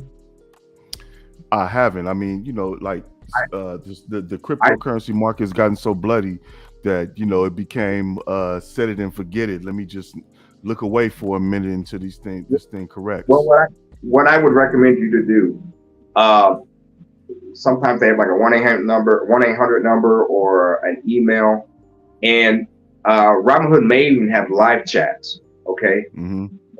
They do. Sure, with Exodus and Uphold, they have great live chats. They're right then and there. Any questions you have, you can do it right on their site. Robinhood should be different. I would try to get a hold of somebody, try to find their corporate office, get a hold of somebody, and find out the litigation or how long litigation is going to be before they issue those wallets to you. To New York, yeah. So yeah. Right. That's the only I can really say, unless you just say, you know what, I'm just going to pull my investment and put it on Coinbase. That's exactly what I was going to say. The best suggestion is, Joy, for him to be able to just take whatever gains he had and move that money off of to whatever exchange he's going to use. That's because I don't see him going to be able to get that crypto off of Robinhood. I don't see it. Yeah. Again, and here's another thing about like Coinbase, Exodus, and Uphold. Crypto, yeah. Yes. How exchanges work. Exchanges actually work kind of like a bank. They buy crypto from each other. For example, they have so many orders that go through, right? For people buying. Well, they may not have enough crypto in their vault to cover or fill all the orders. So what they will do, the reason why they say it takes, some places, not all, some places may say, oh, it'll take maybe 5 days, 7 days to process your transaction or your order.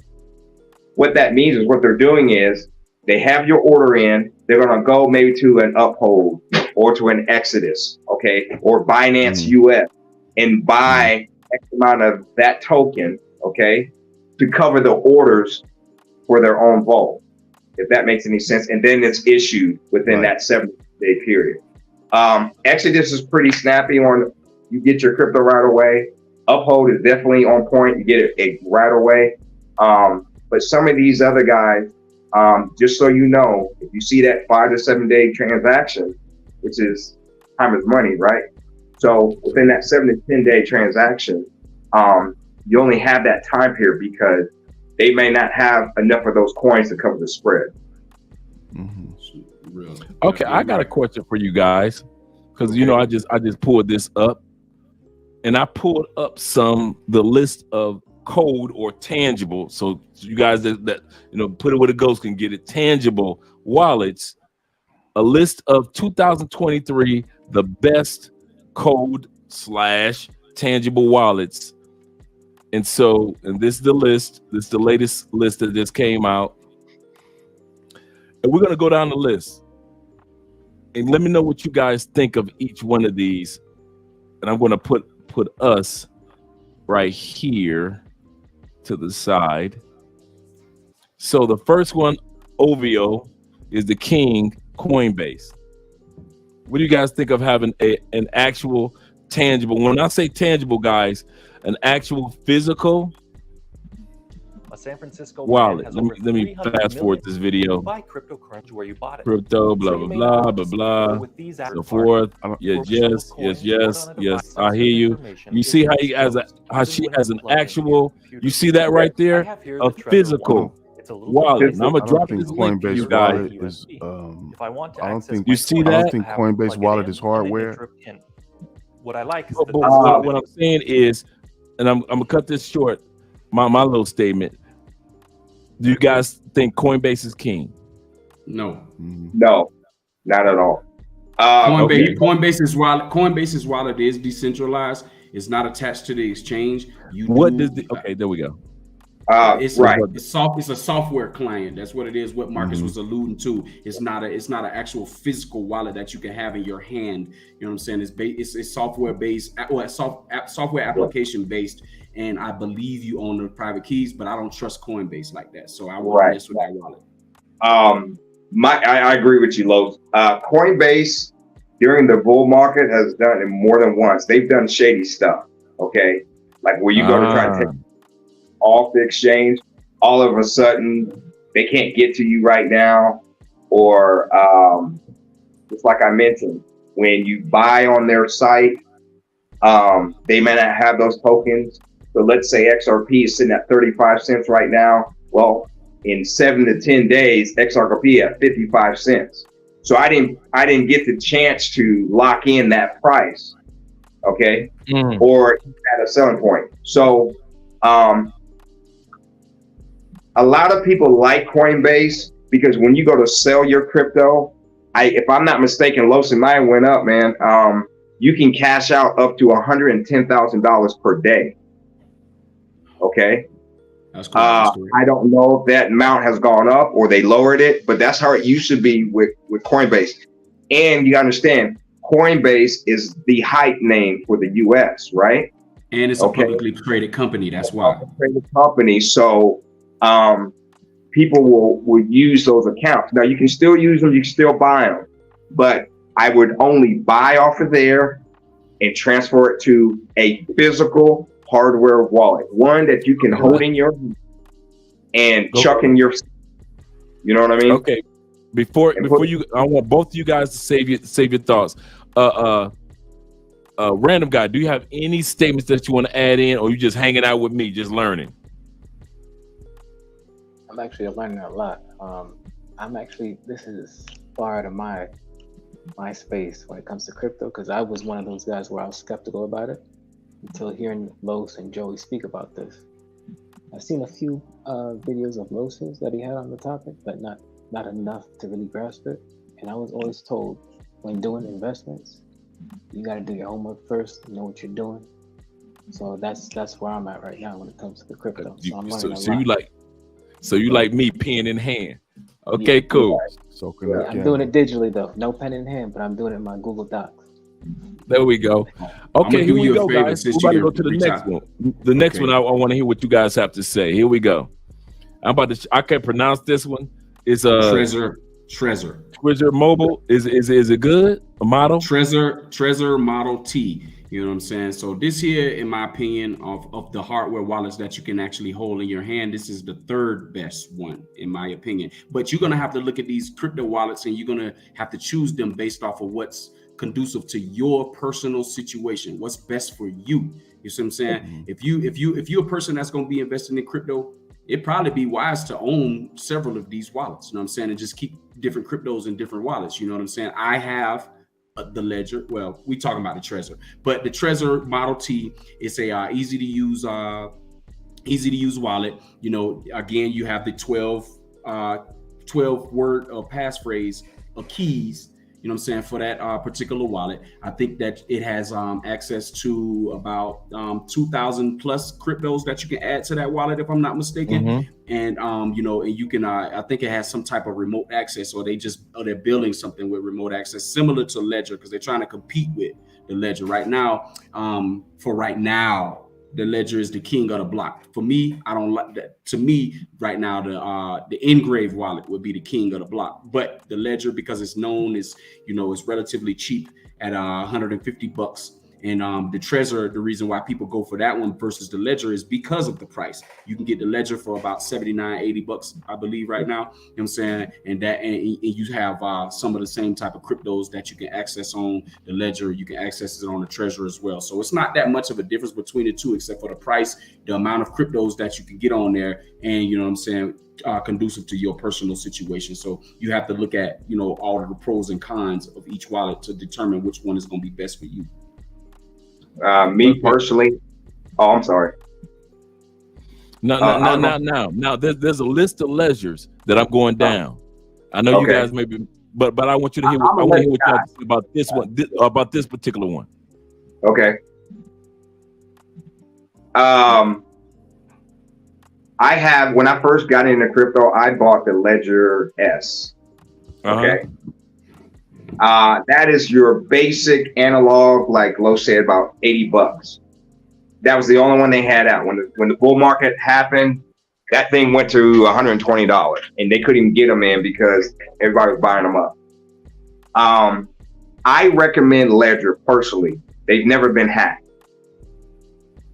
You mentioned, Andre, earlier, those 12, they're called seed phrases. Correct. Right. Those seed phrases are designed, if you damage, lose, or God forbid, that ledger gets stolen, when you buy a new ledger, you put those 12 seed phrases in the new one, and you regain your crypto. Oh, I like that. When you buy crypto, you have to understand, as soon as you buy it, there's a digital recording of your purchase on the blockchain. Ledger's blockchain will go out there and verify, hey, Dre has 100,000 XRP. He's got a new, he's got his seed phrases and, sorry about that, the radio went off. He's got his seed phrases and everything is in place. So what they did was they looked him up, they transferred over to his new ledger, everything's good to go. They've never, ever been hacked, ever. Now, based on... and which one is this? He's talking about the ledger. All the ledgers do it. Any style you choose. Now, me personally, there's a new one out. Dre, if you go on their site, there's a new one. It's called the Ledger Stack. It's the size of the okay? The stack you can also hold, which is different from all the other ledgers. You can actually put NFTs on the ledger. Oh, I'm done. It's called Ledger Stack, STA. Yeah. Okay. Which is pretty much digital art. That's what NFTs are. Okay. OVO? Now, right, that stack, I recommend go through the video on their website or YouTube, whatever, and see how it works because it's portable. You can just I can simply send to your channel or what have you. You can set it up to where you accept Dre crypto via Patreon, all that, however you want to set it up. I can send it right from the stack, right then there, mobile, clean. Guess what? You can also charge it on a wireless charger. Mm-hmm. Your phone, you drop it on there, it charges. Okay, so that's the convenience that I like. God forbid I go swimming, I forget I have it on, I'm screwed over, I got my seed phrases, I can go buy another one, nothing's lost. And I can have 24 access to their support team. And by the way, I don't work. Hey, Dre, well, I don't mean to cut you off, Joey, but Dre, can you put that comment by Prophetic Plagues in the on the screen? He just dropped it, whoever that person is. I got EB. Prophetic. Okay, there we go. See, this is the comment that prevents us as a people from moving ahead. Because the people make these type of comments because they don't have any education behind whatever it is that you're talking about. And this is what you get right here. And these are the people that will keep other people from trying to advance and learn because because our natural mind is going to say, oh, he think it's a scam. It's like when you see one black person running and all the other people start running, they don't even know what the hell they running for. This is the same thing right here. Crypto a scam? Oh, he said it was a scam, so it's got to be a scam. And this guy right here, I guarantee you, he don't know nothing about crypto. Nothing. Guarantee. Well, and Los, you remember FTX? Remember that situation with FTX? Mm-hmm. All those celebrities, they had all that money and they invested with FTX. Mm-hmm. Okay. They weren't a legit exchange. They didn't register with the SEC. Yeah. They didn't do it. These are celebrities, y'all, investing millions of dollars. Okay. They just got popped, about a month ago? Or about 2 months ago, I believe. The ones that were hiding out in the Bahamas. Mm-hmm. Yeah. Well, let me give them a little bit of background real quick. What happened with that situation is that you had the SBF, his name Sam Bankman-Fried. He had also a subsidiary called Alameda Research. Basically, what he was doing was taking the investor funds, those celebrities that Joey was just talking about, taking and other people funds, and also he was providing money to the government for when they was doing their little for the voting. He was donating to that too. But he was. I remember that dude. Okay, right. I remember him. He was taking the investors' funds, running it through Alameda Research, the subsidiary company, and taking risky trades, those future bets that Joey was alluding to, and trying to put it on. And he made the wrong bets with those people's money, and he didn't tell them. That's why the money disappeared. It wasn't because crypto was a scam. It was because he is the scam. He was a scam. Guy was he was the scam. It wasn't crypto. You see what I'm saying? So people will see this on the news. Oh, they lost all this money disappeared, and they don't even know the exact reason why the money disappeared. See, and here's another thing that blow people's mind.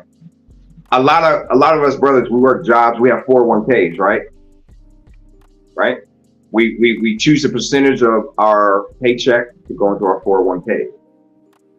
And I would hear guys tell me who don't have control over their 401k. A 401k goes into a larger hedge fund of the company, and that company takes those funds, your money, and the people that you work with, their funds, and they throw it out on the stock market. And when you decide to spend your money, you get penalized. That's how it works. That's why you see the city in some areas try to convert the firefighter department and the police. They all have unions. They're union based because they want that fund to be able to invest. The city to invest in the market to make more money. Well, when that market goes down, guess what? Your 401k goes down. And even if you pull it out or try to pull out, what happened? You get taxed and penalized. Crypto is yours. You are your own bank when you do crypto. You have your own digital wallet. Crypto cannot be inflated or deflated. I'll say it again. Crypto cannot be inflated or deflated. You are your bank. Well, it can become deflationary. You just don't. It's just a higher level. The deflationary is what you was talking about when the cryptos are getting, when those the liquidity in some of those cryptos get burned. Meaning that when you hear tokens are being burned in crypto, they're basically taking a certain amount of supply off the market, so that the supply goes down, and when supply and demand, you know how that works, supply and demand, you know what I'm saying? The lesser the supply, the higher the price of the token. So then that's what happens when you do a burn of certain tokens on certain projects. That's how crypto becomes deflationary. But overall, what Joey is saying is correct. But there are projects that has a deflationary tact. As a matter of fact, Ethereum. It's deflationary when they did that this past hard fork from ETH, from ETH as we know it today to ETH 2.0, proof of work to proof of stake. They made it deflationary, all right, in order to be able to make the supply go down so that the demand can increase and the price would increase in time for Ethereum. That's how crypto is deflationary. But outside of that, what Joey is saying is correct though. All right, real quick, guys, real quick. I want to give a shout out to Wall Report. I didn't know you were still here, Wall Report. I want to say thank you, brother, for the $10 super chat that you gave tonight, man. I appreciate you. You're a good dude, man. You always represent it. You said that crypto is the people's money, and you've been talking about fiat. Fiat currency is the government's or state's money. Do you guys know anything about the fiat? Before you guys go any further, ENB, I would love for you to come up and speak on, if you got a second, man, to speak on what you just stated. You said, I actually learned about the technology behind cryptocurrency, blockchains, but to use as a means of exchange in medical information security. I didn't even think about it from that perspective. We're so busy we think about the financial gains and losses, but we don't think about in regards to the medical part. So if you got just a little bit of information or knowledge that you can share with us in regards to what you just learned, feel free, man. I'm going to drop the link one more time for you, man. Anybody's got some true information to share. Continue on, gentlemen. I had a question real quick about the crypto currency. Go ahead. This is what I used to always question, because when my boy, like I was mentioning earlier, where he was trying to explain it to me. Yeah. All right.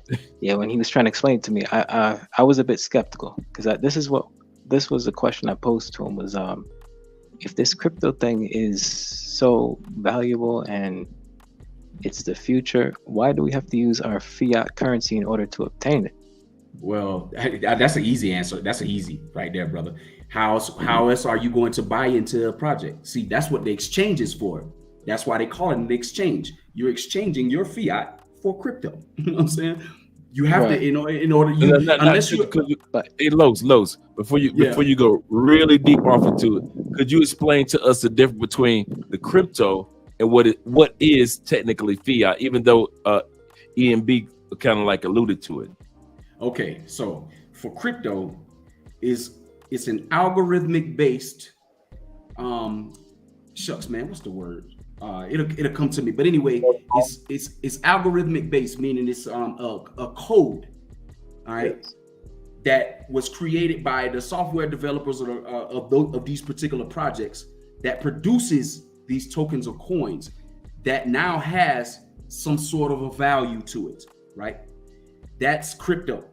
The price comes from the value of the project. It's no different from any stock on the stock market. Now, when you say project, what do you mean by that, Los? So going back to what Marcus was talking about earlier with Helium. Helium is a crypto project, meaning that it's not transactional.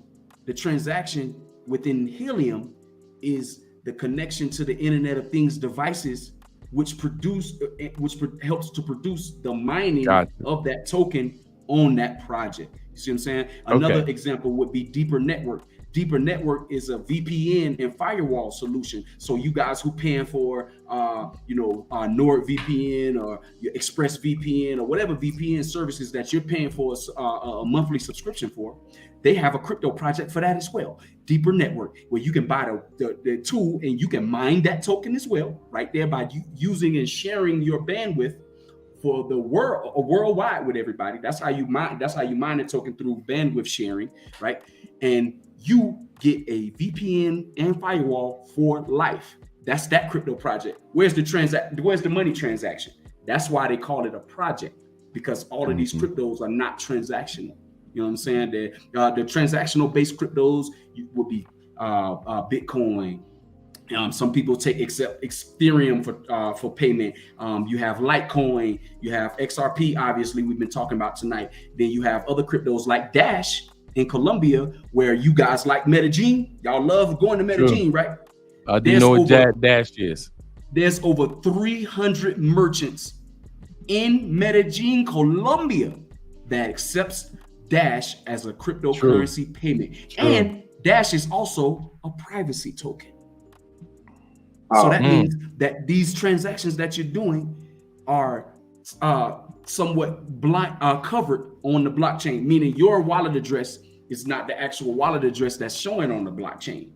It's You know what I'm saying? It's like a cover of it. You know what I'm saying? So ABC 123 is what you see on the blockchain, but DCF 456 is the actual wallet address that you're using to do the transaction. That's Dash. And this has been in effect since 2018, right in Medellin, Colombia. And most people don't even know about Dash. So the difference between crypto and fiat is, and don't forget your thought, Joey, because I know you got something important to say. And I mean this, don't forget your thought. Before you end, Los, the difference between fiat and crypto is, give me fiat. You gave crypto. So what is fiat? What is Fiat is government. I can't. I'm tangible money by saying government this. Yeah, tangible money. Government tangible money in the form of a piece of paper that's not worth anything today. So all of those American bills that y'all spending and going back and forward, and people dying and killing each other over, so you killing each other over a worthless piece of paper. That's fiat. That's supposedly backed by some type of government commodity. Yeah, Right. It's not really hard by anything now. But since the United States, so now I understand when here we go, going back to the fiat. Now going back to what I said earlier about Nixon in the 1970s, and the U.S. dollar is no longer backed by gold. He says that fiat currency is fake money, or just paper, tangible, just toilet paper. In other words, basically the U.S. dollar isn't backed by anything. He is 100% correct. The Romania used it to make gold into coin, or the Romans in Romania used to make gold into coins out of they used to make gold coins out of copper. I remember that. Yeah, I do. I said that like I was there, but I like Roman history. But he's absolutely correct. Yeah. Absolutely correct. I remember the Romans start putting copper, slowly but surely start putting copper in exchange of gold. And so most people end up with copper money, and it really wasn't even gold. It was just copper coins. And so absolutely correct during the Roman Empire. No, it wasn't.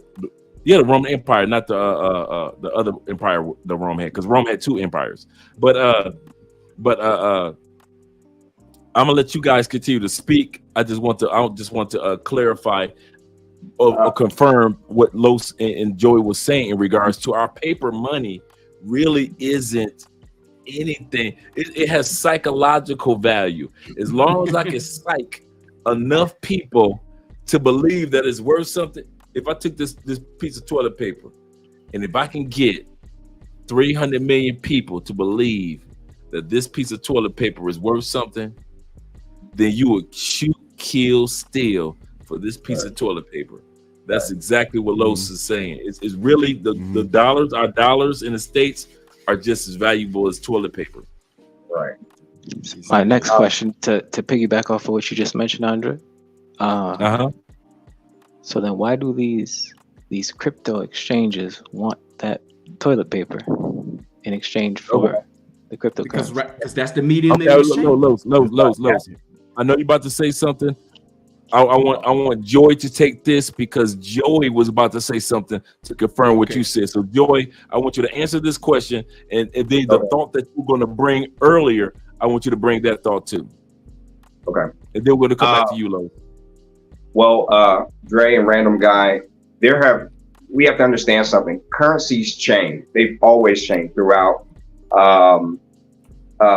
We started doing mediums of exchanges. Okay, we've always had currency, from seashells to now paper dollars, different various types of fiat currency. Okay, but what gives any currency, I don't care if it's a rock or a seashell or paper dollars, what gives it value?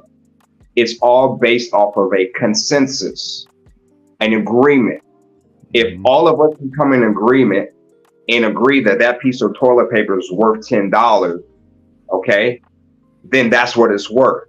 Okay, we need something to have a unit of exchange. Okay, does that make sense? So correct. That's currently what we have. This is what we were born into. This is what grandma was born into. This is what we currently use. Okay. The problem since we came off the gold standard. I think it was in 76, between 76, 78, we came off the gold standard. That's right. Okay.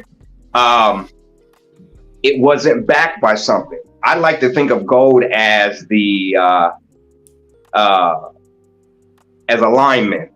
He's the cat that, you know, if somebody coming after that lineman steps up and blocks, like, oh no, you can't come through. You're going too high. That's right. Okay. That's right. Oh, wait a minute. Right. You can't spend that much. Okay. That's what gold was when we were backed by gold. It kept our currency in check. Somebody couldn't just come up, hit the printer, and print out how much money they wanted. Okay. Or the markets get out of control. That's what gold was. Okay. When we came off of that, oh, it's blank checks all day long. Okay. And that's why the U.S. is in a topsy-turvy economic situation that we are in now, because we did stimulate and all this other kind of stuff. So now that you have countries like the BRICS nation, they're saying, look, when you guys play with your markets, it devalues your dollar and it affects our country, because we either use rubles or we're using US dollars. But when you mess up, it messes up us too, because I have a choice to pay my bill either with rubles or US dollars. And when the dollar is so low to the point where I can barely pay my bill, we have a problem. And especially when markets are just going ham and out of control, you can't even get a control over it. Okay, so that's fiat. Fiat is anything that we can come into agreement that it has value, whether it's paper or whether it's a rock. It does not matter. Okay. Now, cryptocurrency is digital code. Digital code, for example, if you hit your power button right now, your phone would turn off or on, right? Right. That's a protocol. If you swipe the flashlight button on your phone, that's a protocol. Get where I'm going? Right. Those protocols have what's known as a use case. Same thing with cryptos. Those 7 cryptos have a use case and a use case only. XRP helps facilitate big, large money transactions. Okay. We talked about XDC can transfer data, okay, or deal with debt. All right. They have use cases. So in this game of the new market, you have more than one digital asset with multiple use cases. The US dollar has one use case. Okay, so that's the difference between digital currency and fiat currency. So did that help a little bit with you, random guy? Correct. There we go. Yeah. There we go. Yeah. Okay. Did that answer your Got a question? bit of an understanding. Yeah, that was actually a Yes, very but it's thorough and good explanation of what the difference between crypto and fiat. And also that's how blockchain works. So for example, when anytime a central bank says that we are now about, like Ripple, for example, they were in Colombia about 4 months back. They came into agreement that Colombia or the Brazilian government central bank is going to use RippleNet. It's a blockchain, okay, to help facilitate large transactions and payments. All right. Well, a blockchain, if there's any bad actors going on, so let's say the 5 of us are in agreement that Dre has the best podcast, right? That's his podcast. He's got the best podcast ever. All right. And we all agree that. Okay. That's a consensus, correct? He owns the rights to his podcast. He makes money off it. That's his podcast. Let's say Skylar, 1MT, comes through and says, no, that's my podcast. I started it. I only mentioned him because he's in the crypto too. That's my podcast, right? He is now, because the consensus agrees, the 5 of us agree that's his, he is now deemed on the blockchain as a bad actor and he's now flagged. So anywhere else he goes, He might be able to do some transaction or some business, but he is flagged and deemed as a bad actor. And any markets that decide to deal with him can look at why he was a bad actor. Okay, so that is another reason why we're going through this digital system. Corrupt politicians or corrupt school districts or what have you.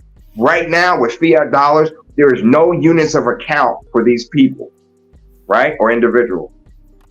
When you're on a digital blockchain fiat market, it ain't no question that you swiped or you took out more than what you needed to, right?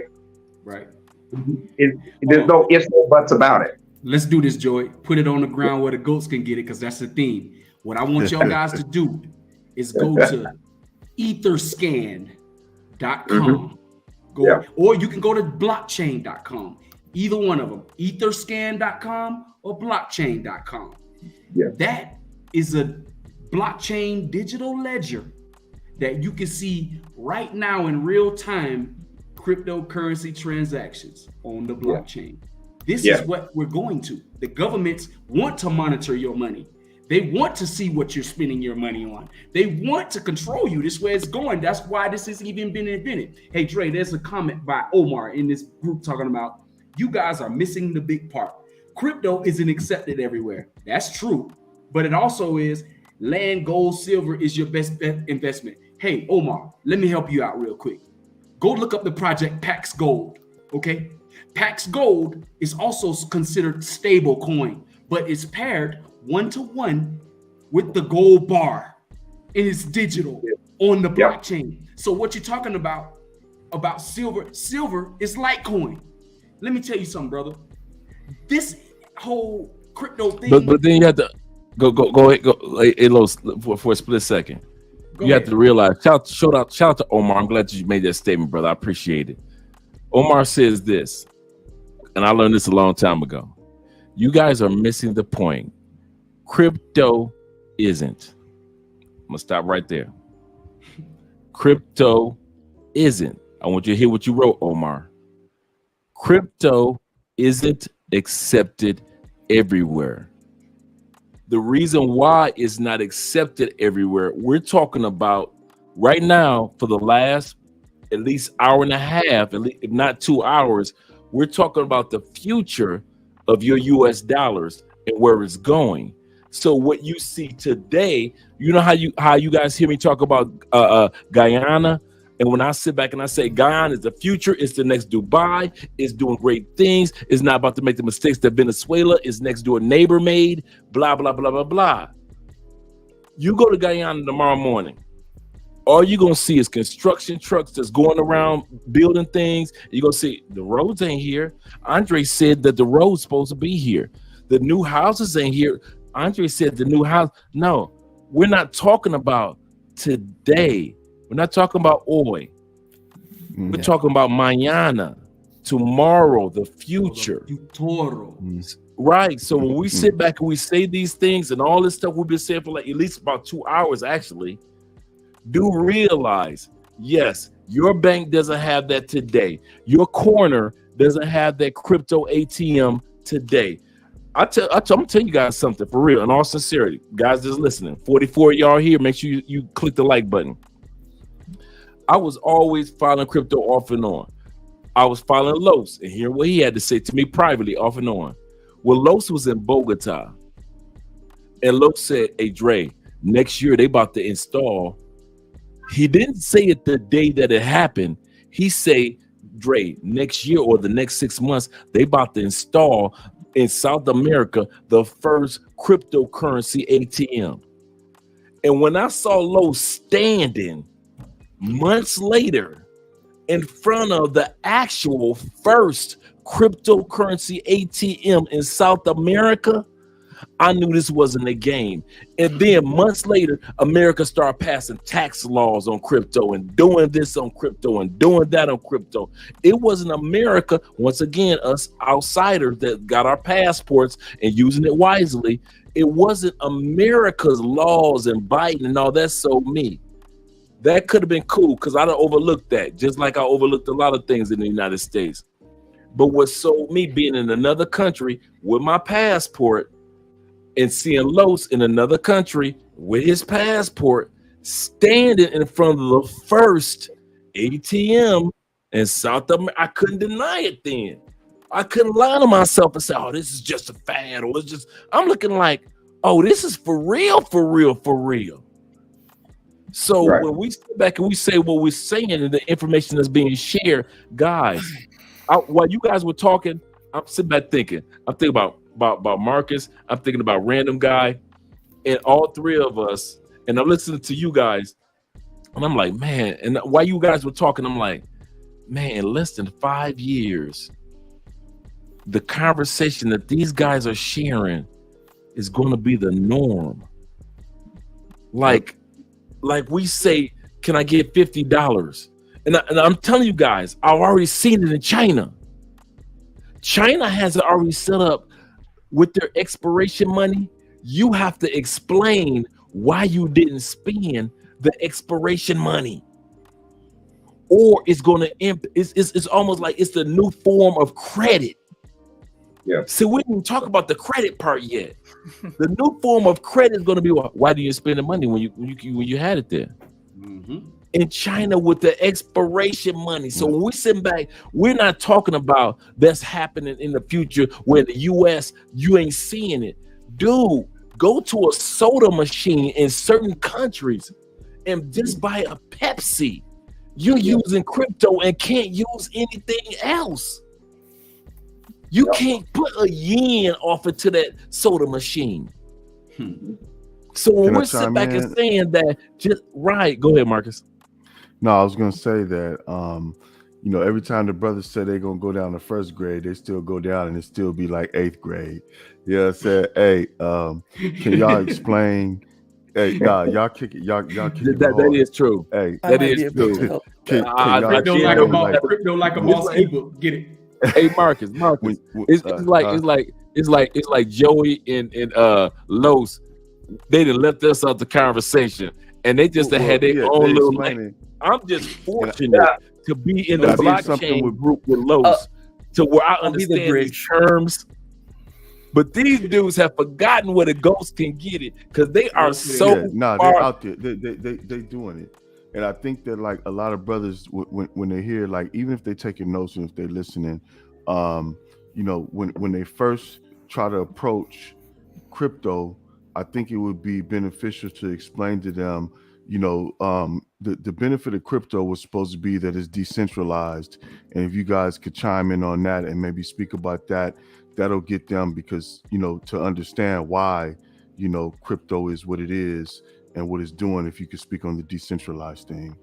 Well, can I keep it simple with that one? Because that's a relatively easy question to answer. When you're talking about decentralization, you're just simply talking about removing the third party. You don't need the bank to tell you it's going to take 3 to 7 days before your money transfers from this bank account to the next bank account. That's really what crypto and Bitcoin was even designed to do, to remove the middleman out of the way, and it becomes peer-to-peer, company to company, or whatever the case may be. That's decentralization. No middleman, no third parties involved, simply put. So and I just wanted to, because this one, hey, Los, I want you to Los, I want you to do me a favor, and I mean this in all sincerity, because everything that you guys have been sharing has been great.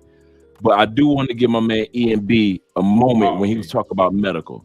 So Los, don't forget that thought, because we're gonna need that thought. Because I know you're about to go somewhere, and every thought that you've been sharing, man, like you said, you've been doing this for a long time. And so for you and dudes like Joey to have an opportunity and the outlet to share with us brothers, let's be real. About 80% of brothers ain't gonna do shit. 85% of Americans don't leave. We already said 72 to now it's down to 68. 68% of all Americans are not gonna move 50 miles away from their home. 85% of Americans actually have less than $1,000 put to the side for emergency funds. 6 million of Americans don't even have a bank within a 50-mile radius. So we know that most people that's listening to us could give less than a damn. I appreciate those that will listen. When I say that, guys, hear me out. I'm not talking about you guys on the live stream right now, the 44, 45 that's on the live stream this late at night. I'm talking about the people when I chop it up, and the people that listen to it later, they're gonna listen to whatever. The people that listen to it tomorrow morning, we ain't talking to those people anyway, because we already know that the average is gonna take a minute. Like we talked about the journey, it's gonna take a minute for them to actually realize what's taking place. And that's why I use the example from the small face dollar to the big face dollar. And it took them a couple years. It took us about 3 or 4 or 5 years to realize, is my small face dollars good? And they gonna slowly phase out the small face dollars like they did, and all of us walking around with the big face dollars like it's nothing, because that's what it was. And we saw it happen if you're our age. Same thing that's going on with cryptocurrency, blockchains, the government creating their own chains. It's not like the U.S. government is sitting back like, hey, go ahead, cryptocurrency, we'll catch up when you need. U.S. government realizes that if China has their own version of a person being able to walk up to a vending machine and tap it with their card and a soda falls out, why can't America have their own version of somebody being able to walk up to a soda machine, tap it with their card, and it comes out of whatever version of cryptocurrency there is? So when we say this, we mean this. And going to what EMB was sharing, I want to hear what you have to say, EMB, in regards to what you learned when it comes to medical, because this is the first time I thought about this. Okay, so just for a background, I have a background in database design.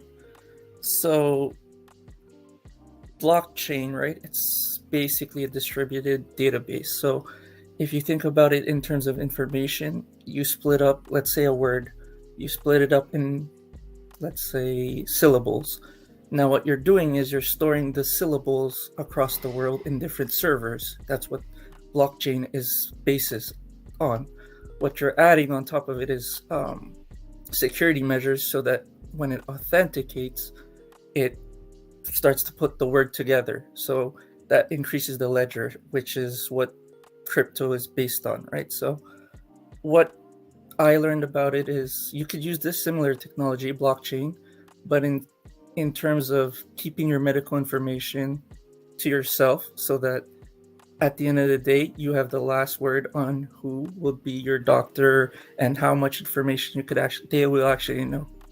So basically, that's another way of decentralizing medical information, because let's say it's private, you have, I don't know what kind of disease or surgery you'd want to talk about, or family history. So basically, yeah, that's another use that you can use, is when you have your medical information on your ledger, like an actual hardware piece with you all the time, instead of having it stored. You know how like they used to have paper folders and files in different hospitals or medical clinics, and you'd have to go and then have to make a copy. So now basically that's on you all the time. So now you could go to any doctor anywhere in the world and they'd have all your information. And this decentralizes it, because now you don't have to be in the US paying hundreds of thousands of dollars. You could go to Colombia, you could go to India, you can go to anywhere in the world, get a surgery, and it's all your information is going to be there for whoever you choose to be there. So to perform surgery or treat you. So it makes it so that people who can't afford surgery in the US can go somewhere else, get that surgery. Vice versa, people in Africa can get surgery from, let's say, hospitals or places that have the infrastructure for their particular type of surgery. So now you're allowing basically like shared knowledge of medical advancement, right, across the world, because now everyone's fighting for the best treatment based off what they need and what they can afford. So that's what I was studying basically.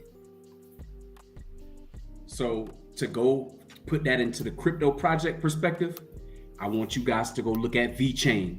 VeChain is going to be one of the projects that facilitates. Now, Los, how do you spell that? Is it just V or is it VEE? VE chain. VE chain. Okay. And then just give you one more piece of information. Look up VeChain in C19 in the hospital in Cyprus. This is a real world application to this crypto project, to what EMB was just describing, that this crypto project was already doing in the medical field. I'm giving you game here, and guess how much VeChain costs right now? 2 cents. VeChain costs 2 cents. I own 25,000 of them. I got in the project when it was less than a penny. I'm just letting you know what I'm saying, that, you know, what EMB is talking about, they already got it. Landshare, for the other thing that Omar mentioned in his thing, landshare.io. You can literally go and buy this token right now and start buying real estate, land, or whatever, homes on the blockchain, crypto based. And you can earn yield from this project without ever having to be in a landlord physically at the location to change the pipes and all this other kind of stuff too. You don't got to do none of that. You just sit back and you collect your yield based off the amount of money that you invested into that project. So don't let nobody tell you that these tangible items that you can go get are not going to end up digitized. You think they created the metaverse for nothing? Huh? Meta. Facebook changed their name to Meta. They changed it to Meta. Yes, they did. And that's the problem. Hey, I give you a perfect example, and we're gonna go to Joey. I'm gonna give you guys a perfect example of patiently waiting, and you guys think that this is a game. Did you know that Uber hasn't made a dime since inception? I'm gonna let that simmer for a second.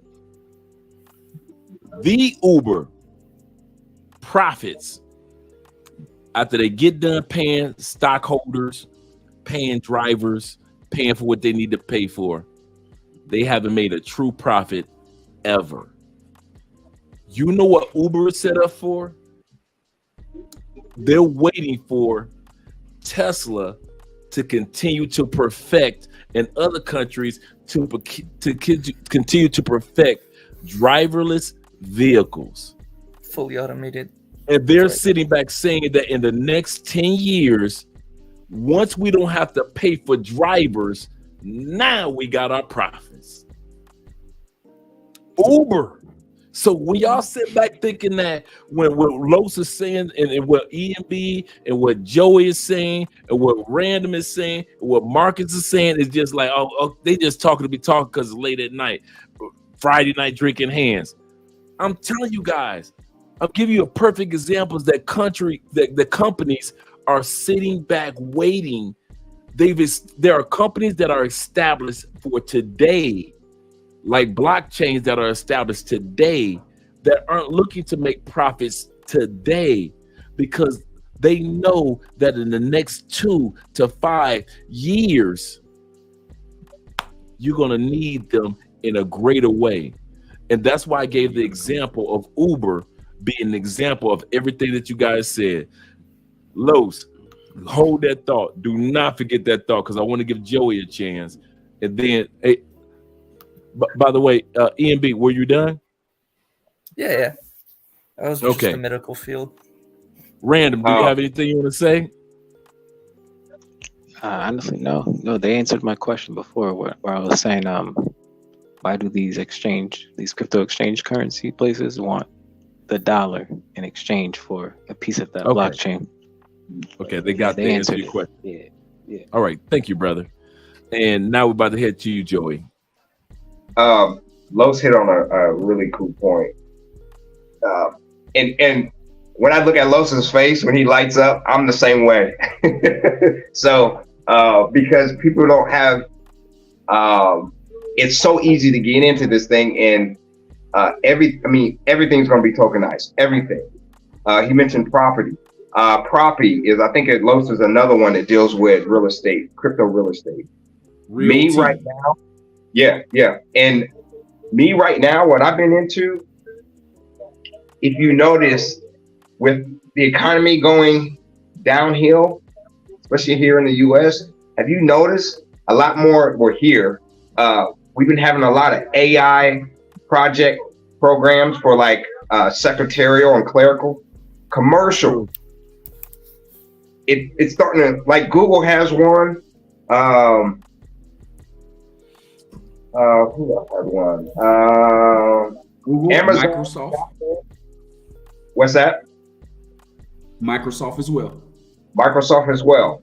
So look into those AI cryptos. Now you understand these AI cryptos help either have a network that those crypto protocols operate on, or they actually help facilitate some type of remittance or transformation of data, whether it be medical or whether it be clerical. So AI, they're slipping AI in, if you notice, as the economy is going down again, or as the financial system is jumping off. They're slipping those two in simultaneously right now. And people are like, look at that TikTok video. They're clueless. Clueless. This stuff is, they're pennies. I'll give you a perfect example. Fetch. FETCH AI. Fetch. Okay. That's one. Los, you mentioned it earlier. B-Chain. Okay, B-Chain, you mentioned that. Singular Net. Another one. That's AGIX right there. I'm drop 8. Looking at that, Andre, I'm going to have that in there for you. Okay. SIGULARITY. Net in ET. Ocean Protocol.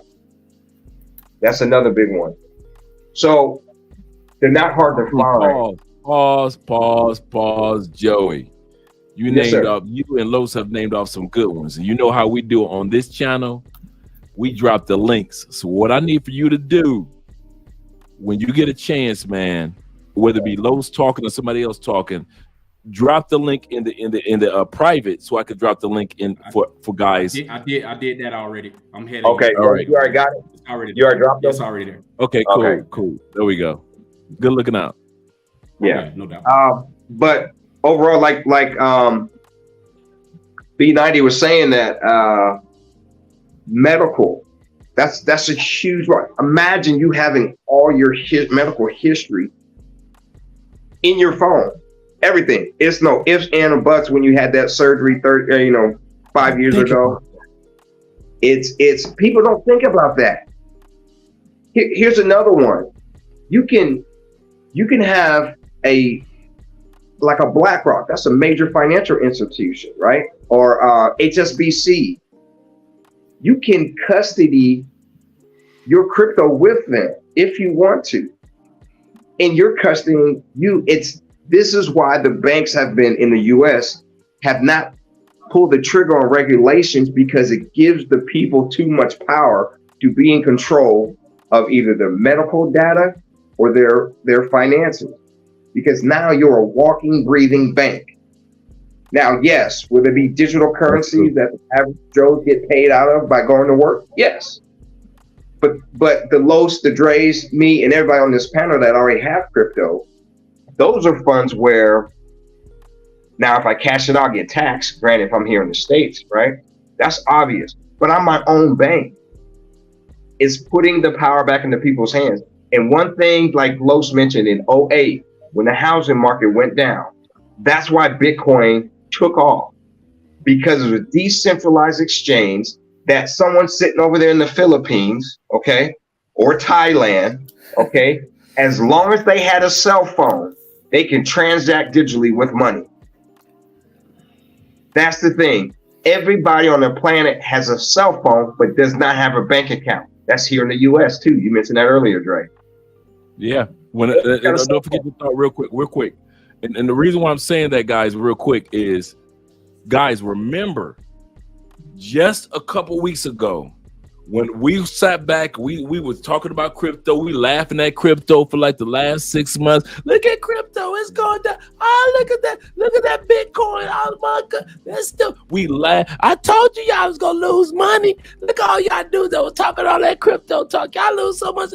Literally, as soon as a Signature Bank and And Silicon Valley.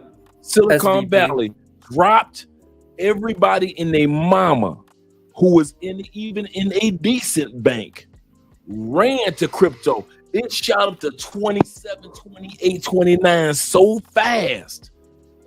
From all the people that were laughing at crypto, see how much it dropped? The money that was lost, don't nobody, it was a fad. And soon as they needed it, what did they do? They realized that I didn't have another banking location I could go to. In other words, I didn't have, the US dollar was it. And so I'm stuck in Swift. I'll say that again. The US currency. I'm stuck in Swift. I can't get over to Brick because Brick ain't really established like that yet. Where do I run to know that in seconds I can get money? Safe haven. Cryptocurrency. And it was like, it was grandma didn't question it, but this is the part that got me. Grandma didn't question it no more. Auntie didn't question. Nook, Ray, Keith, them. Everybody didn't. I mean, in moments, nobody questioned. Hey, listen, we got 30,000 saved. Why don't we just take how about we just take 10 of that and put it in Bitcoin, or put it in XRP, or put it over in every coin. Start blowing up right after that. So when these brothers sit back and say, or compare 2008 when the housing market crashed and it took off, it's not a coincidence that it took off once these banks start crashing. That's facts. Hey, I just want to say this, and I'm just going to answer questions from this point. You know what I'm saying? Because I don't want to overtalk the panel, but I have to get this out. Go ahead, family. For you that's left in this chat, this is a treat for you that I have for you, okay? Just general knowledge. Like I told you earlier, Bitcoin, the crypto markets. Let me put this in perspective. Apple, their market cap, the Apple's market cap, just the company Apple, their market cap is more than the entire crypto market. If you don't believe me, go look it up. Apple alone, their market capitalization, meaning what they're worth and what they're worth in the stock market, is more than the entire crypto market that has over 22,000 cryptos. Okay. Second point. Okay. In 2030, the metaverse is going to be a 10 to 30 trillion dollar market cap by 2030. Okay, the metaverse. We already seen Chase Bank in there, Snoop Dogg carrying concerts out in there. That's right. You know what I'm saying, and all kind of stuff. All right. That's right. So that's and this is my last point. I told you the crypto markets runs in 4-year cycles. We are at the bottom of the bear market, or close to the bottom of the bear market right now, with just what Dre was just talking about with how Bitcoin ran up. Because I thought it was going to go down with my analysis or technical analysis. I thought it was going to go down to 16, 15, 14 levels. But because of what's taking place with these banks, it causes Bitcoins to start running up. That's what he was explaining to you. Well, guess what? Now is the time to start filling your bags, because this is going to be the last opportunity for anybody to make life-changing money in crypto, because the bull run will be at the start or at the end of 2024 going into 2025 when Bitcoin does its halving. Okay, Bitcoin every 4 years has a halving, meaning that, for an example, you producing 4 Bitcoins for the year. In 4 years, the halving, now you're only producing 2 Bitcoin for the year. The halving, for another 4 years, now you only got 1 Bitcoin for the year. And everybody is trying to get a piece of that 1 Bitcoin. That's what's driving the price up for the demand of that Bitcoin. There's only going to be 21 million of these things ever made. Okay, 21 million. Imagine, put it in this perspective. If there was only $21 million, it's a million. $21 million for the entire world. Okay, and everybody is trying to fight to get it. That's Bitcoin. Okay, you have the opportunity right now to start buying crypto at a low point. I just told you VeChain was 2 cents. We just told you XRP was 47 cents or whatever it was. We just told you XDC was 3 cents. We just told you XLM was 8 cents. Okay, you have the opportunity to get rich right now by filling up your bags. Crypto is a hodl. You're investing for the long term. You're not looking for turnaround quick gains like that right now. You can do it if you know what you're doing, but you want to invest for the long term. Los, don't let that slide. Don't let that statement slide, because a lot of Americans looked at crypto. They looked at crypto in 2020, 2021 for this get rich quick scheme, and they made a mistake. And you're right. Do not look at crypto for that get rich automatic thing. You know how I always say Americans make the mistake of always thinking that you could just add water to everything and it's going to be automatic. You're absolutely correct. Go ahead, brother. So with this knowledge that I'm giving you right now, okay, knowing that, and I talk about this in my ebook, okay, there was at least 7 people that reached out to me because I emailed them while we were on this thing. You guys are very smart, okay? I'm still waiting on the rest of y'all 35 people, you know what I'm saying? I'm trying to give you some free game. But anyway, if you're investing for the long term, okay? You put your email in once again. Your only objective should be researching those projects that you know, like, and love, filling your bags to the top, AGIX, VeChain, XRP, XLM, and waiting for that bull cycle at the end of 2024 once that halving takes place with Bitcoin, because all of the other altcoins, and altcoins are alternative to Bitcoin. If it's not Bitcoin, it's an altcoin, okay? All of those altcoins, when they start running up and you don't have your bags filled, that you will have missed your opportunity to create generational wealth for your family. And it is my opinion that this is the last opportunity that you have to do so with crypto, because in 2025, it's going to go back down to the bear market. Then we're going to start seeing all the inception of all of this stuff that we've been talking about going into fruition, and the prices of these coins and tokens are going to be astronomical, and you're not going to be able to afford them, which means you're going to be a slave to somebody like myself, Dre, Joey, Marcus, and all of the people that's actually doing something about their investment strategy and portfolios right now. You're going to have to come to me and borrow money. And and those smart contracts don't change on the blockchain. And if I tell you, you're going to have to pay me 25%, you're going to have to pay me 25%. You know what I'm saying? And it's going to be locked just like that. That's the beauty of the blockchain and smart contracts with Ethereum. Once they're locked in, ain't no changing it. And then if you don't pay me, then I just take everything you got. You feel me? That's how that's going to be. You want the corporations and the banks to be doing you like that?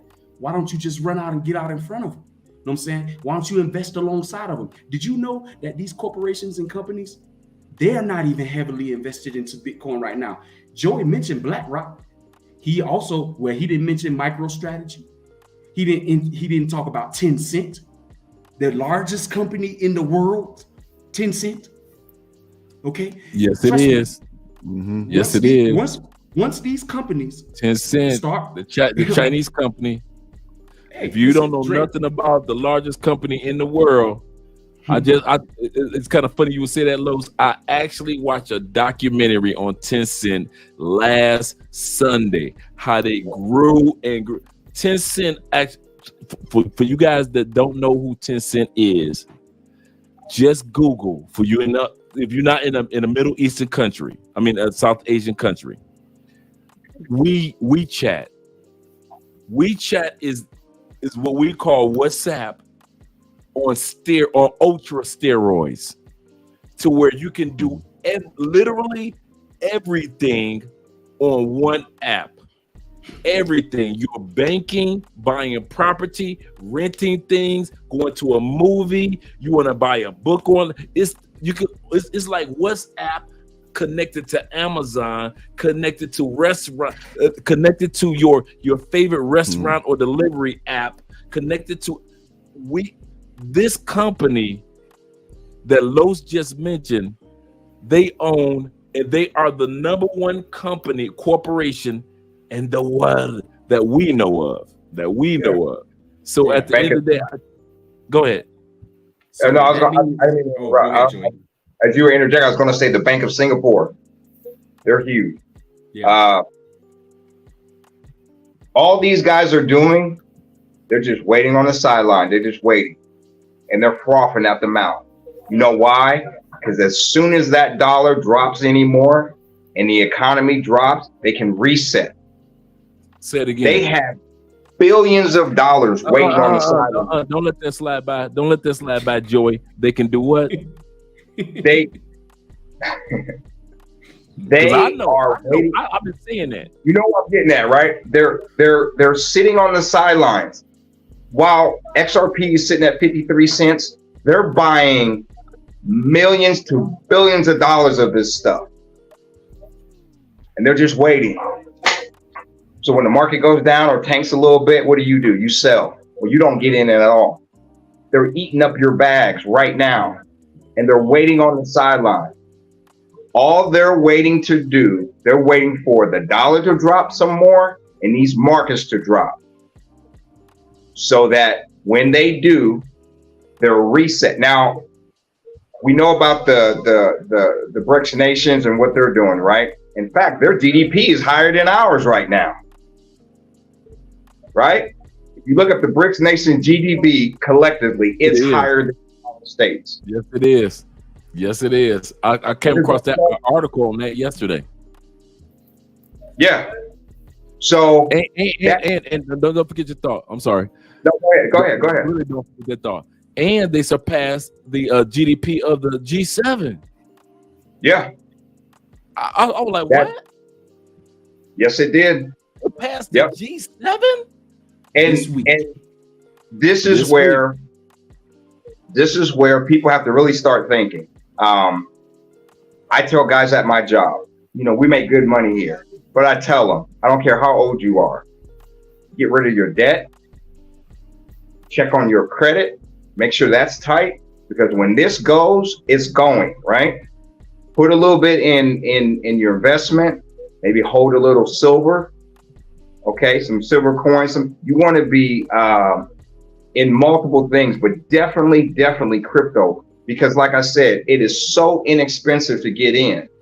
And those celebrities we talked about that got taken on that FTX deal, they're celebrities, they're busy. They're just assuming it's legit. They have the money to just, they didn't want to lose it, mind you, but they had the funds to just drop maybe $2-3 million on a particular investment, right? Right now, a lot of us don't have that kind of money to drop, but we have enough to where when all this takes place and those big boys, they pull that trigger, right? That's millions and billions of dollars of liquidity flowing through the system. Here's another thing real quick. The reason why the cost, did you know it's cheaper to fly $1,000 or $10,000 overseas than it is through our banking system? It's cheaper. Dre, if I wanted to give you 10 grand, it's cheaper for me to fly it to you than it is for me to go through the banking system, because it has to go through a third or fourth party. Absolutely. And that's when you get that 7 to 10 day wait period, right? And there's fees, time is money, right? So it's not really advantageous for the bank, because by the time I send you that $10,000 to the bank, it may have cost the bank an additional maybe $3 grand just to send a $10,000 transaction. Whereas there are cryptos like XRP that can facilitate that transaction in 8 seconds, costing that transaction maybe anywhere from 23 cents, maybe 15 cents. That transaction is done. Next.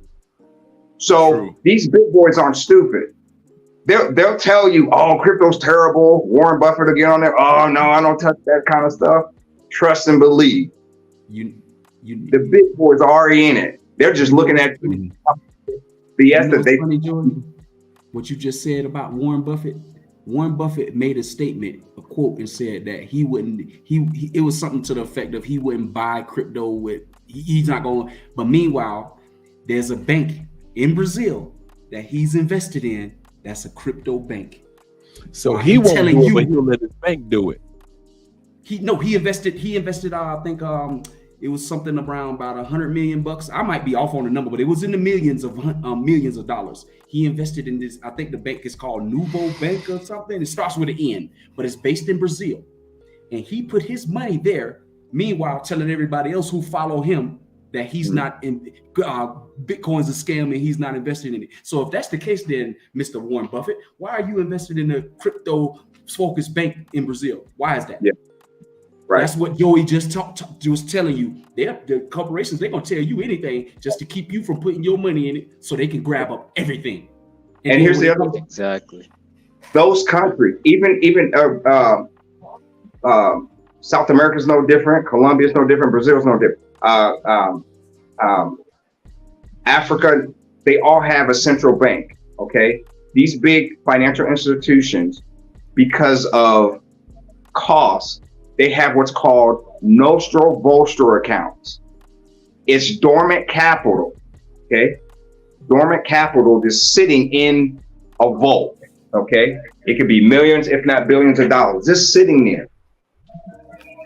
Every time the market goes down and our dollar is going down every week, every day, that millions of dollars is not making money.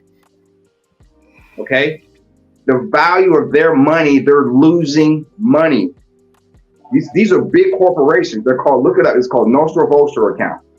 And the reason why they park this dormant capital in the Bank of Japan or the Bank of Singapore, okay, or in the Bank of Colombia or these other banks, the reason why they park it there is in case there is some type of transaction or liquidity shortage, they already have them in those countries, okay? Because again, time is money. So they already have it parked sitting there. It's ready to be used. But guess what? It can't be used because the dollar is constantly going down.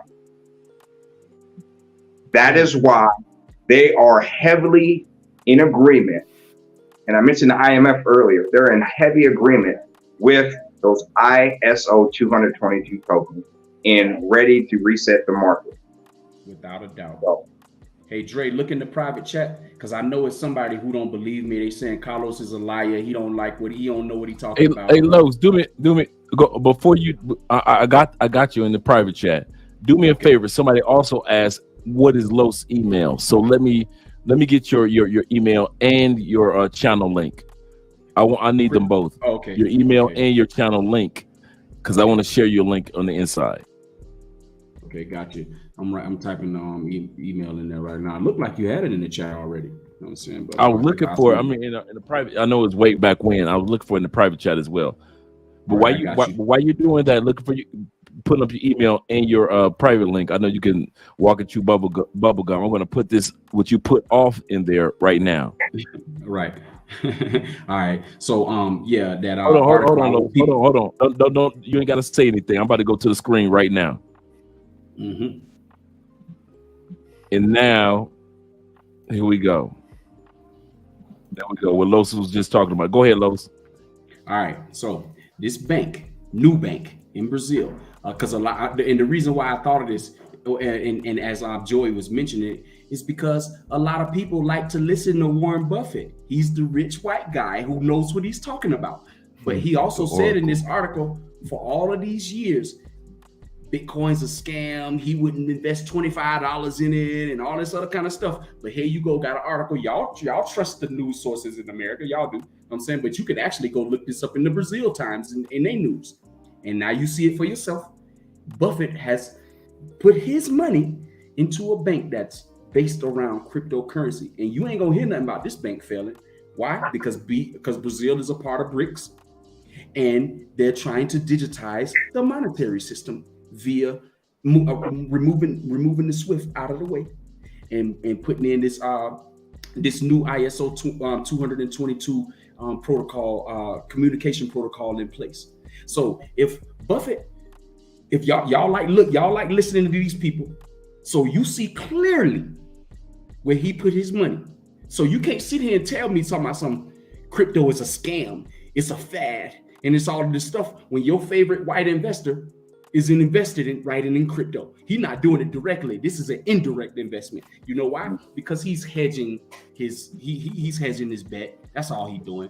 I'm gonna put it in this bank. If it fails, then it doesn't look like I invested directly in crypto. Instead of me just going and buying Bitcoin straight out like MicroStrategy, who owns 100,000 Bitcoin. You know what I'm saying?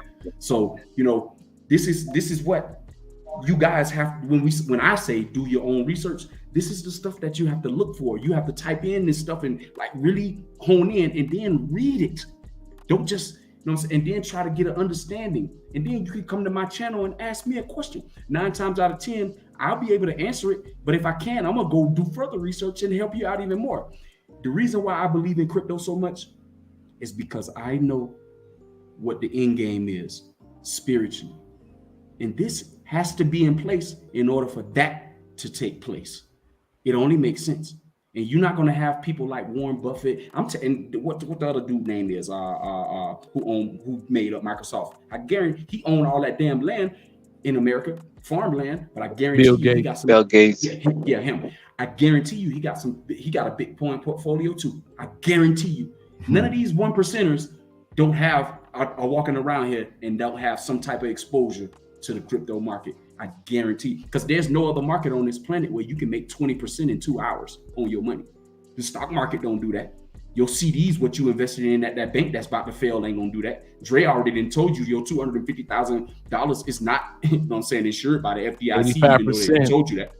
He didn't already told you that ain't the case. You know what I'm saying? So if you got this was the last point out.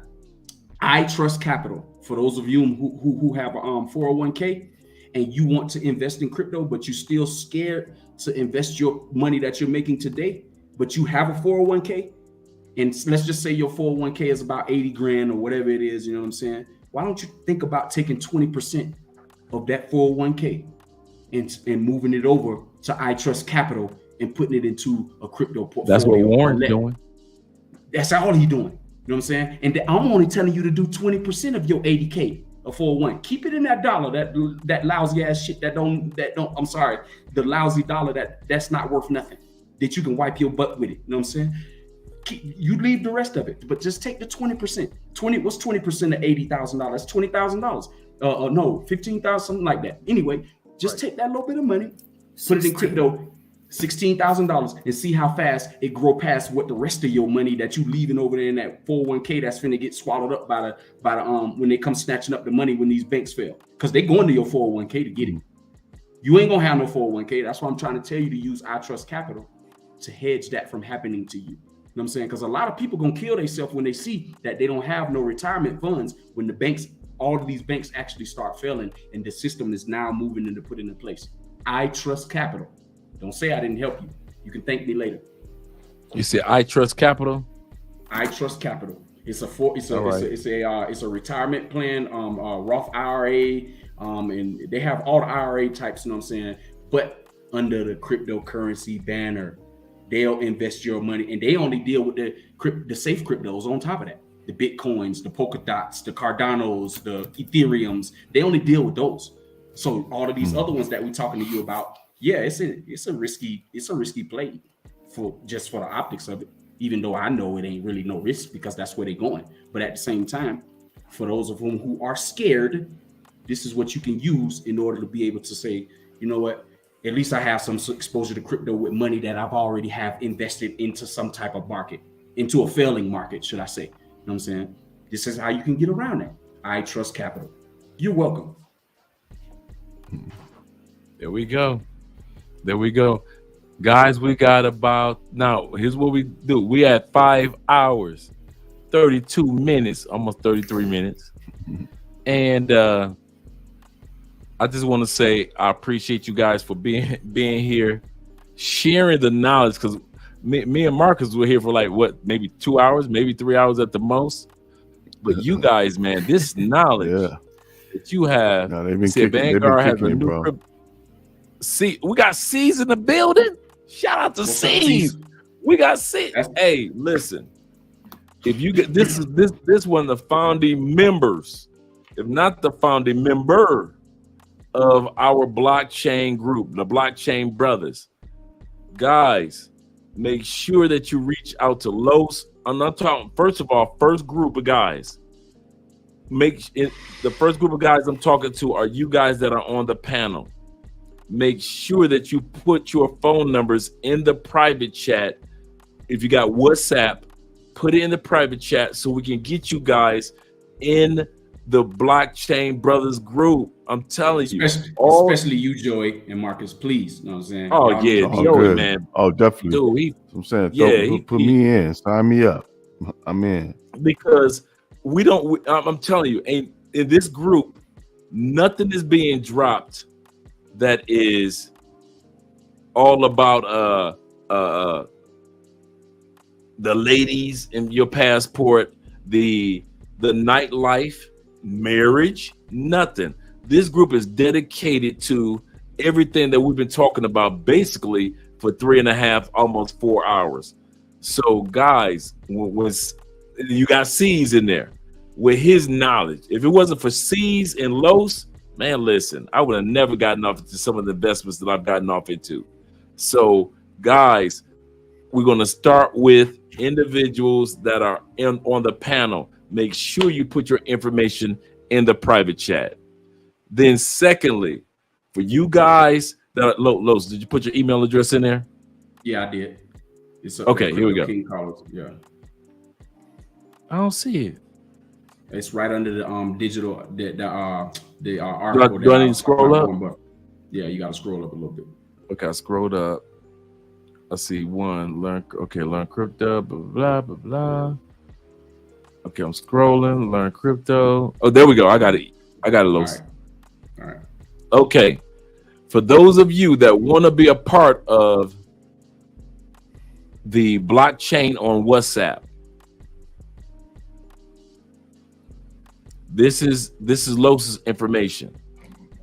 C's, if you want to drop your information in there as well, because you're one of the founding guys in there, C's, drop your email address off in there as well, because I'm going to be taking the reason why I say this, guys, not only for the guys in the live stream, I'm going to be chopping this video up into 5 parts, because is enough for 5 parts. So it's going to be like 5 to 6 days of information in regards to this, man. Because I'm telling you, the one thing, as everybody was talking, I was thinking about one thing: pace. For dudes our age, the 50-plussers, we got it. Just give us enough information. Those that are Gen X, Gen Z, they already own it. Ain't got to worry about them. The only people that they're trying to take their time with this to get comfortable with in the US, the baby boomers. Baby boomers they're going to be making up of more than 50% of those new individuals. Now I don't want to say new, but of a certain group, and they're going to be the largest group in the US. The retirees, they barely understand computers, and you about to take the dollar away from them? You about to take away the dollar? Mm-hmm. Older people that are over 50 that don't understand it, they panicking. And so they're like, let's put it like this. No offense to older people, and I mean this because I'm one of them. If it wasn't for older people taking a little bit longer to understand technology, computers, and things like that, this Bitcoin thing would have taken place a long time. It would have took place faster. But they realized that, wait a minute, we got aunties and grandmas and pawpaws that it's going to take a little bit longer for them to catch up with the rest of the world. Just like the big face dollar, where the rest of us were like, okay, they put on the news, hey, we changing the dollar to big face. Okay, cool, we got you. Older people, they were like, now wait a minute, baby, is this a dollar or is this new one a dollar? Because I don't want to make a mistake and give you a fake dollar, because I ain't going to jail for nobody. No, TT, both of them are dollars right now. They're gonna get rid of all this good money, baby. They gotta let older people go through their process and they know it. Whenever it comes to just everything, they know it. And so it is when it comes to digital currency. They're going to have to let older people, or think about it. Nobody, and I'm a Social Security guy on our other channel. So as Los and Joey was talking, I'm thinking like people getting their Social Security payment through cryptocurrency. And it's coming soon. It's going to be a president that stands in front of a podium and let older people know, listen, you're not going to lose any money in your bank accounts. You're not going to lose any money into, and hey, Los, check it out. I got companies that make, here we go. You ready? Yeah. Because I know older people. I've got companies that make cold wallets blowing up because the government or a government is going to say, we're going to give out free wallets from now on. And with this wallet, you could get your retirement money on that wallet and save it and go to the grocery store. Put it on your keychain, put it on this, whatever it is, it's going to be a wallet for older people to feel comfortable with. I kid you not. You heard it here first, because I know Social Security, and I've been listening to you guys, and I'm like, wait a minute. I could see government saying we're going to send out millions of free wallets. So somebody who makes the wallets is going to get paid crazy. At the same time, they're going to have commercials that show you got your free wallet. Well, this is what you're going to do. You're going to go to YouTube and see me at 61 doing videos on, okay, grandma, grandpa, I'm 61. Here's my free wallet I got from the government. I'm going to show you how it works. And all these other younger YouTubers putting out videos on older people getting their Social Security on with free wallets. Because they ain't going to have enough sense to buy it because they're going to fear it. Not sense, but fear to buy it. So, but the government's going to sit back and say, you know what? A part of the transition, free wallets for older people. And what's going to end up happening is they're going to come to YouTube and say, well, how do I use it? And I'm going to have all these videos posted for older people on how to use your crypto wallet, your cold wallets.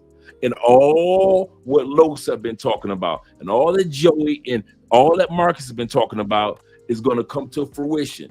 Like these gentlemen have already said, it's not, well, if it's going to happen or maybe. It's already in the Bible. So you can go to Revelations and just have fun with it, because it's already in Revelations anyway. When I already told you, you got the mark. The mark is not a mark like a tattoo. We always think the mark of the beast always got to be the mark of a tattoo. But it's saying that, listen, the Bible also says if you don't have this particular thing, you can't purchase and you can't sell a particular product. So when these guys are saying this, y'all can sit back and say, oh, that was a good live stream, Dre. Good looking out. You got some good brothers on there. I'm telling y'all, when these brothers will give you these, man, listen. When I sit back and say, I got a page full of notes, I don't know if it's going to show. There we go on the camera. I got a page full of, there we go. There we go. Dude, I got a page full of notes. I'm not kidding, man. I'm saying, okay, when they get tomorrow morning with coffee, I'm going to do this, do that, do that, do this. So guys, in all sincerity, make sure you do this. I'm going to go to the private chat before the regular chats. Make sure you say, okay, there we go. Joey said he's still here. Let me pull up Joey real quick. But yeah, I know Joey at work, but Joey been at work all night long. Hey, I work 12-hour shifts. I got an outage coming up next month, and I'm going to be working 7 days a week, 12 hours for 5 weeks. Get your money. And you know where it's going. I'm telling you that. You already know where it's going. XRP. little bit of everything. Definitely those tokens we talked about tonight. Yeah, for sure. Yeah. Yeah. Hey, I just want to piggyback on what Dre was Dr. talking Don. about, especially for the older generation. If you're over 55, basically if you're over 50, because for me, when I'm explaining this to that age bracket, it's kind of like it's going in one ear and out the other because they're so used to what they've been dealing with their entire life, which is the current monetary system. What I want you guys to do, if you own this live stream still tonight, man, and you over 50, 55 years old, what I want you to do, you know what I'm saying, is to take a step back, you know what I mean, and become more open-minded about what's getting ready to happen. Because the more closer you are to 55, the less chance it will be for you to even be able to draw Social Security. And if you do still are able to draw Social Security, it's going to be digital. It's not going to be in the form of these checks or direct deposits that you're getting. These free wallets that he's talking about, they're already doing that. Jay-Z and what was that? It's the other Jack Dorsey. They already then created a school up in New York. You know what I'm saying? For people to come and learn, like what I'm trying to give to you guys in my ebook about crypto and Bitcoin. And then once they complete the course, they get a crypto wallet and they get a specific amount of Bitcoin in that wallet when they're done with the course. This is how you guys that's 55 and older, how you have to treat this. You know what I'm saying? As if, you're basically sending yourself back to school, but you're sending yourself back to school for financial knowledge. That's something that's going to be beneficial for you for however long our future is. Because this digital age, it's not going anywhere. Nothing's changed. Everything that we know is going to be. Listen, I've been talking to my family virtually. You know what this is equated to with y'all who used to watch cartoons back in the day? The Jetsons. You remember the Jetsons used to be, you know what I'm saying? When they used to be looking at that on the screen right there. What the boss name is when he was talking to the Mr. Spacely. Mr. Spacely. And he used to talk to the husband of the family, you know what I'm saying, on a virtual thing way back in the damn in the 80s, in the late 80s, in the early 90s. I remember that as a kid, flying cars and all this stuff. Come on, man, they weren't putting that stuff on TV for nothing.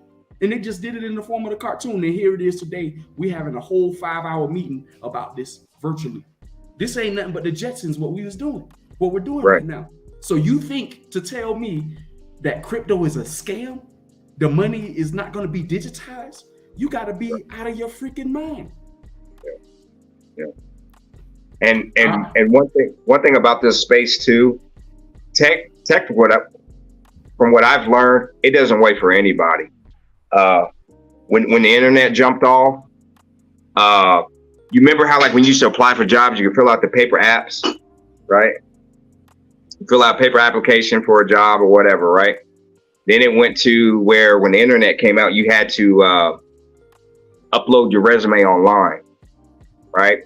Some people hemmed and hawed about it, but then companies started, okay, well, we won't look at you unless you upload it, right? Like monster.com, I think it was monster.com, you have to upload resume. And this is not waiting on you. And I could hear a lot of like my parents, they were like, well, my dad was more into the internet, my mom, not so much, but she was forced to learn how the system works and now uses it every day. It's like nothing to her. She can get out there on her phone or on her laptop or whatever. This is the same thing. And yeah, you can fight it. You can stick your head in the sand and you can hope that they don't get rid of rid of currency, the dollar. This is moving with or without you. It's not stopping. It's definitely not slowing down. You see it before you. If you got your head in the sand, when this thing blows by, it's going to blow up all that sand and you're still going to get exposed. So it's best just to see what's coming, get knowledge of it, get with people that actually know what they're talking about, how it works, and then make an informed decision on your own. So that's what I recommend to the people. And irrespective of your age, because I'm telling you right now, the next millionaire and billionaires are going to be the Xbox kids. It's going to be the early cryptocurrency kids. You've got young cats right now with more bags than me. Okay. You've got teenagers that are Quincy Jones. You should look him up. Quincy Jones. He knows and he's a coder. He's like 19 years old, 19 or 20 years old. Okay. Young black kid, right? Quincy Jones. He knows any and everything about XDC, about XRP, about all of them. He is a coder. Many people have said that he may go work for Ripple. Look him up. This is a black man. And he's building code and blockchain for the financial system. Quincy Jones, check him out. You just gave me a gem, buddy. I ain't know nothing about him. Oh, yeah. Let's see. There we go. Now, I'm gonna be honest. He talks fast, and because he's real passionate, like me and Los. But that brother is smart. This is what we aspire for our children, our sons and daughters, to be able to think and be a part of this new system coming about. That young man is astounding. And if you watch any of his videos, he blows the mind of white folks all day, every day. So he's truly he's got a lot of videos. He's truly an amazing kid. Thank you, brother. I'm definitely going to subscribe to him because he ain't gonna do nothing but help me out with my knowledge. So yeah. So I'm gonna drop the link for Quincy Jones. Go ahead, Los. That's not, on the video. That's not him. Oh, he's probably introducing. Yeah, he's probably introducing him. Quincy Joe, Jones I wanted to thinks about piggyback off of what Joey just mentioned. I've witnessed it in real time. What's that? The young man that I was mentioning earlier that was trying to put me onto crypto. Quincy Jones. Okay. Not him. I actually, one of my former employees that used to work under me. Oh, okay. When I was working, pretty much, he's a young kid. He was 18 years old. What happened is he had an issue with one of his cars where he totaled it. You want to know what he did to replace his car? He used his cryptocurrencies that he had, transferred it into cash, and bought him a brand new what's that car? It's an Italian car. A Pagani. He bought a brand new one with cryptocurrency. The kid's 18 years old. Mm-hmm. It's unbelievable. He's right. That's the future right there. Yeah, man. Crypto is an amazing tool for you to be able to build wealth if you follow, the trends. If you do your research and you put your money in the right projects. These projects like Shiba, Doge, and all of these, those are meme coins. People use those.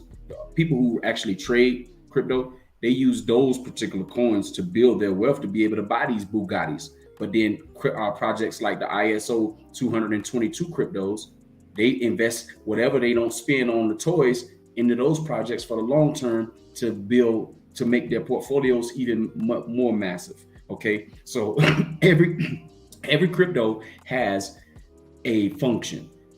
What I'm telling you is that research it, study it, and you do what's best for your particular situation. For an example, Andre was giving me all these props. You know what I'm saying? I don't know why. I'm just a random guy on the internet. You know what I'm saying? So these NFTs, that's where he got started coming in at. And see, Dre came in and started giving me knowledge about this crypto project that I turned him on to, because I'm not no comic guy. I don't know nothing about no Marvel and all this other stuff. I ain't watched none of that stuff growing up. But because of the stuff that Dre was talking about, and he telling me about the Holy Grail comics, now he got me get all excited for the drops that's coming for these comic books that I like to invest in. You know what I'm saying?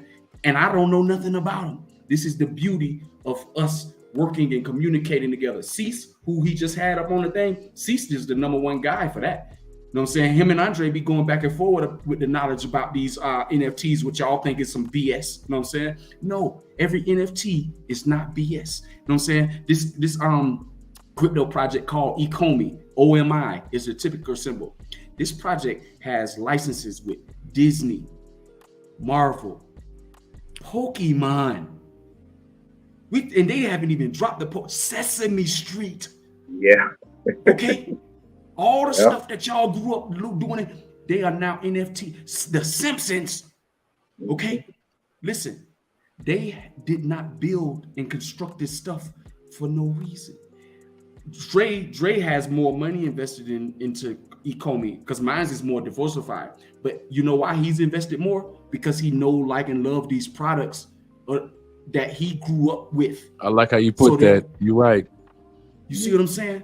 And, right. and because of Dre, I invested more. Now, I was only doing I still only do the comic books, but because of Dre's knowledge about the level of comic books and what should I go for, I stopped just buying random comic books, and I'm only going for the Holy Grail comic books because those are going to be worth something. And you know why? They only now making 5,000 digital copies of these books. I mean, to sit back and know that I own one of only 10,000 copies of the first Thor comic book, to know that I actually own the first Marvel comic book, the last Spider-Man comic book, and to actually, you know me, I'm being a comic book nerd, to actually be able to open up that comic book, read the stories, and then I read the end of it when Marvel says, when it comes to Spider-Man, the first appearance of Spider-Man, and they say, listen, guys, we can't afford, in the notes of the old comic book, they says we can't afford to do 3 or 4 stories in a book. So we're gonna shut down what was the original name of the comic book? The comic books. It wasn't Adventure Comics, it was Detective Comics. Like Detective Comics. They're about to shut this down. They said we're about to shut it down. When we come back, it's going to be one character at a time. To know that I can read from 1960 something or 1940 something, that story from Stan Lee. When you can sit back, you like, Stan Lee wrote all the stories for the original Spider-Man when he was in his 20s. And to sit back and I can actually read the stories of the original Captain American stories. When they sit back and say Captain America's the original Avenger, and you know that when you read the stories, he was brought on as an Avenger. When you sit back, you can read like Namor found, you like, oh, Captain America was in some ice. Okay, gotcha. Who found him in ice? Namor, the Submariner, found Captain America. All this little knowledge came from NFTs. Knowing that I'm one of the few people in the world that can actually, I can't afford the tangible original Spider-Man comic book, which is worth $300,000, $1 million, but the NFT, I could buy it and I can actually read it and actually like. So this is what the artwork was like back then from Jack Kirby. This is what Stan Lee's writing was like when his wife told him, like, listen, this y'all last issue anyway. Your boss already said he don't even like that Spider-Man comic book. So why don't you go ahead and just put Spider-Man and put him off in there? And then it was Action Comics. Action Comics, yeah. The end of Action Comics was was the first issue of Spider-Man. And to sit back and see the first Marvel comic book characters were Submariner, and on the cover was Human Torch. So now I'm looking like, and our point in saying this, guys, is this: there is so much opportunity just for even guys like me that are just some regular nerdy comic book dudes when it comes to NFTs. For those that are into DC Comics, the original Flash comic book, the original Batman comic book, the original Superman comic book with him holding up the car, all that is available now for you to actually take advantage of. And Los got it too. So all of you guys that don't realize, we're telling you, man, this stuff is real. So that's why I love. So that's when I sit back and I'm like, I got one more Grail actually loads that I'm waiting for them to drop. The original Hulk comic book when Hulk was gray.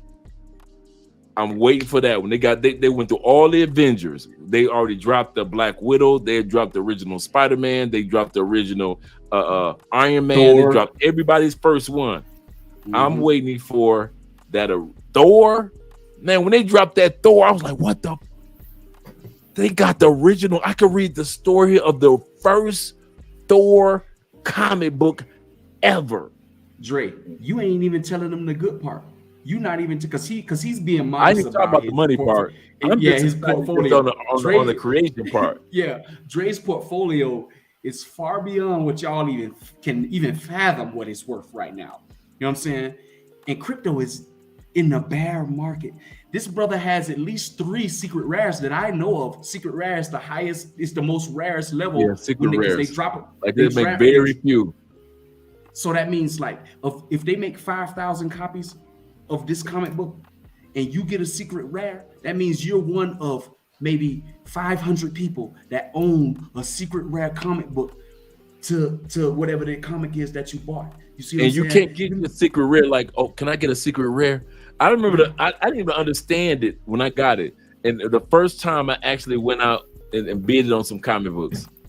And I got 2 secret rares in 1 week. And Los was like, you got how? You got 2 secret rares? And I'm like a kid, like, I don't know. Yeah, I got secret rares. He's like, man, how you end up with 2 secret rares in an ultra rare in 1 week? Just I'm starting. this is my first week in this, like a lucky gambler. And to know that NFTs, as my point in all saying that we're saying all this is, guys, because we're at 6 hours officially. Thank you guys for being here. We're going to shut this down in a split second. Because of all this, and shout out to I know, right? Because even because C's was there when it all happened. To know that currency is going in a certain way, NFTs and the metaverse is going in a certain way, and that's why Facebook changed their name to Meta.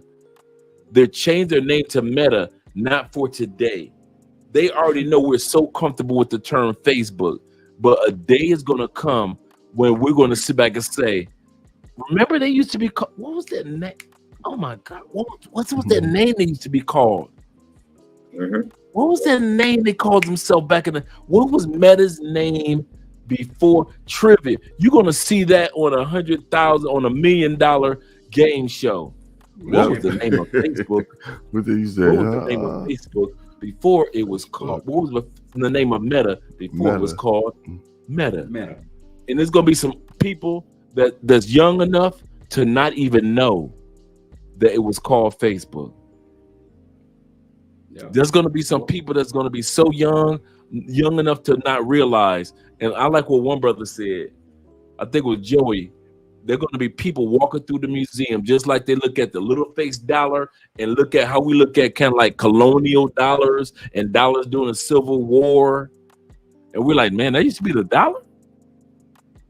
Same thing. They're going to look at our big face dollars and say, Granddad, what's that? And we're going to be like laughing. You don't know what that is? That's That's a $100 bill. Granddad, what's a $100 bill? We used to actually spend and go to the store with that. Granddad, don't play with me. I used to go to the store with that piece of paper. They already doing it in Colombia. These are currencies of the world. They already got them in glass in Colombia. This just to show you, you know what I'm saying, that it's not even. Wow. You know how clear y'all can see it?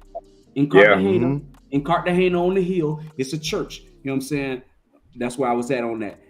These are currencies of the world. They already got them on the wall. It's already being done. And I was sitting there looking at it, and I'm like, damn. Like, this is the evolution of money. This is where we're going. And now we're looking at it going from paper to digital. So Dre is absolutely 100% correct. And then y'all are the lucky generations, the ones that's Generation X, that's before me, because y'all got to live through 3 different transitions, man. It's crazy. It's crazy. And one thing to also keep in mind and I know as we're wrapping up, is that it's going to come a point to where you have the opportunity to get in, you have the opportunity to learn and all this. They can actually get to the point where you have to go through a broker to actually get to these cryptocurrencies. Oh, And they're readily available to you now. You either have to go through a broker or you have to be a accredited investor, which means you have to get your licensing to trade cryptos or purchase crypto. No different than, or you make an offering, like say of 100,000, you have to have a minimum of $100,000 or $500,000 to even start investing in these various stocks. It happens now. Watch what happens with some of these major crypto. Especially with the US, you know, they want more of this, right? So it's nothing for them to say after they set regulations, says, okay, from now on, you now have to go through a certified investor, like your Fidelities or your BlackRock and all that. And then you're gonna have to front up anywhere from $100,000, maybe $200,000 just to even start for us to take you seriously to even invest or hold the protocol. And it's free right now. It's free right now. You just put your dollars, you own it. That's what a lot of people haven't even fathomed. Including me. That is a great You don't want to point. get to that point. That is a great point. I did not think of that at all whatsoever, brother. Thank you for that's probably the best piece of information that has been given out tonight. I ain't even gonna lie to you. You know what I'm saying? To be an accredited investor, because we all know what accredited investors are and what would it take to be able to get into some of these projects. We know that. We've seen it. Those of whom will invest. Man, y'all gonna be kicking yourself in the tail if y'all let this opportunity pass you by, man. I'm just sorry, man. You know, and me personally, I'm doing this because I love you. And there's nothing you can do about it. Right. Yeah. And the crazy part is, before we wrap up, man, I'm starting to see, as I look at real estate in this, you know, just looking at real estate for sale in the States, real estate for sale in Colombia, houses for sale. I mean, cars for sale, and I'm seeing more and more, slowly but surely, vehicles and houses that are saying, "And we take crypto." And it's like, okay, once is an anomaly. But I'm starting to see it like more and more, like it's like and I'm not talking about rich people. I'm just talking about everyday people that are selling a house. Oh yeah, by the way, we take crypto. And I'm talking about different parts of the world that I'm seeing this, because I'm looking at real estate in different parts of the world. Or I'm seeing a piece of property. I mean, I'm seeing a car for sale in Bogota and a car for sale in the States and here in South America and in North America. They're like, oh yeah, by the way, we take crypto for our car. It's not coincidental. You got so many NFL players that are saying like Odell, like OBJ, Odell Beckham Jr. sat back and won the Super Bowl with the Rams. His whole contract was Bitcoin, was crypto. He said, I don't want cash. Don't give me cash. This contract, I got enough cash through New York, the Giants, but this contract with the Rams, give it all in crypto. And we all, in the beginning, we were like, wow. And then when the currency went down a little bit, we all laughed at him. And now, he's like, leave that money where it is. Yeah. His contract is going to be worth more than with him, Trevor Lawrence, that lineman from the Carolina Panthers. There's quite a few guys in the NFL who's done this. You know That's right. And it's going to be a more part of a larger trend later on down the line when these guys get sense about themselves and stop buying $800 belts and $5,000 bags. You know what I'm saying? You know what I mean? So, you know, they'll get it soon. You know, hopefully it's not too late. So true. And I could see some of these celebrities and athletes. Los, you know this. You're going to see people tokenizing themselves. Yeah, I said it. You're going to see individuals tokenizing themselves. Joey, I literally just said this the other day in one of these chats. today's price. I mean, yesterday's Never price. thought about that. It's not today's price, and that's Right. me. Love Because cross you're the gonna border you're gonna pay aspect. you're gonna pay for my information, and it's gonna be tokenized. And I'm gonna accept. Love I'm just not crossing gonna borders. accept your Bitcoin. I don't want to accept your Bitcoin. Right. Well, and here's the thing: if you have a service, right? Loshi, you have a service. Dre, you have a service. My boy Zoom to Thailand has a service. 1MT, they all have services, right? Or if you're an NBA player or a ball player, you have a service. Or especially artists. Artists can now own the rights to their music or track and throw a smart contract on it. So every time somebody wants to use it for a commercial or a jingle or whenever or whatever, they get paid, right? But now I can turn around and say, let's take Usher, for example. Okay, popular artist, everybody loves his music, everything, right? Usher can come out and issue a kind of like a Shiba Inu or a Dogecoin, or he could even do a stable coin if he's back with a financial institution, if they want to take him on, okay, like a BlackRock, and say, hey, I want to tokenize me. I'm Usher. I'm one of the world's greatest R&B pop singers, right? You go buy Usher tickets, right? His portfolio goes up. Or if you're in his fan base, or let's do Beyonce, what are the bees, the beehive, whatever that thing is, right? Right. When you sign in to their platform because you want to be part of the fan base, know when the concerts are jumping on, or the products, the shirts, the hats, the boots, whatever it is, right? She is now tokenized, or he is now tokenized.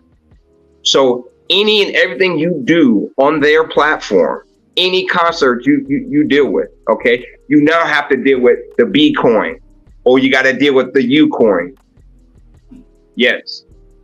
This is the project he's talking about right now. Literally, there's a project for everything. Yes. Artists can go to audience right now and consumer to consumer and earn audio tokens with their music. And you see how much that is. You know what the all-time high price of this was? Huh? I'm gonna leave that to you to go do your own research. It's just dirt cheap right now. Audience. Yeah. That's what Audience. he's talking. That's what Joey is talking about right now. And listen, y'all can keep talking about it, and I just It's called keep pulling Audience. up. Audience. The ticker symbol is audio. Listen, Nas, Katy Perry, Jason Derulo, amongst others, are investors into this particular crypto project.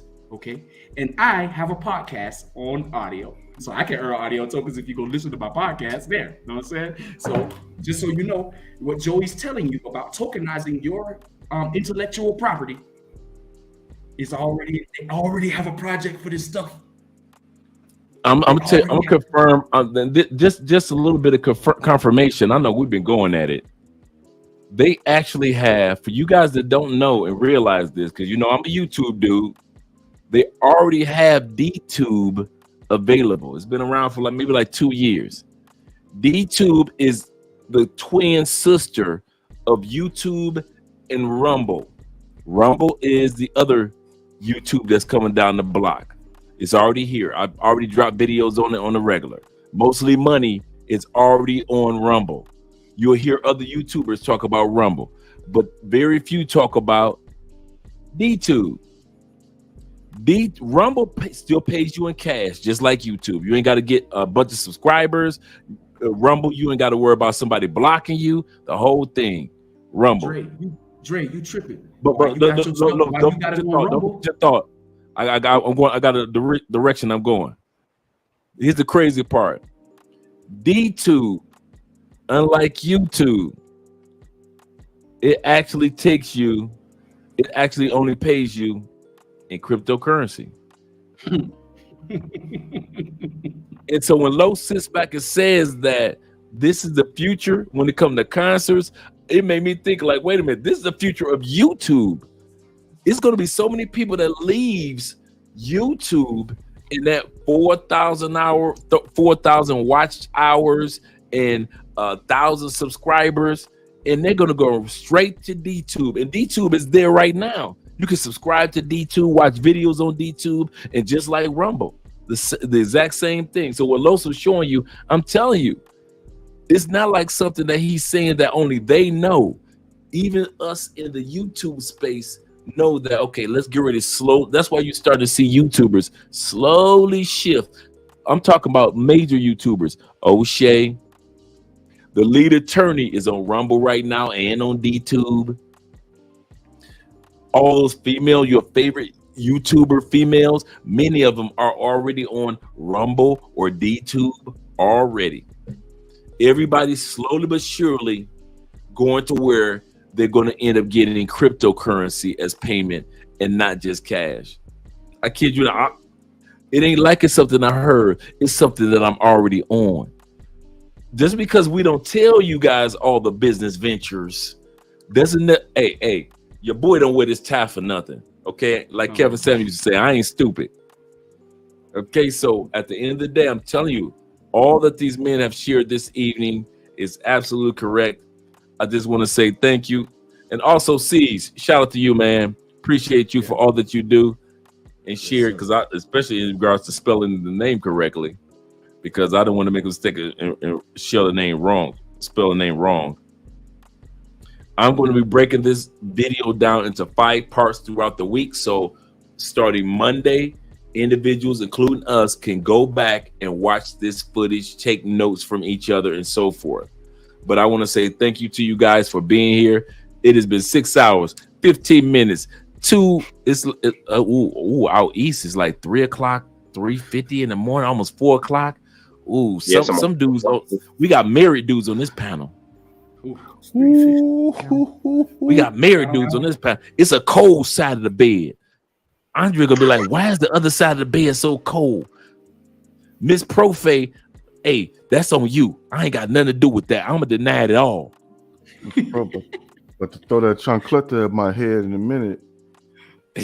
not the chungler. Not the chungler.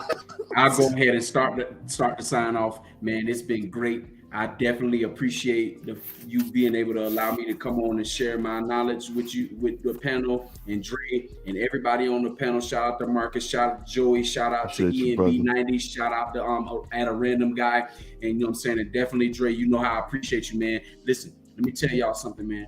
If y'all don't take anything away from here tonight, the one thing that you need to take away from this stream is that you need to shift your mind to start to be open to learning about financial literacy, because that was the basis of what this program was about when we started talking about banking. Okay, so you guys just have an open mind about it.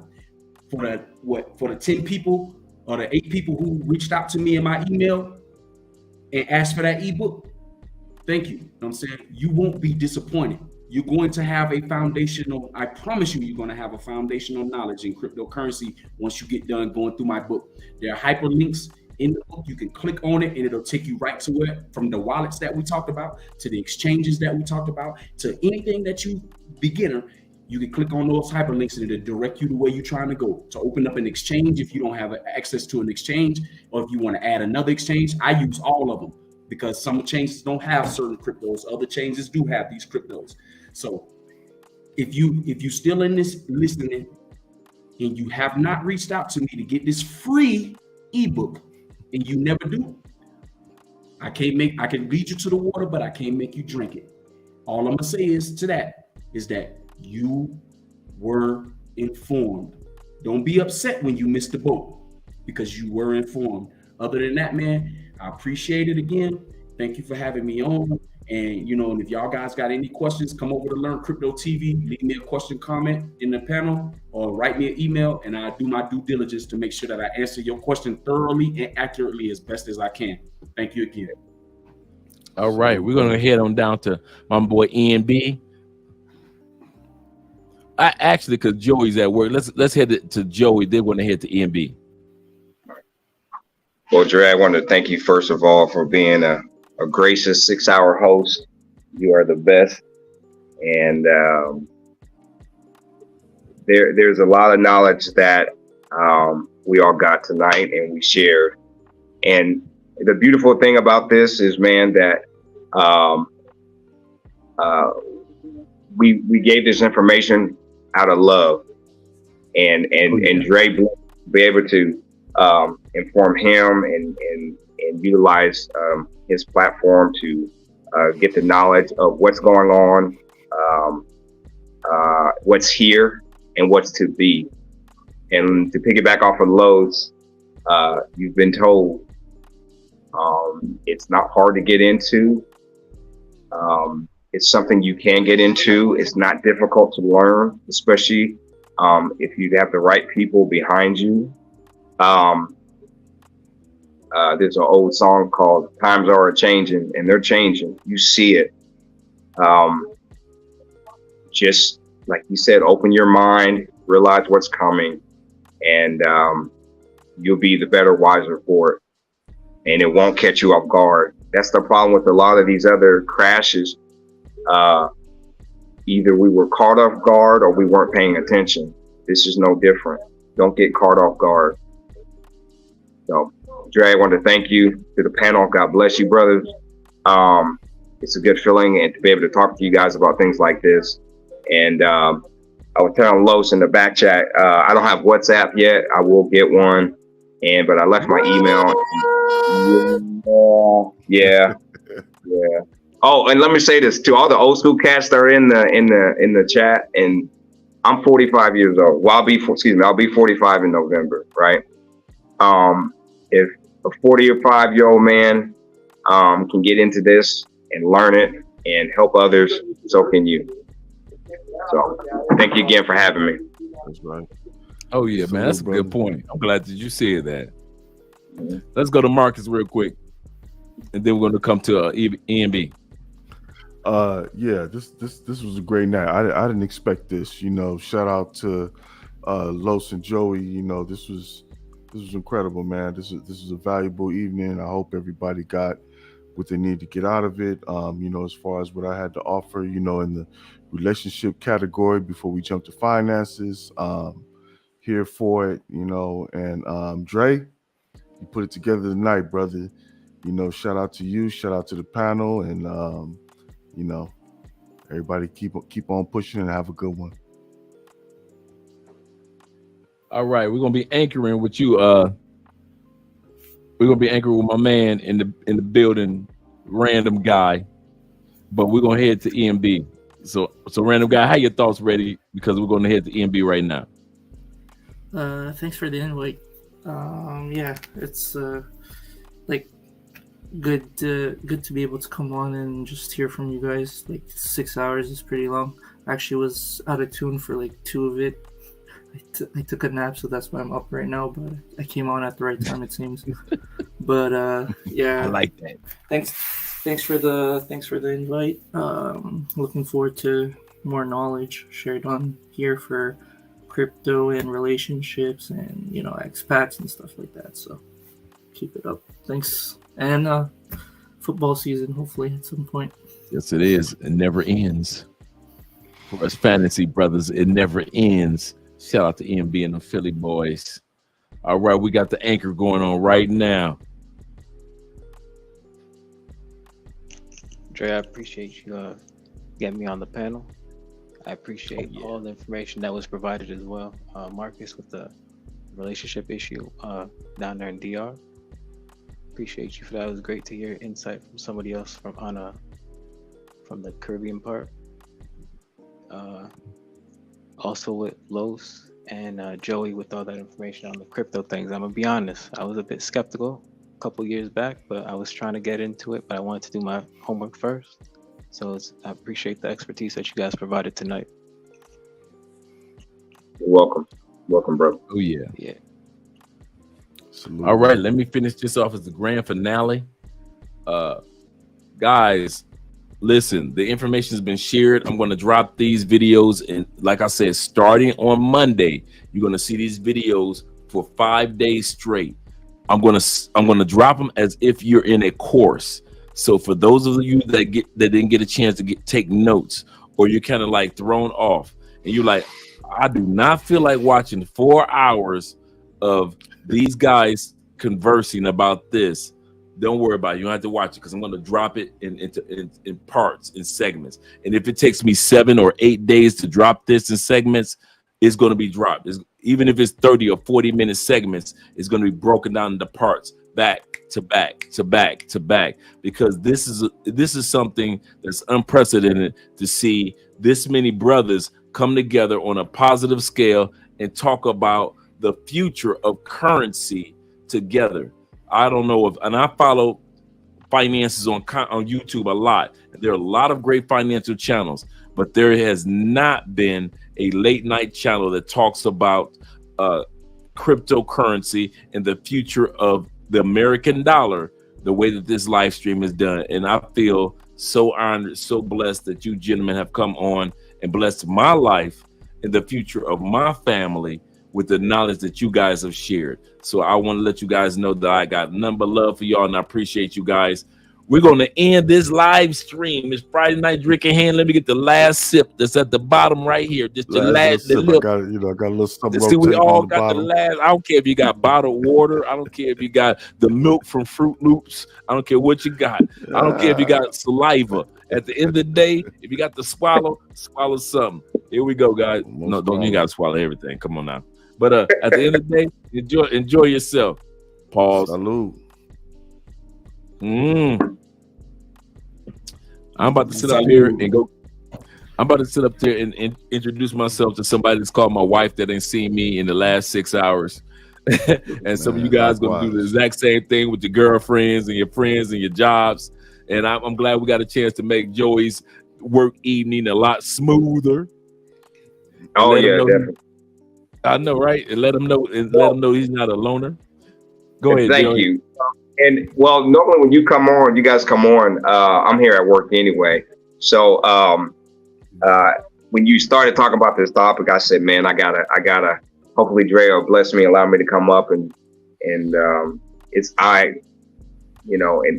share some things. So I appreciate you again. And but this is when I normally catch you when about this time. So thank you. Okay, cool. Yeah. So my running off at the mouth has a purpose.